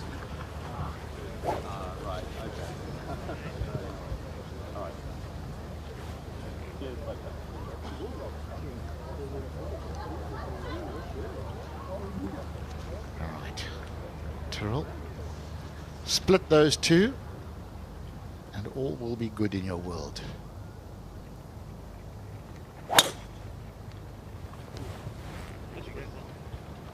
They like it.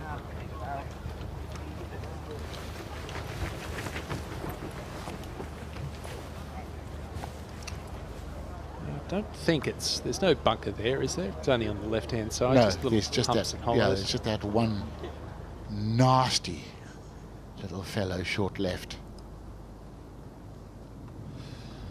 Well, there's been plenty of movement on the leaderboard so far today. Round 2 of the Genesis Scottish Open, the 3rd of 5 Rolex Series events on the year.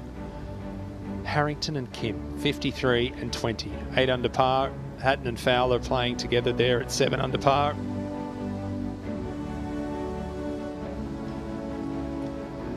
The Frenchman, Romain Langasque, 5 under par for the round, going along beautifully. But Victor Hovland, the big mover on the day, 8 under par for the round, and he is looking very, very good. As He makes his way alongside Scotty Scheffler to the par 3 6th. Playing downhill today, just 153 yards. Flag in the back portion of this green. It's a very narrow neck there, the back part of the green. What? I'm not sure if I've got anything else to add, Ewan. That's pretty much it. I definitely think this is an easier pin position than yesterday, which was right at the front. You can pretty much carry this most of the way then. The green does camber left to right.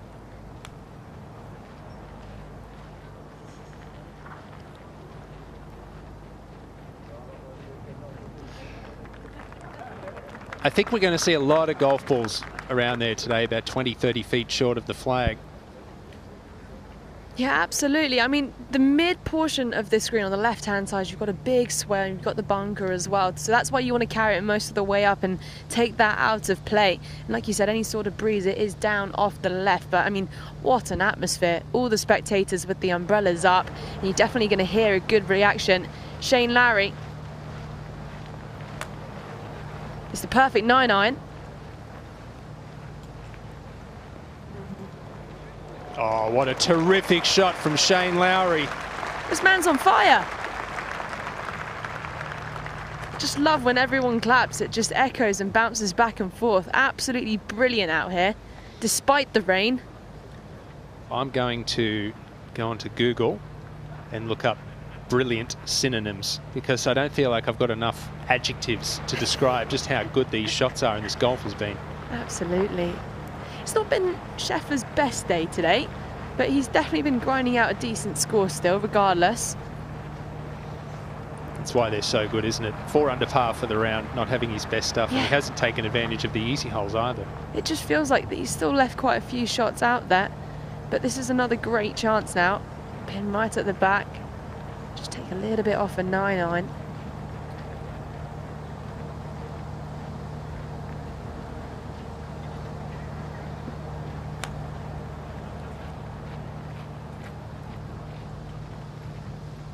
Oh.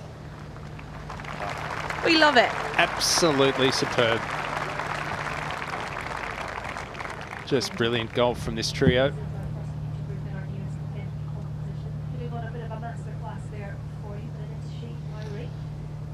Harrington and Kim just one behind our leader Ben Ahn, who will be out this afternoon.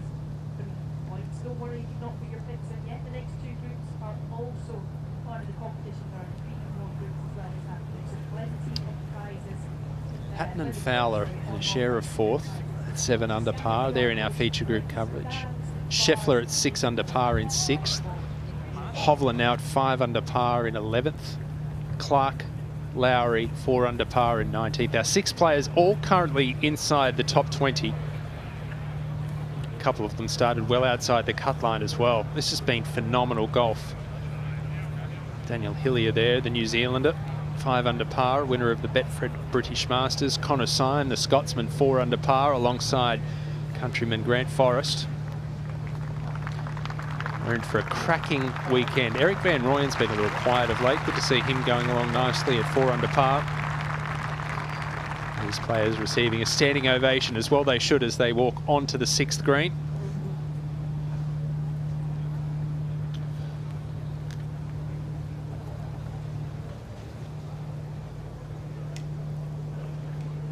We're going to go back to the short par 4 5th. Now, we saw Ricky Fowler drive it into that bunker. I can tell you he's already left one in there as Tyrrell Hatton plays his second shot up and over the ridge. Beautiful touch from the Englishman. That to get within one of the lead.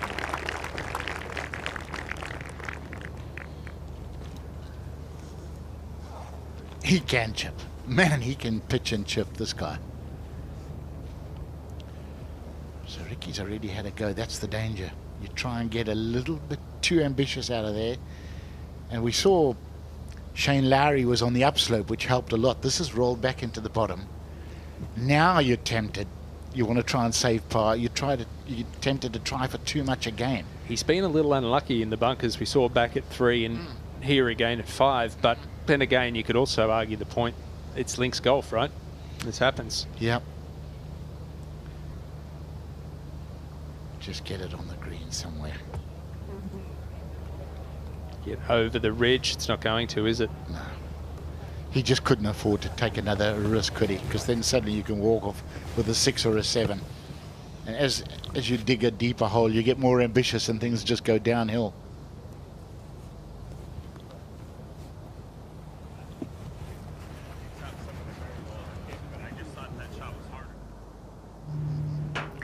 By all means, this isn't an easy part at all. It's going to be quite quick downhill, breaking hard off the left to start off with, and should flatten out in that last third of the putt. Hovland going through his usual aim point routine, getting a good feel for it. Lovely reaction from the crowd as he was walking on. They're all giving him a standing ovation. The vibes are good out here. And well-deserved, NC, after yesterday's poor round, the way he's come back today. They're just so good. I mean, the way they can bounce back after a poor day, they just know that they're not far away. This game's made of fine margins, and we're seeing just that today. This would be an awesome birdie. I selfishly just want to hear the crowd. We're with you on that.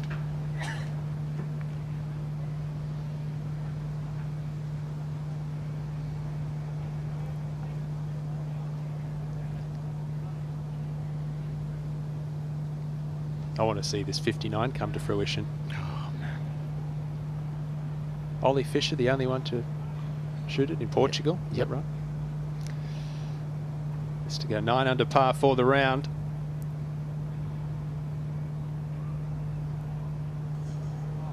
Oh. Good try.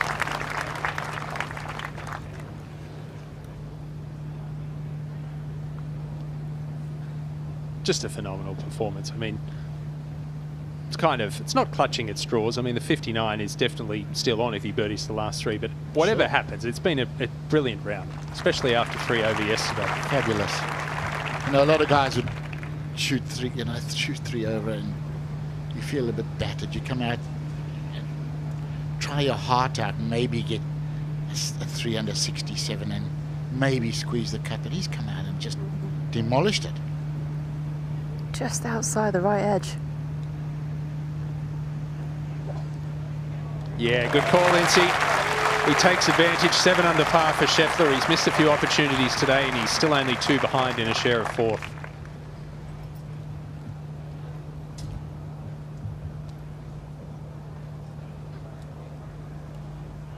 %78% of the time he's teed it up this season, top 10. That's unbelievable. I mean, that's Tiger-like. I was thinking the same Tiger in thing. his prime. I was thinking the same thing.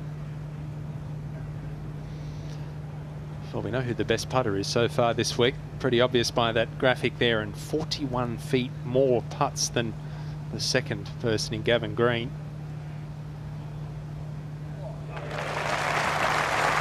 Absolutely phenomenal.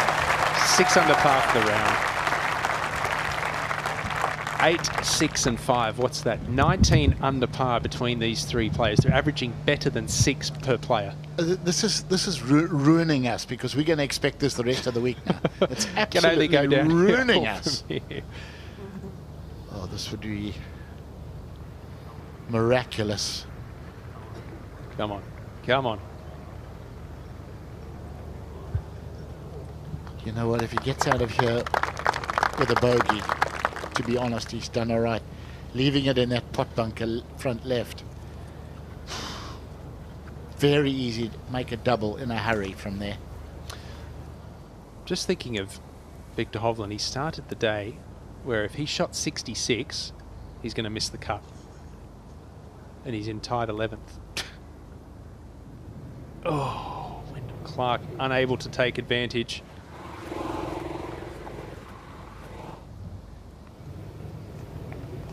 Made an impressive fight back today from Wyndham Clark as well. A couple of bogeys early.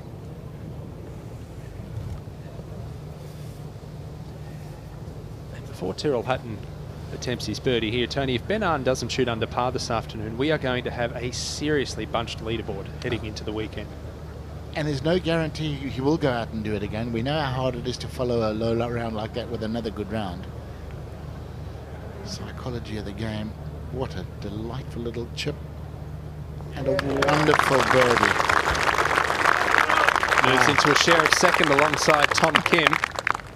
7 under for the round. He could birdie the last 4.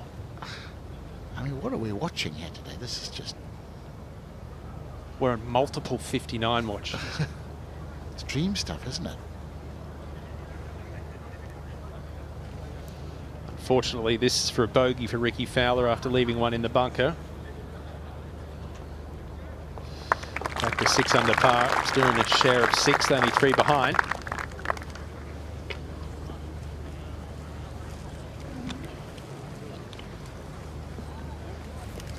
Do you think his sponsor, Rocket Mortgage, was happy that he won the Rocket Mortgage Classic a couple of weeks ago? Just slightly.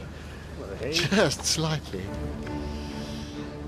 Again, some shuffling around on the leaderboard here. Day 2 of the Genesis Scottish Open, the 3rd of 5 Rolex Series events for the year. Padraig Harrington has dropped a shot back to 7 under par, but Hatton now in a share of second. Scotty Scheffler within 2 of the lead. Davis Riley and Ricky Fowler both dropping a shot. Only 3 behind. Watch out for Thomas Dietrich. I've got a good feeling about Thomas Dietrich. He's due for a win. He's never won. He's been close so many times. McIlroy, of course, brilliant yesterday. Round of 64.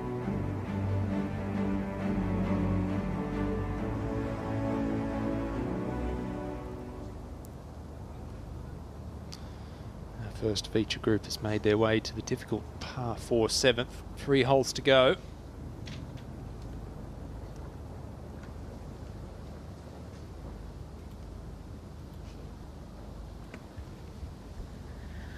Well, ladies and gentlemen, I don't mean to be a Debbie Downer, but with Victor Hovland on 59 watch, I think the next 3 holes are pretty tough, especially starting on the 7th here. It's a par 4, 505 yards. Yes, it's down off the right, but Lowry up first. There's a big fairway bunker right in the middle of this fairway. Quite a lot of players leak it out to the right, and then it bounces right into that rough. Oh my God, like if I was standing there all day, I would have been... Oh, is he going straight in the bunker? Is he going straight in the bunker? These... I mean, I say it's big. It's relatively small, but it plays big. Exactly. And I can tell you, and see, the last 3 holes here are ranking 2, 1, and 3 hardest holes on the course today. What a tough finish. Yeah, I mean, the 7th is just long, and it's quite tough to actually keep the ball on the fairway. So that's the first challenge.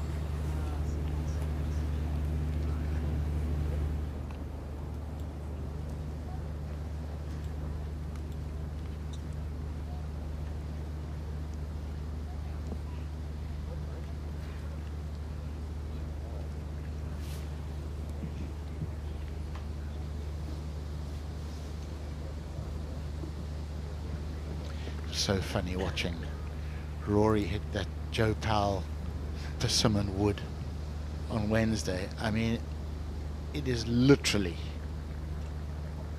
maximum half the size of the modern club head. Just it looks a little bit bigger than the golf ball when you put it down behind. Well, it looks like it.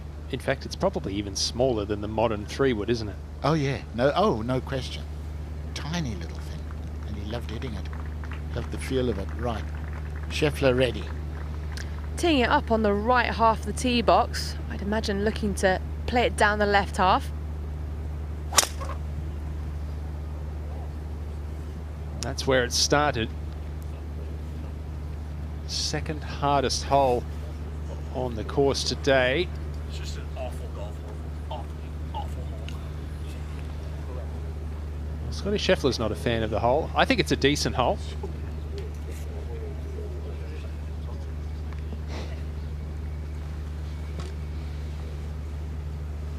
Great hole when you birdie it. Well, we know that Hovland doesn't back out of anything, and I'd imagine there's a lot of adrenaline pumping right now. There is a second bunker at 339. But that's a huge ask today. I think this is a proper links hole, this one. Yeah, I quite like it, to be honest. Unlike Scotty Scheffler. Uh-oh. Oh, not another one of that lone bunker. I mean, one little bunker, and it's amazing how many people it grabs.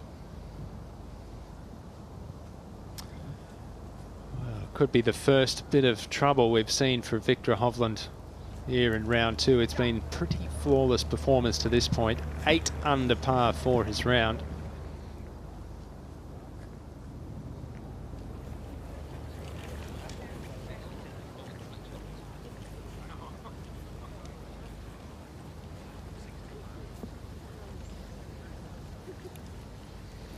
There's certainly been many highlights so far in round 2 for Victor Hovland. 8 under par, as I mentioned, for the round. Started the day at +3. Didn't birdie number 10, which was a great opportunity, par 5. But the par 3 12th, this is where it all began, Tony. Yeah, he just started firing, didn't he? I mean, just a glorious shot. And he would pop that in for a birdie, and the fuse is lit. 1 under par through 4 holes. This at the par 3 14th. And in off the bank on the left. 2 under par through 5 holes, and now the following hole 15 for birdie.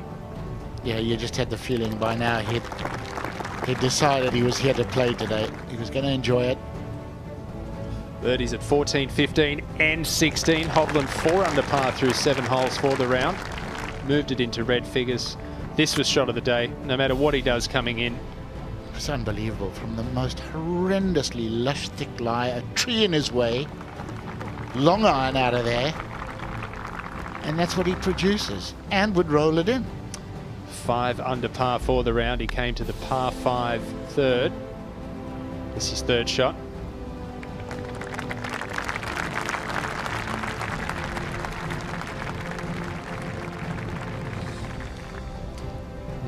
Roll that in. 6 under par. He made a birdie also at number 4. 7 under for the round. This the short par 4 5th. Second shot after almost driving the green.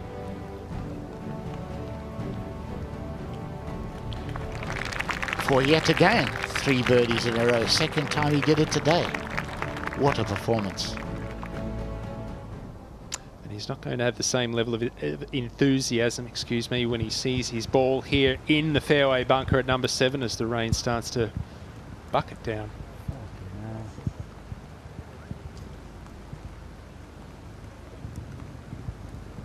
Ugh. It is belting down, isn't it?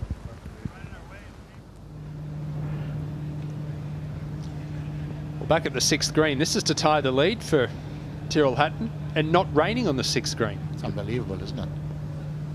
A couple of 100 yards away. Oh, good try.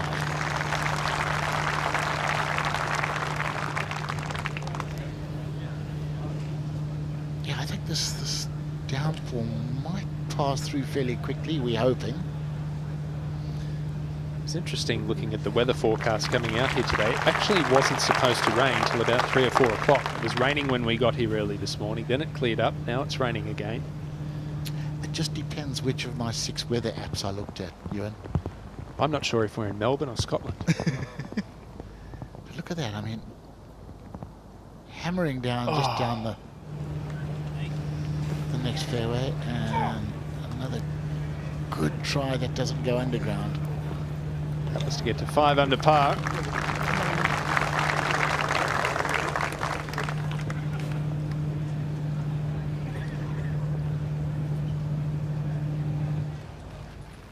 Oh boy. Oh, Incy, not in the bunker. Yeah, not in the bunker, but it's not ideal either. Stance-wise? Exactly. Feet are probably in the sand. I can't see from where I'm standing, but it's awkward. He's going to have to grip down the club hit. Ball's way above his feet.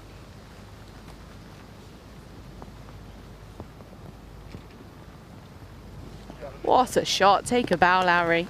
Incredible. How do you play that style of shot? Go and ask him. I couldn't do it. Hovland, well, don't be too ambitious, whatever you do. Yeah, you don't want to get greedy here. From 201 yards, definitely, I'd imagine, looking to put this back into play. But Hovland's Hovland. He's a different kettle of fish. He is.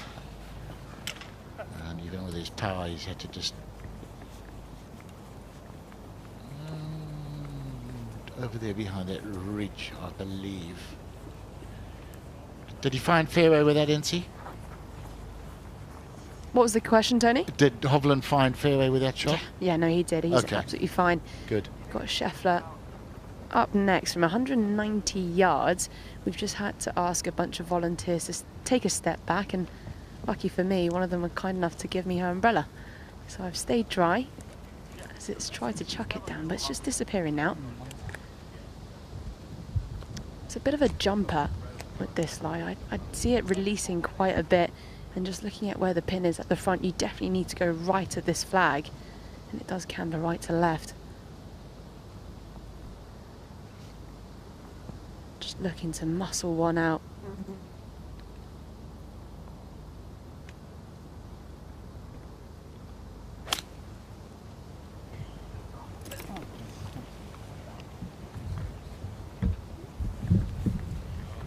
Yeah, I think anywhere on the putting surface, you're happy here for 2 at number 7. Where's Hovland? Any par. Any par's a good par, isn't it, at 7? He dropped his first stroke of the day at the previous hole. This to get it straight back at the par 3 6th. Ricky Fowler. Beautifully done.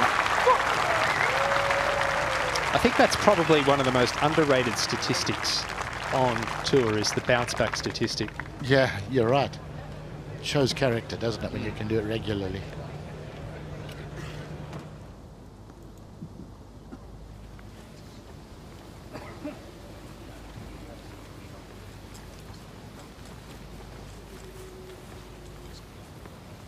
Three par 3s today are averaging under 3. Don't see that too often. Well, that little squall looks like it's come and gone, thankfully.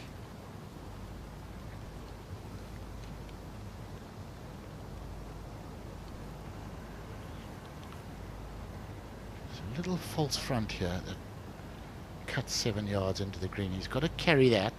And he's got another 7 yards of green to work with before the hole.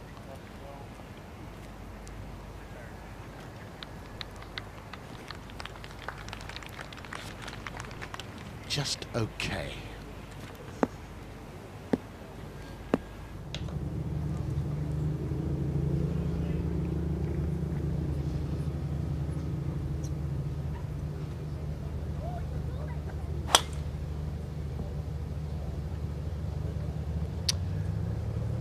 He's been driving the ball well, Tyrrell Hatton. And speaking of statistics, Tony, when you're 5th in putting and 8th in strokes gained tee to green, that's a pretty good combination.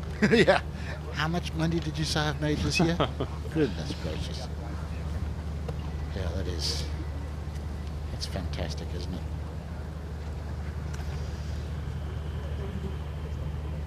Clark currently at 4 under par.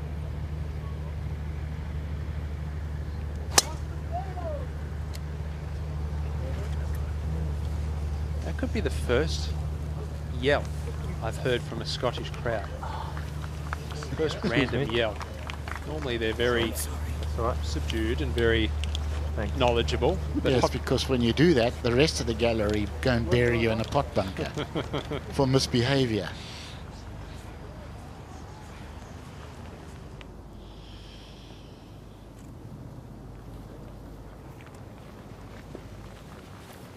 Well, these are 3 very interesting and I'm going to say quite difficult putts. First one's from about 35 feet away, and it's going to be absolutely rapid. Anything past this pin, oh my gosh, you want to put your seatbelts on. It's just lightning fast. Definitely braking off the right for Larry as well. First bit's relatively flat, and then that's when you start to get a bit nervous.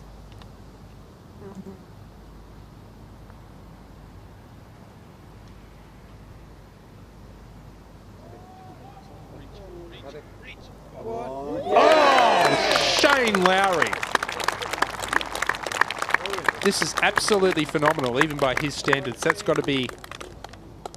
Is that the third or fourth putt that we've seen him hole from over about 25 feet today? I would say at least 4. It's been outrageous. I mean, you know, Incy described how difficult this putt is and how fast it is at the end. And I mean, it is absolutely dead weighted. I mean, will it get there? Will it get there? One more topple. Wow. 7 under par for the round for Shane Lowry.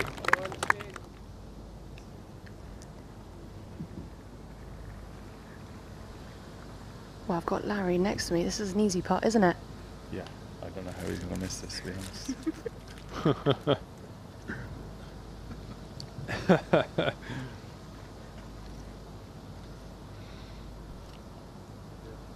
Bit of live in-round commentary there from Shane Lowry. Well, Scotty Scheffler, what a poor round of golf he's playing, only 5 under par, playing with these two. He must feel like a hacker. We have been spoiled. Of that there is no doubt.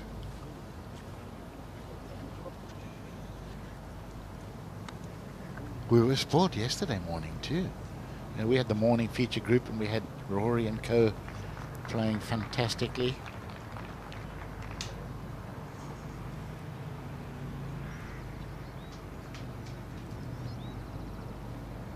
Well, Hovland's going to be absolutely desperate to make this for par. It's going to break hard off the right. It's quick as well. What a combination.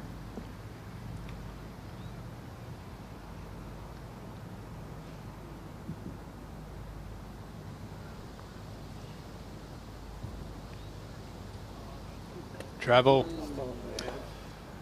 Well, unfortunately, that's going to be the first drop shot of the day for Victor Hovland. Back to 7 under par for the round. 4 under for the tournament. Hovland 7. Lowry 7. Scheffler 5. This is what the Rolex Series is all about, Tony Johnstone. The cream rising to the top. Man, it sure is. These guys are going to feel like Lowry's actually stolen all the long putts today. 180 feet of putts, I've been told, to this point through 16 holes. And bear in mind, quite a lot of those were just little kick-ins from a foot as well. Yeah, he's holed some monsters. Scotty Scheffler giving this a lot of attention.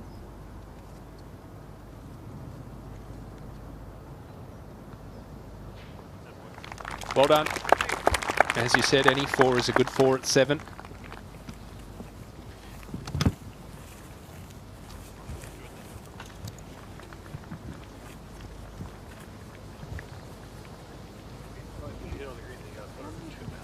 Any par, 7, 8 and 9 is a success story today.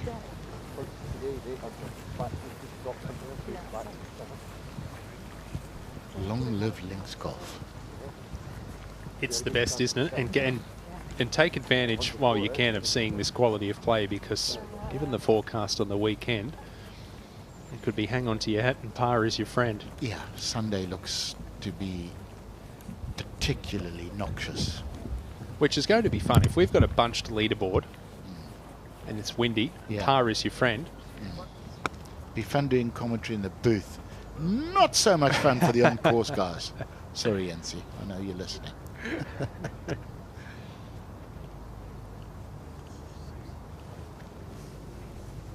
Well, you couldn't have put it at a better angle for Ricky Fowler, but look where Clark's bag is.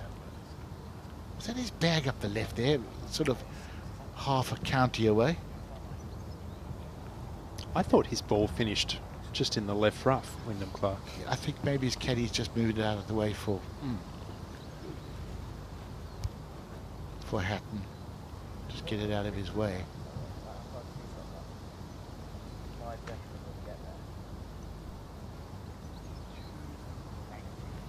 Tough angle from here, from the left side.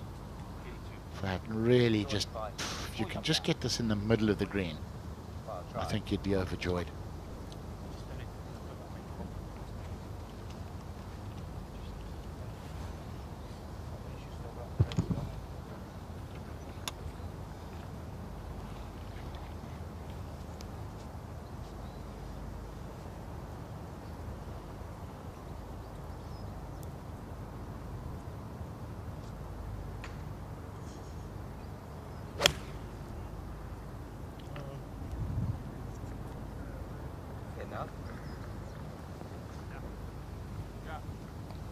Oh, that's a fantastic shot from Tyrrell Hatton. Everyone's seen fairly mellow about it. That's a brilliant shot. Yeah, as long as it's just to the right, right? He compresses the ball so well, doesn't he, Tyrrell Hatton? If you don't love it, we can hit the other one. I feel like I mean, there's not much wind. See it? 3 players out of our 6. 7 under for the round.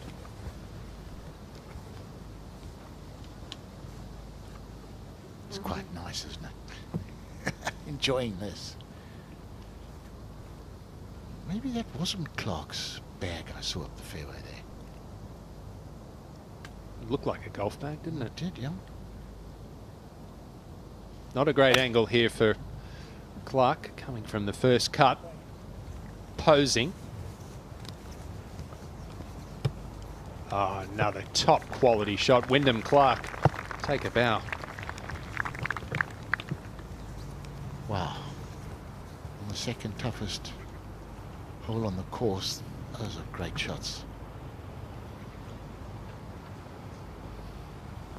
Come on, Ricky. There's a mile of room between those and the hole. Thread it in there. Trying to draw it in. Oh. Stay there. Stay.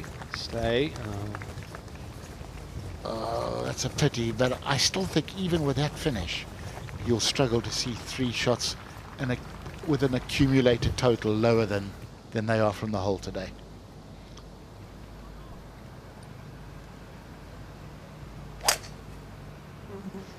Shane Lowry clubbing down with the fairway metal. That was just a bit too much as the rain's just absolutely chucking it down. Perfect for Shane Lowry. I remember he played pretty well in Northern Ireland in the rain in 2019. Yes. I might just get my poppy eyes out and see who might put an umbrella over my head out the volunteers. Here we go, I've got one. Happy days. Gift of the gab, Incy Mehmet. All right, hardest hole on the golf course today. Yeah, it's a tough hole. It's awkward as well. It's a small landing area on this fairway. Most players likes to favour the left half.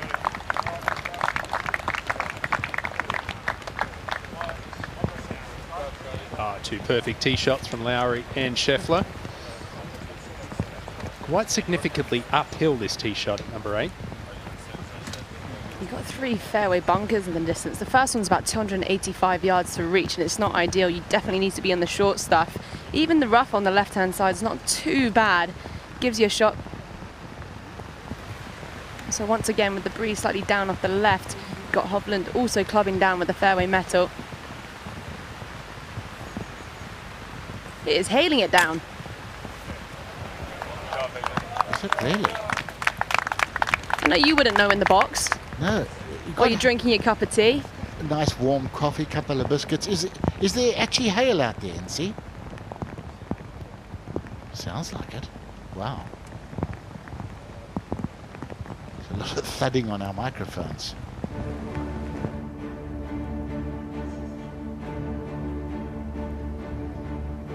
Tom Kim. How about that? Second last year. It's a Korean special, this. Yeah, this was really his breakout event last year, wasn't it? Tied for the lead. Day 2 of the Genesis Scottish Open. Tyrrell Hatton, of course, just having a wonderful round. Harrington will be right here for the weekend. Just 2 behind. Yannick Paul, terrific golf the last 12 months, playing alongside Adam Scott. First couple of days. Daniel Hillier, 4 under par 66. He's playing some terrific golf. Ryan Fox going along really well today. Harry Hall, the Englishman, has been based in the US for many years after going to college over there, playing on the PGA Tour this year, rookie season. Gavin Green, 66, Tony. Yeah, nice to see. Really nice to see. Nikolai Højgaard, he was there when his twin brother Rasmus won last weekend, sharing in the spoils of victory, and he said to me, he said, it's really motivated me to go out and do the same thing. And right there in position, Dan Bradbury going well. Kurt Kitayama's played well around here before.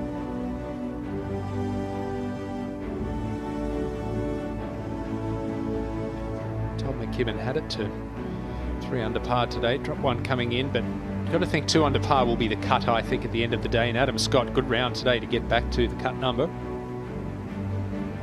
Alexander Bjork there, I mentioned earlier, has not missed a cut this year. Has only finished outside the top 30 once. He's on the cut line with 5 to play. 68 guys 2 under and better, Ewan, with this rain and a bit of wind. It might ease back to 1 under. I wouldn't be going anywhere, that's for sure. No. Matt Wallace, a winner earlier this year on the PGA Tour in the Dominican Republic. Justin Rose needs a couple of birdies coming in if he's here for the weekend.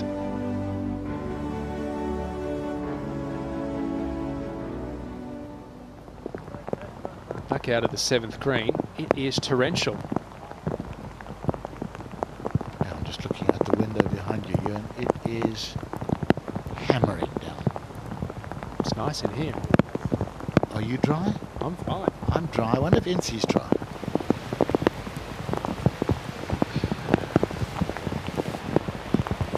Look at the spectators. They're in the shorts. They don't care too much. They're used to this. It's they Scotland. love it. Scotland. They love it. Yeah, they love it. I know when I played the tour for many, many years, you know, Southern Africans, the Australians, South Americans and Americans, we'd be out there, we'd have layers on, layers of double knit cashmeres, rain gear, and they'd be out there in shirt sleeves with, you know, so it would be 7 degrees and they'd be, no, that's fine. It's not bad. Well, I know the Alfred Dunhill Links Championship every year, which is only an hour or so from where we are now. There's generally about 10 or 12 South Africans that get invited to play that tournament every year. There's about 20 to 25 Australians that get invited to play. Yeah. It's a big field. But the cut every year is always about 3-4 under par when the weather's been very ordinary. Yeah. And there's always maybe 1 South African and 1 Aussie that makes the cut. The Europeans are just so used to it. And those are normally the guys that play a lot in Europe. I mean, when you come over here, though, you've got to expect to play in these conditions. This is what it's all about. They're all laughing. They're all laughing their heads off. Oh, hey, it's nice to have some Scottish weather. You wouldn't think with that accent that I actually had some Scottish blood in me, would you? That was dire. Oh, I'm not even going to attempt. It'll be 10 times worse. Fowler now, slow one up the hill, made even slower by this rain. Oh boy, that just pulled the string on it. Almost impossible to make yourself hit that hard enough.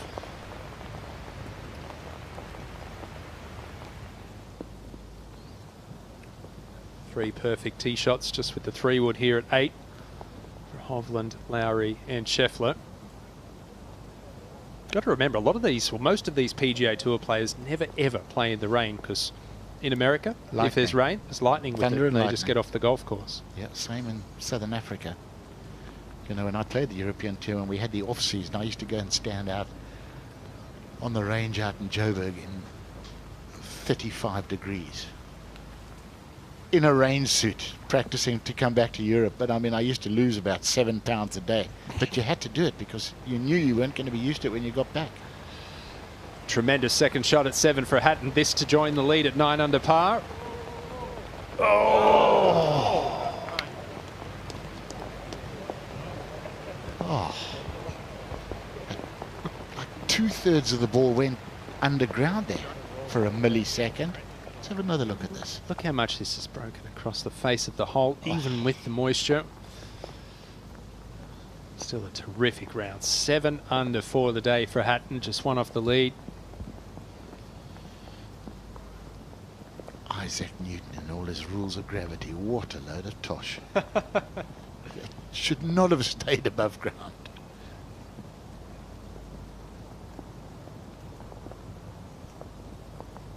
Excellent second shot from Wyndham Clark. Can he capitalise?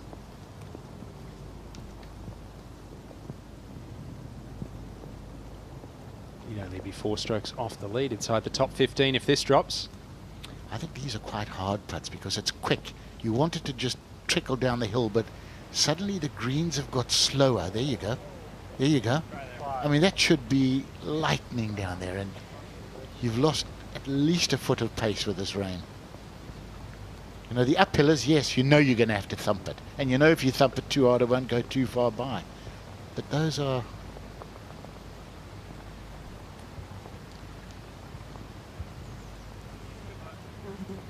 And it breaks less. You've got to be adaptable if you're going to be a tour pro. Fowler had that slow first putt up the hill. Not a gimme here. He's got 3.5 feet left. I have to be perfectly honest, Ewan. I thought Ricky Fowler's marker was the hole there. I thought Clark had left it short. What a dope.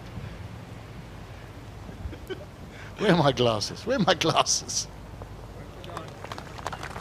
Good four from Ricky Fowler. Speaking of glasses, his have to be prescriptive, don't they? I would think so. Why would you be wearing dark glasses? Look, they might be these lenses, you know, that actually brighten things up, but they don't look it because those are normally sort of orange or greeny. But he does wear glasses, Ricky Fowler, so yeah, off the course, so they'd have to be prescriptive. I've not asked him. Has he always worn glasses off the course, or contacts maybe? Because I'm just wondering, you know, in terms of how his putting went off for a year or two, if he suddenly discovered that his eyes maybe weren't as sharp as they should be. Yeah, good point.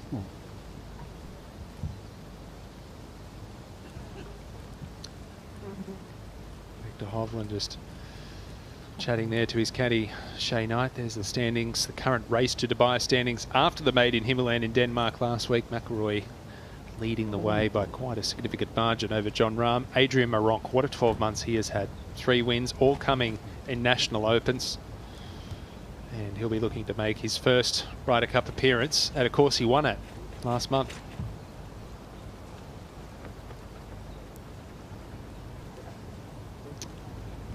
Adam Scott just putting out in the group in front.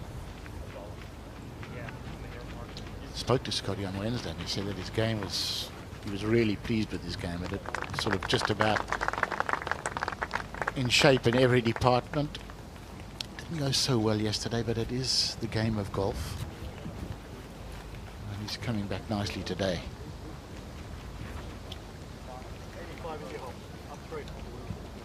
Well, it looks like I've just gone for a swim, but I'm pleased to report that my waterproofs are still waterproof. So apart from my hands being drenched, I guess our skin's waterproof, it's all okay. Hovland's got 204 yards to go. The further back you are, the more you can see of this green and flag, and it's right at the back as well. Quite a narrow target though.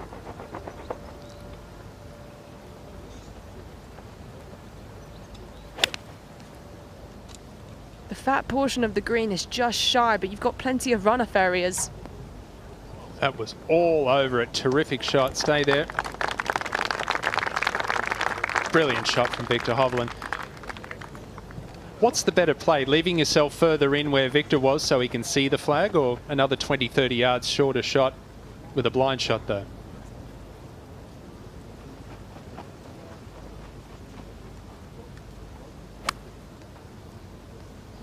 Yeah, the closer you are to the bunkers, the less of the green that you can see. I think that was a bit of a miss hit, Tony, from Lowry, Yeah. but he's found the putting surface. Not all bad. No, I think you'd be quite pleased off that strike to have found the green, to be putting.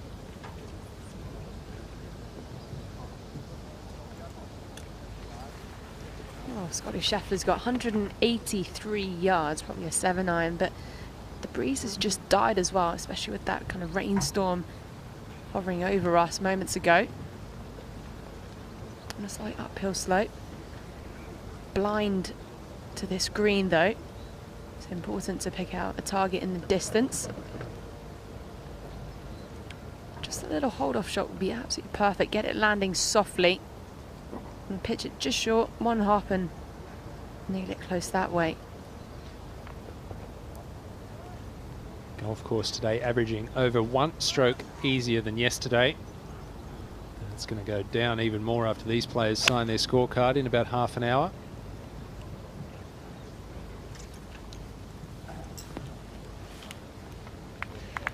Well, he looked disgusted. It's actually not bad at all. Smart shot, short of the flag.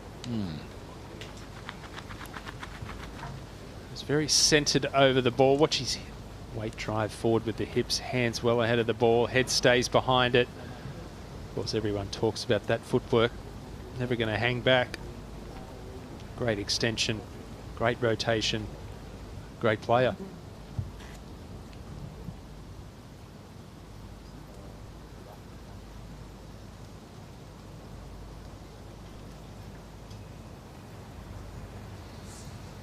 The 11th tee, just to the right of the 8th tee. These players letting those players off 11 tee off. Stand still, please. Now Fowler on the tee.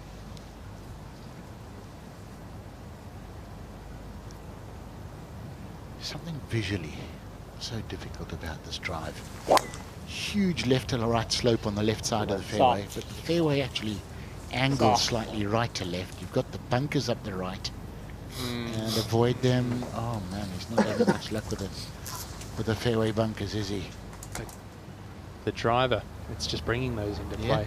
Yeah.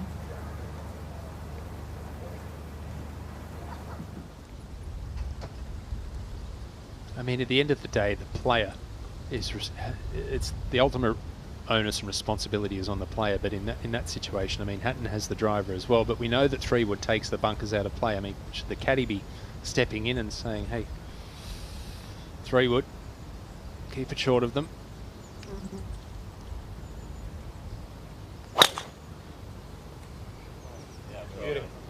They like it from the tee. And with the driver, you have to keep it down that left-hand side. You can see just how much those bunkers are in play. That's a very narrow neck of the fairway where Hatton's hit that. Really narrow. Well, that was bold. Very bold.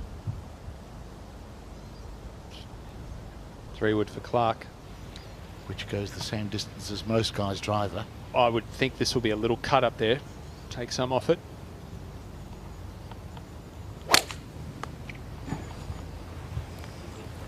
Fuck.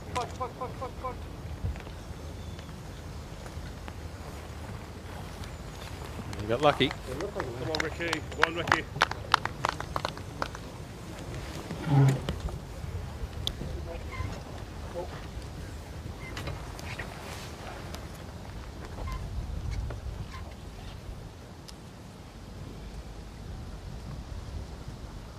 It's so annoying when the rain's on and off like it is, isn't it? If it's constant, it's annoying, but at least you're not taking umbrellas up and down, jackets on and off. Yeah. And chopping and changing pace on the greens. Oh boy, oh boy. Lowry got caught out there by the post-rain slowness, I think.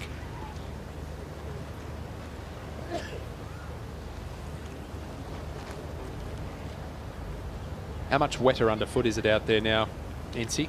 Well, to be fair, there's a great draining system here. I can't really see much water at all. It's just soaked it all in. I mean, it doesn't feel particularly soft underfoot. It's still quite nice and firm. It's dealt with it really well. I mean, there's a lot of rainwater. Links turf. It's amazing how much it can take.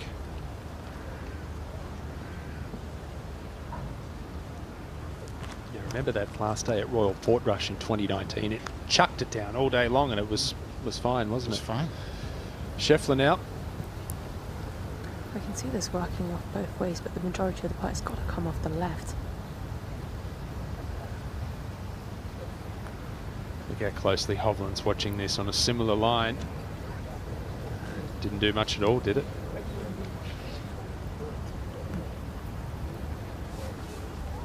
Yeah, just left of this flag pretty much. You can see it sloping off the left, but further right of where Hovland is, it slopes off the right, which is why that was probably a little bit straighter, so important for Hovland to take note of that. But they're always the harder putts to read. It makes you scratch your head.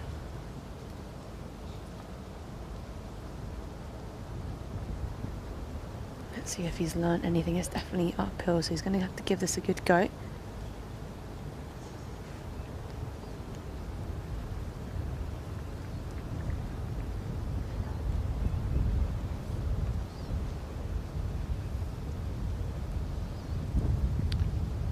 Locked wrists, locked forearms. Just rock those shoulders.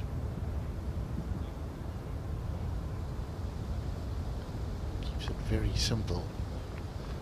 That went left early, didn't it? Close. That's a good 4 at number 8. It's just been a terrific round from Victor Hovland.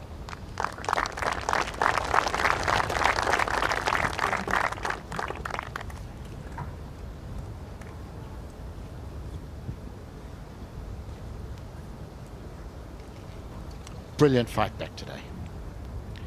Must have been feeling a little bit gloomy yesterday evening after a 3 over 73. But you know you've got to come out and produce something special, and man, has he ever. So is this man. Got his work cut out here for a 2-putt par. Oh. It's incredible after as good a putting performance as you're going to see in a long, long time. 12 first putt, weak second putt. And what a pity, his first bogey of the day. He's still 6 under for the day though, my goodness. It's been great stuff. Worked his way into 13th position from way back in the pack yesterday.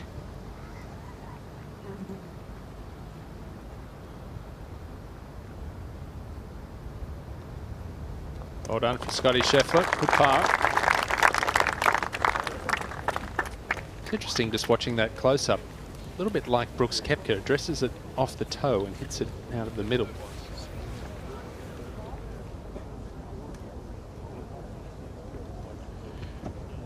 It's a brutally tough finish this 9, isn't it? Whew.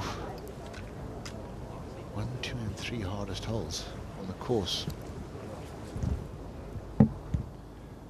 Jackets off for Wyndham Clark. This will be a tough one, Tony. It's blind shot. Yeah. Quite a steep upslope.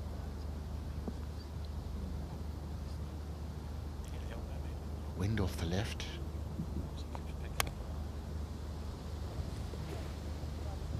And an awkward flag, as we saw right up the back. Wow. That's a good shot. Most golf balls for the approaches here will be a little short, left of that flag. Yeah, I mean, 53 back if you want to put it in the middle one. Still fiddly now. Please, she's coming on to you. Feel it, it's there.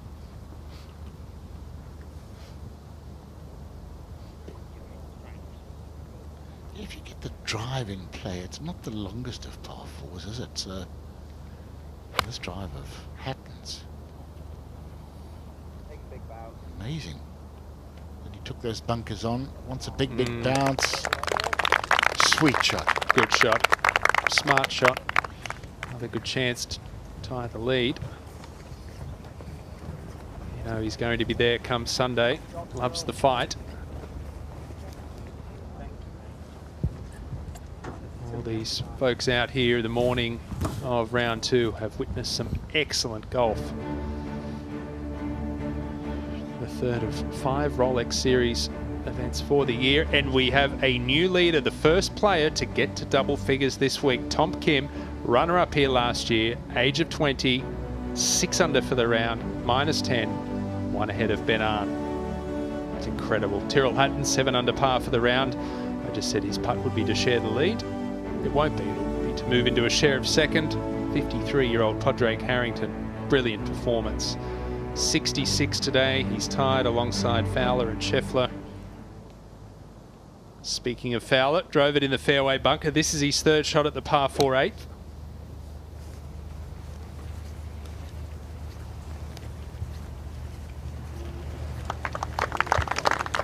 Okay. In fact, to be four under for the round, pretty good effort given where he's driven the ball. Incredible, really. 4 fairways to this point. I'm going to do my magic here. I'm going to do my magic and tell you, yeah, 4 fairways. And the last is a par 3, so can't get better than that. 4 fairways he hit. Did you notice I thought it was magic pressing a button and finding something on a laptop? How did you go with clearing it this time? I think I might have worked it out. I just pushed the off button and turned the laptop off. No, this has been special today. Really has been special. And it hasn't been perfect golf, but it's been terrific watching how they've managed themselves around the course, you know. Course management, short game delight, you know, little floaty wedges, bump and runs, using contours. That's why we love links, watching links golf. Well, 3 pars here. It's 63, 64 and 65. It's not that bad, is it? Didn't really expect to be seeing that when I came in this morning, did you? You know these players are good. I mean, to be fair, the lack of wind has certainly helped. Obviously, only showered at a couple of points throughout the day, but it's been really, really good play. 194 yards.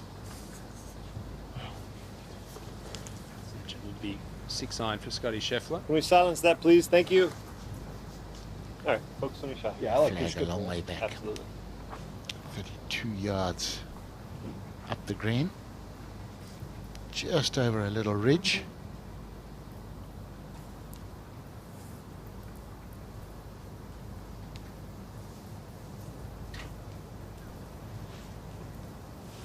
Go, go, go.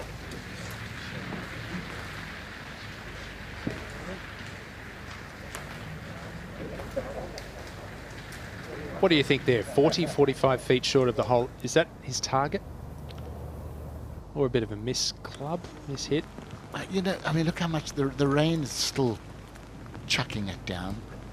There's a little bit of breeze out there. I think, you know, the last thing you want to do is be overly aggressive, pump it over the back of the green, walk off with a 4, and go into lunch growling at everybody. I don't think he's a growler, though. It doesn't give me the impression he's a growler. Tyrrell Hatton? Maybe. Oh, I love watching Tyrrell Hatton. And, you know, he's 2 different personalities on and off the course, as a lot of players are, but we said earlier, you know, maybe a little bit angry brings out the best in him. And he's well liked and respected by his peers. That tells you a lot about how he is as tells you everything. Individual. Hovland now, 7 under for the round. Last hole, par 3, 6-iron. I wonder if he's paid attention to Oh, Scheffler's. No, blocked it. 5-iron.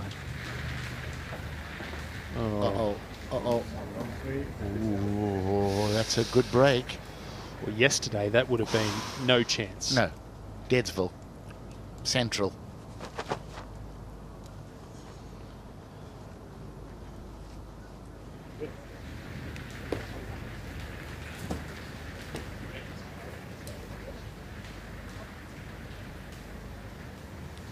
Shane Lowry, final member of this trio, coming off a 3-putt bogey at number 8.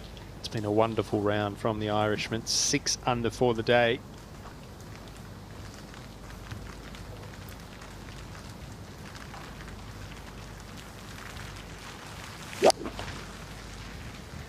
Trying to hit a low little sliding fade in there.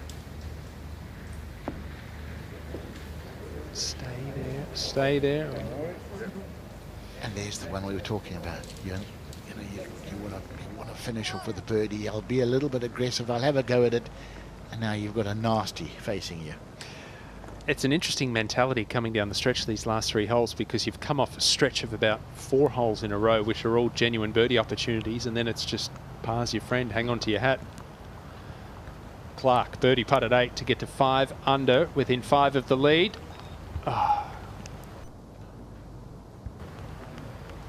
Poor start for Wyndham Clark. He's missed a lot of chances, yet still a couple under for the round.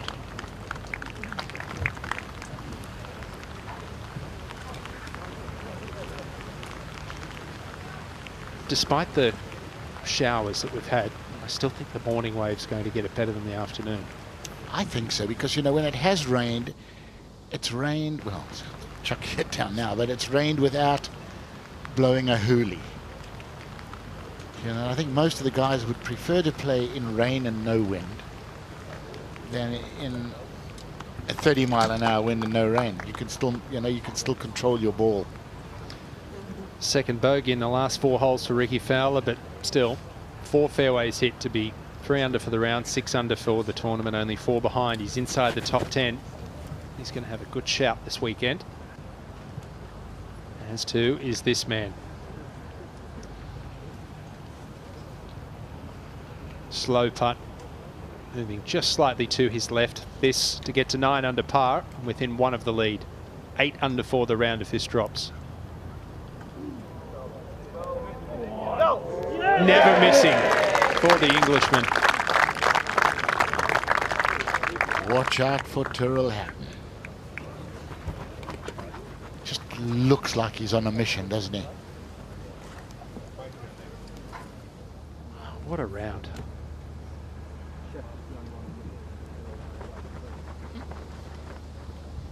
Eight under for Hatton, 7 under for Hovland, 6 under for Lowry, 5 under for Scheffler, 3 under for Fowler, 2 under for Clark.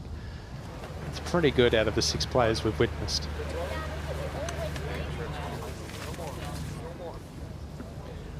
Are we the lucky ones? The guys doing the afternoon feature group, are they likely to have something as wonderful to watch? I pity them if not. 31 under par for our 6 players. Averaging 5 under par per player when the course is averaging just under 1 under par, just under -1 per. It's crazy, isn't per it? round. Crazy. Well, they are the feature groups for a reason. Hovland, poor tee shot here. This is a tricky second shot from right of the green.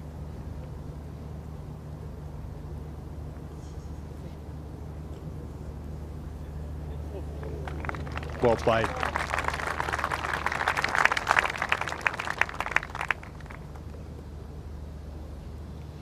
Definitely getting better with those, isn't he? No question. There's improvement. You want to get better, just ease out there and watch Shane Lowry for an hour or 2 on the chipping green. Ask him some questions, get some advice, because he is a genius. He's just got that long, languid motion, doesn't he? Uses the bounce of the club very, very efficiently. I would think a little bit of an upslope here is going to help him a little bit. Yeah, he'll need his skills here.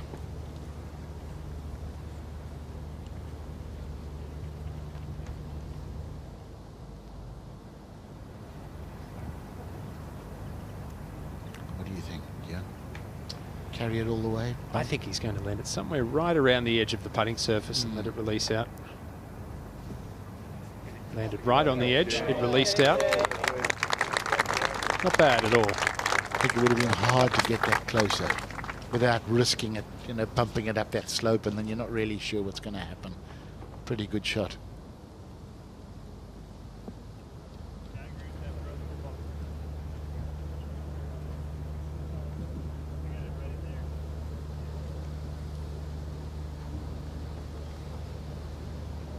It's been quite fascinating watching Scotty Scheffler today. He didn't birdie the 10th, par 5. He didn't birdie the 16th, the par 5. He 3-putted the par 4 that he drove the 5th.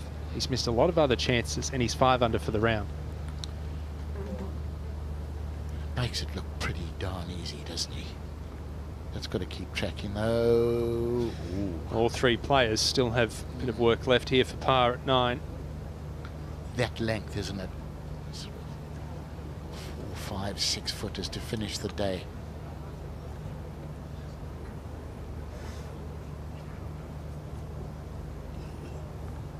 It's always weird, isn't it? You miss one of those early in the day and then putt nicely and you never think about it again. But you do it on the last hole. Just eats away at you, doesn't it? It eats away at you.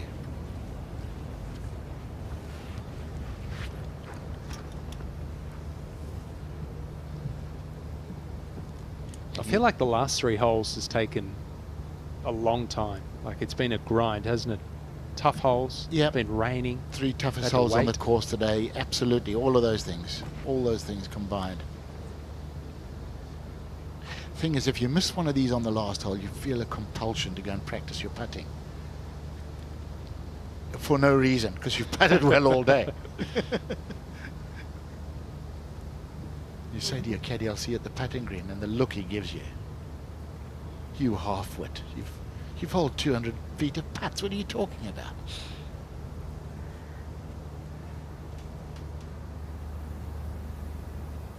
Hasn't dropped a shot today, Scotty Scheffler. This for a round of 5 under par 65.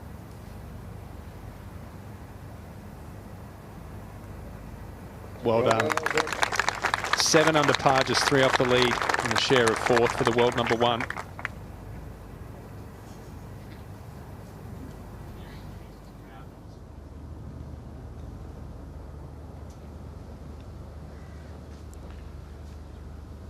Lovely stuff, wasn't it? And yeah. 5 under, you sort of look at it and think, well, you know what, it couldn't have been much worse.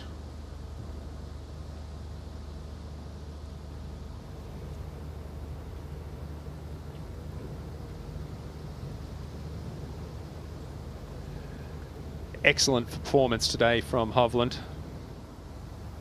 Just the 8 birdies, the 1 bogey, and he's been very good with these. I don't want to tempt fate, but we'd love to see him pop this in. He's deserved it.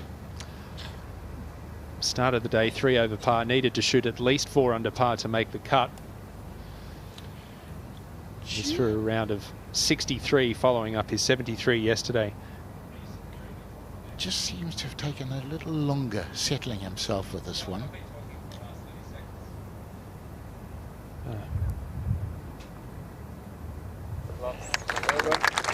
Well done. Fantastic stuff. What an absolute pleasure that was to watch. Yeah, terrific performance. Just 6 strokes off the lead, inside the top 25.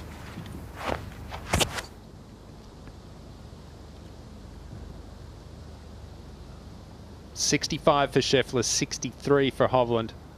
This for a round of 64 for Shane Lowry.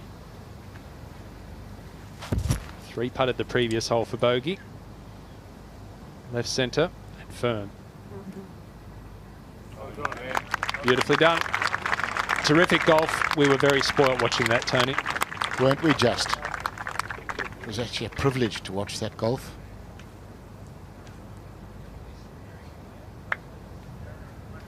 There's 3 lads that are going into lunch exceedingly happy.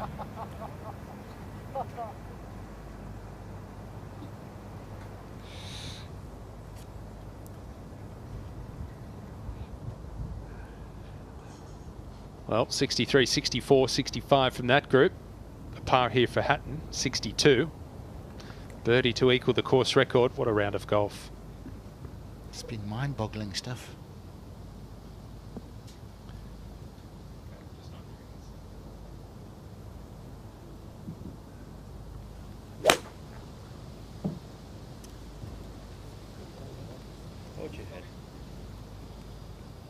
Just 1 behind the leader.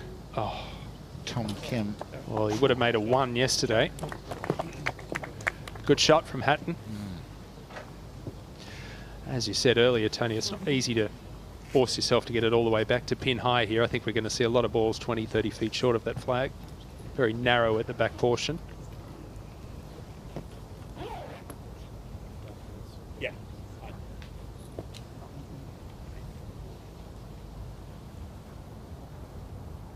No tee for Clark.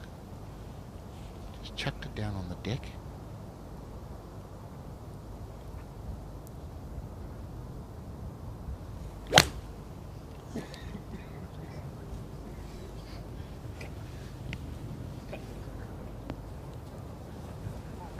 Excellent golf shot, Wyndham Clark. Did you used to use a tee on par 3s? Because there was always a discussion, you know, how often do you practice off a peg? You hit a million balls off the turf. Why would you use a peg on a par 3? Did you used to? Most of the time I did. It varied depending on the type of shot that I want to hit, but I would have thought with a bit of moisture on the ground that you'd want to put a tee down. Last thing you want's a flyer on a par 3.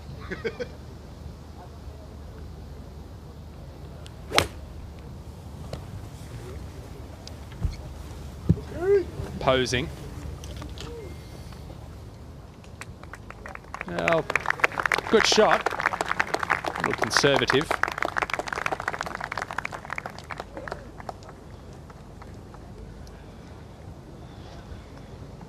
There's been a lot of good golf here on day 2 of the Genesis Scottish Open. A lot of movement on the leaderboards. Tom Kim, the 20-year-old runner-up last year. There he is leading the way at 10 under par. 1 stroke ahead of Tyrrell Hatton. Ben Arn will be out this afternoon. Very interesting to see what he does. 53-year-old Padraig Harrington alongside the world #1. And Nikolai Højgaard looking to join his twin brother Rasmus as back-to-back winners for the 2nd time on the DP World Tour. Ryan Fox, good to see him going well, Tony. 5 under for the round. Oh, isn't it just? He's, you know, another man who's popular wherever he goes. He's, as we said earlier, plying his trade on the PGA Tour now, but it's just nice to have him back. I haven't caught up with him this week, but I'm going to. I just saw Eric Van Rooyen there, 7 under for the round as well through 13 holes. Hovland shot 7 under. Disappointing finish for Yannick Paul. He was 6 under with a couple to play. Alexander Bjork has made a birdie. What a year he is having. No miscuts. Outside the top 30 just once. Top 10, 6 of his last 7 events. Looks like he'll be safe for the weekend.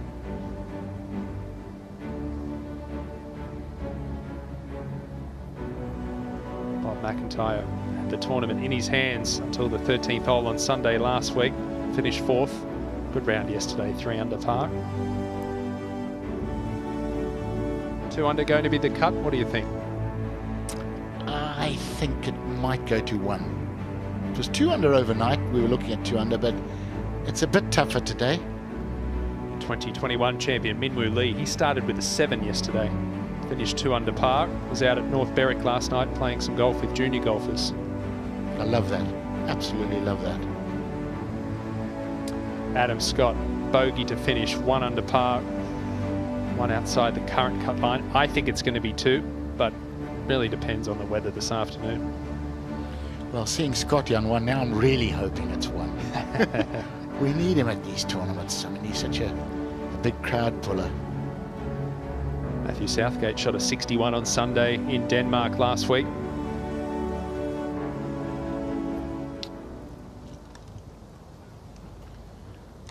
Monstrously long putt here for Ricky. Flags 32 yards up the green, and he's right down towards the front, isn't he?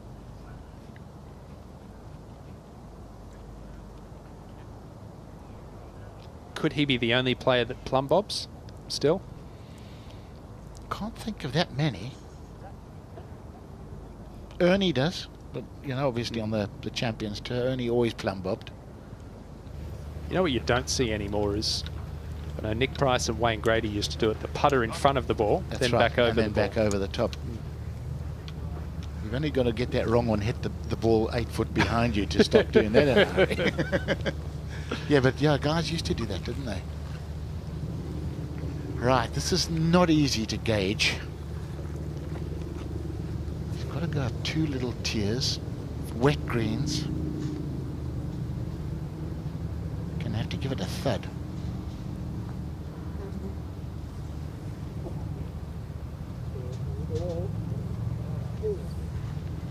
His speed all day has been really, really good, and that's not too bad at all from 30 yards.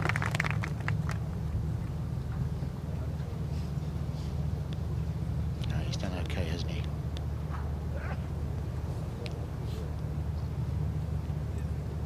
Absolute pleasure to see him back up on leaderboards. It was too long, wasn't it? He went missing for too long. There was a point last year, I think it was, where his full status on the PGA Tour was in doubt for a lot of the season. Jeopardy, was in jeopardy.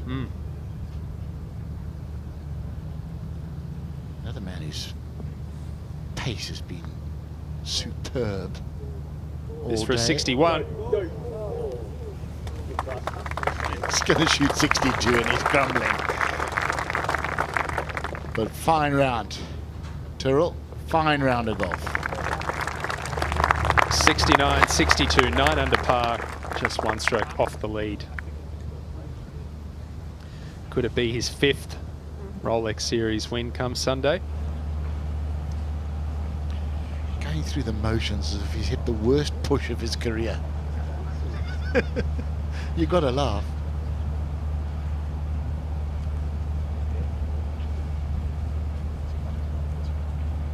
I know we mentioned it yesterday, Tony, but if you're an aspiring professional,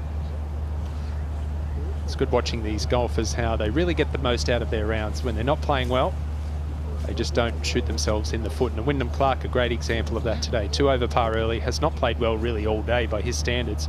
This for a 67.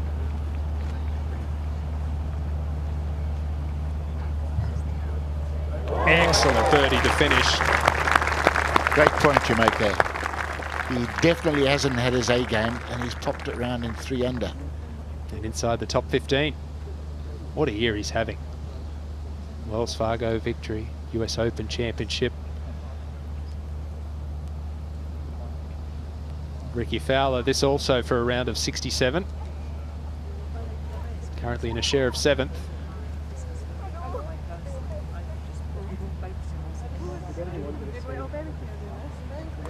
Well done. Great 2-putt for Ricky Fowler. Well, that was pretty special, Tony Johnstone.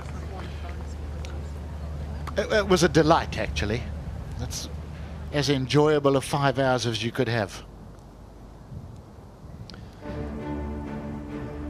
Well, this is how things stand following our feature group coverage here on day 2 of the Genesis Scottish Open. Tom Kim leading the way at 10 under par. Tyrrell Hatton, what a round that was. 8 under par, 62. Andre Carrington, the 53-year-old. Thanks for joining us here. The morning coverage. Feature groups, day 2 of the Genesis Scottish Open.